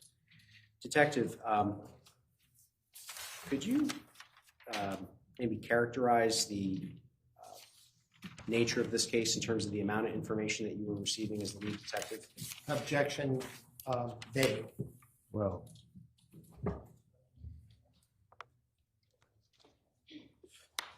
the question, can you discuss the amount of information you received, essentially in preparation of affidavits? There can be a very short answer, such as tons. And that's what the court expects. So it's the court doesn't want to preempt the examination, but that's what's coming. So the court's going to allow that question. The objection is overruled. Maybe I'll just rephrase. I'll try to short circuit this, use the judge's word. Was it tons of information? Tons. It was a huge investigation.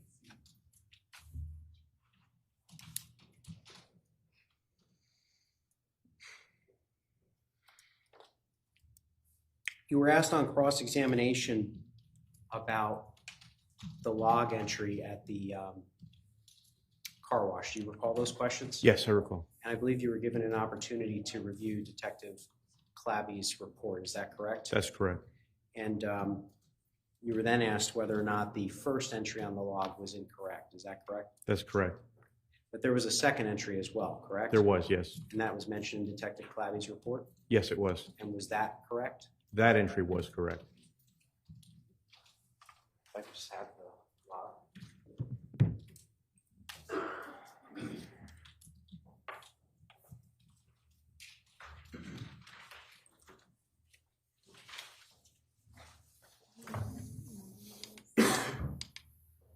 Do you recall what number that is?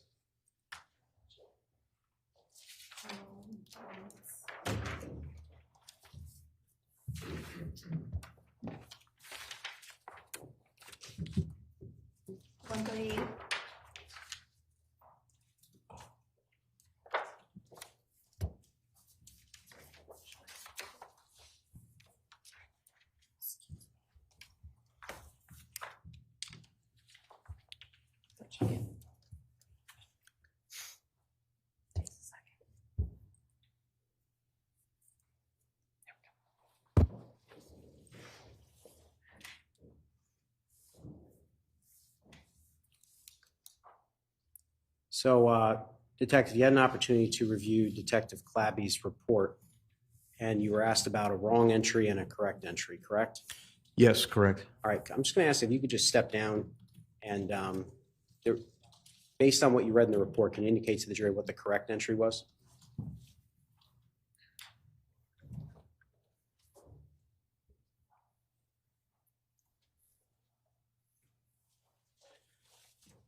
Correct entry appears to be on this line. This is Michelle Troconis' phone number.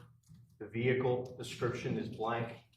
The time is 9:14. Times 2 is detailing times 2.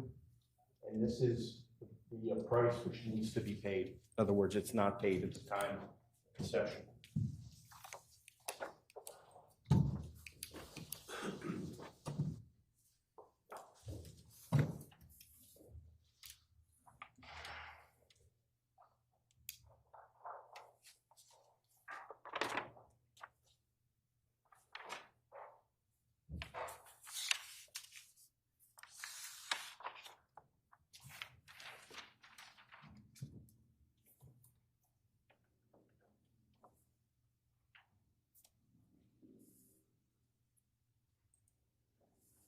I want to just direct your attention to earlier on in the interview. I don't have the exact timestamp.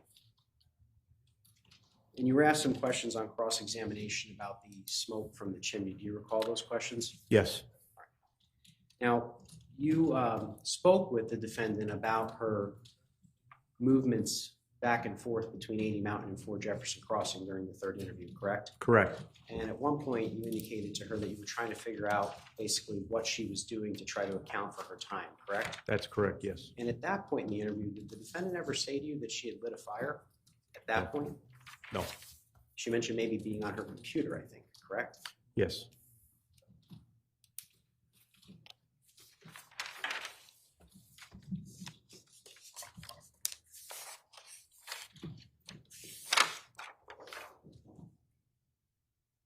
If I could just have a moment, Judge? Yes.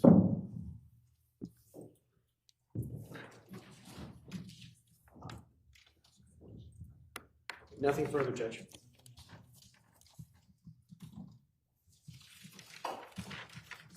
So I just want to be clear. You just said that you didn't get any of the 77 Mountain Spring Road surveillance before the August 13th interview. Is that correct? I'm not saying that, no. I don't remember when we got that Was it, surveillance. when I mean the video from across from Right, 80 from Mountain Spring? 77 Mountain Spring Road, looking at 80. I Yeah. don't remember when we obtained that video. Oh, so it may have been before the August 13th interview. It may have been. In any event, you know, those are the videos you narrated last week, right? That's correct, yes. And you can't tell who's driving any of those vehicles from watching the video, correct?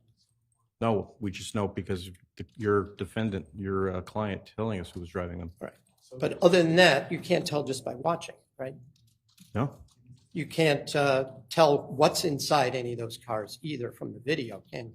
No, he cannot. Or who's bringing what at what point, correct? No, we have to rely on her description. Maybe one additional question.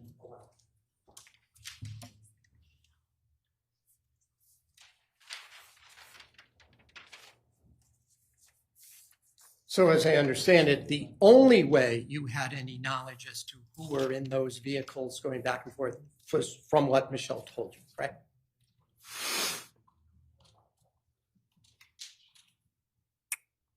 We saw individuals walking at the along the ribbon line. So yes, it's essentially yes, the answer to your question. All right, thank you. No further questions. I have nothing on that, Judge. Detective Kimball, you may step down. Thank you.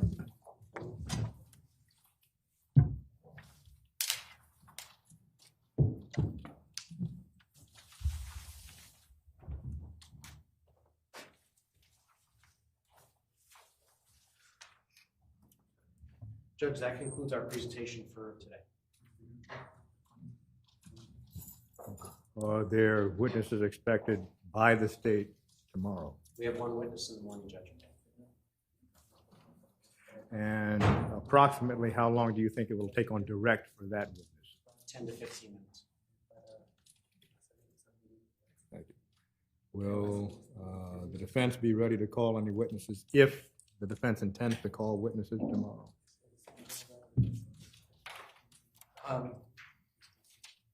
Yes, there are obviously some matters at the close of the state's case have to be taken up outside the presence of the jury, but yes. Thank you. So ladies and gentlemen, we will reconvene tomorrow at 10 o'clock. Thank you for your attention. Please do not discuss the case nor follow media about the case. Have a good evening.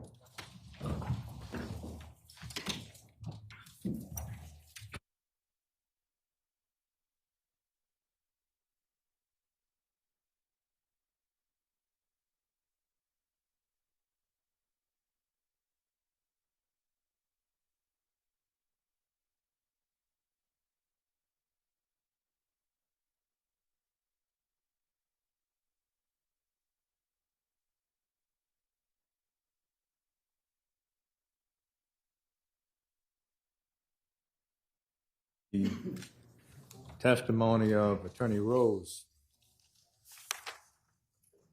That motion was signed by Attorney Patrick Jennings of the Met Law Group.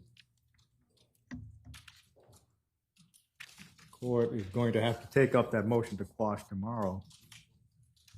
So we are going to begin tomorrow before the jury comes in at 9:30. Your Honor, I spoke to Attorney Ment yesterday.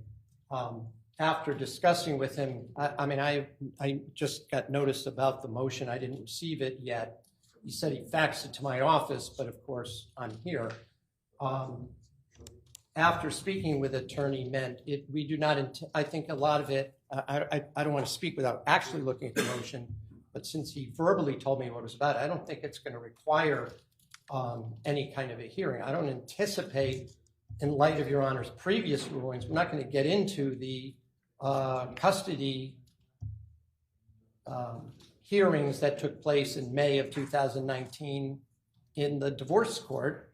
because the court has already made clear that that's not admissible. So I already told that to Attorney Ment. I don't anticipate getting into any privileged communications between Mr. Dulos and his lawyer. In evidence already, there are certain communications, some of which involve Mr. Rose, and I'm just going to have him identify them and when they were sent. I can ask him about any advice that was given to him in a legal sense. So I think Attorney Rose will be on the stand for maybe 20, 25 minutes just to confirm when things happened and in what order they happened, and that's basically it. Well, in this court's view, that wouldn't take 25 minutes. So what actually do you intend to elicit from Attorney Rose? Until I speak with I was given permission to speak directly with Attorney Rose, and until I do that, I can't represent exactly, but there are certain text messages back and forth. The one that comes to mind that I know I would be getting into is about his haircut. Well,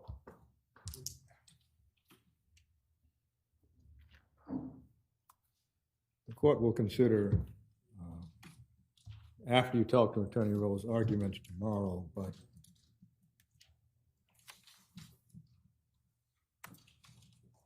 it would appear to this court that it would be a pretty thin direct examination.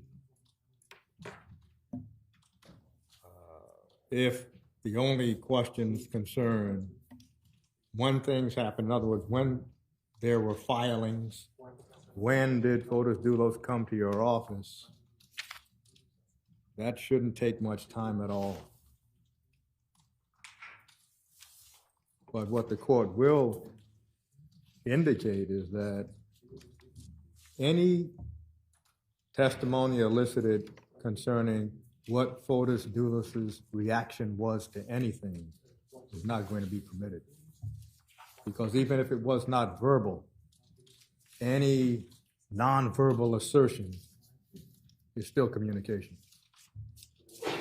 Well, I want to at least be heard with regard to that, Your Honor. It's not a privileged communication, even if it's a communication. A laugh is not a privileged communication, for example. But Your Honor is basically saying that I can't even indicate whether someone appeared happy after there was a particular document filed. So I just don't agree, but that doesn't necessarily, I haven't gotten into that, so we're talking about the court precluding something before I even know to what extent that it's going to be elicited at this point. Your Honor already heard, if you recall, from Attorney Rose, and he was very careful during the suppression hearing on what he could and couldn't say. I don't know if Your Honor's ruling now is broader than what Attorney Rose testified to at the suppression hearing. Judge, if I could. May I be here? Yeah. So just, Attorney Schoenhorn's not prepared to represent what he intends to elicit. I don't think the court is precluding anything at this point. I think the court is just simply sharing its concern about the potential to dive into attorney-client privilege. So I don't think there's been any proffer or ruling at this point that we need to really debate. At least that's the state's view. I did just want to be heard on one additional matter, Judge. Kent Mawhinney, of course, is a co-conspirator in this matter. He's been arrested. The charges remain pending. He undoubtedly has a Fifth Amendment privilege and therefore is unavailable to both parties.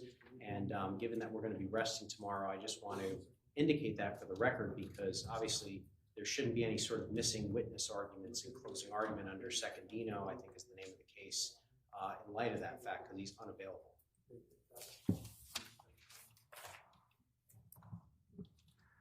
Of course, unavailable does not mean he's missing.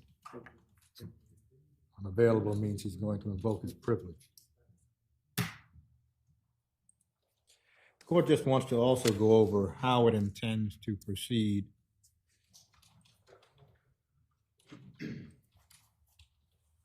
for the schedule.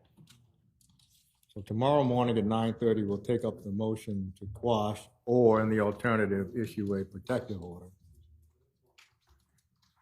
Then the court expects the short state's witness cross-examination. And what the court understands is that that is the prosecution's last witness for arresting. Is that correct? That's correct, Your Honor. Then the court would expect the defense, if it intends to call any witnesses, to call witnesses. After the defense rests, the court understood previously that the defense is probably going to take 3 days. That's what the court understood. Is that accurate, Attorney Schoenhorn? Fairly accurate. I'll also note the court's leaving out. I'll file it now, even though it's premature. I'm going to file a motion for judgment of acquittal, just a pro forma motion. I thought the state was resting today, so I'm filing it because it's got today's date on it, but obviously I won't argue it until after the state rests. But that will take maybe 45 minutes, 30 to 45 minutes. I have case law and whatnot to cite to Your Honor, and there's a lot of charges, so I at least want to, it's not just a pro forma argument, I would believe, in this case. Thank you. So after the state rests, of course, motion for judgment of acquittal has to be heard. Then the defense puts on its witnesses. I don't know how many witnesses the defense will get to tomorrow, but let's jump ahead to after the defense rests. The court is going to have to collapse certain things because what has happened in this case is uncommon. After the defense rests, we're going to take a break in order to allow both counsel to prepare their presentation for the contempt hearing.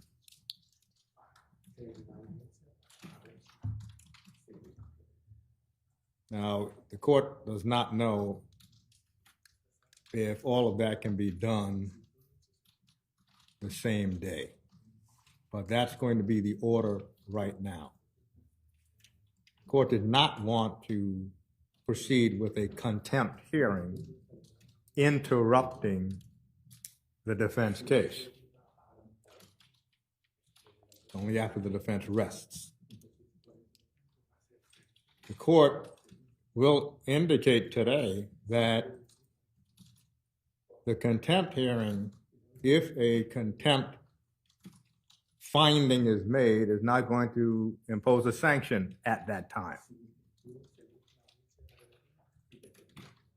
Because that is a sanction that would be imposed if there was one to be imposed before closing arguments, and the court does not want to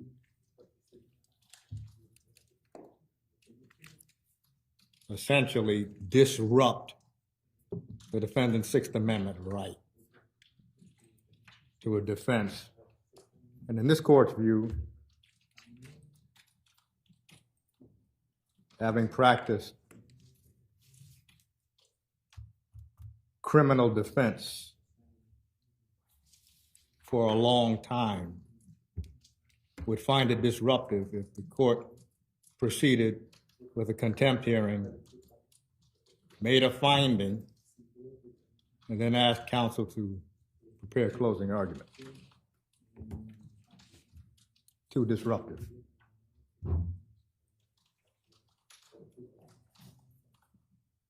That's how the court intends to proceed. And then, of course, we'd have to proceed with a charge conference.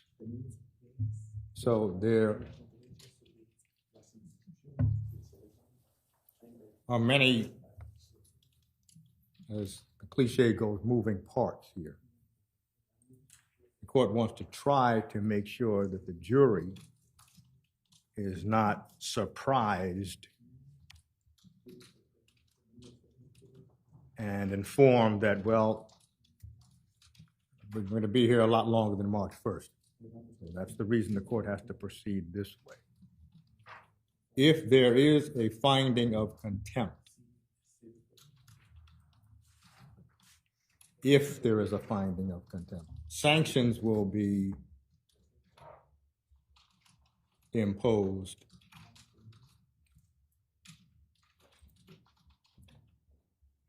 when a verdict is returned,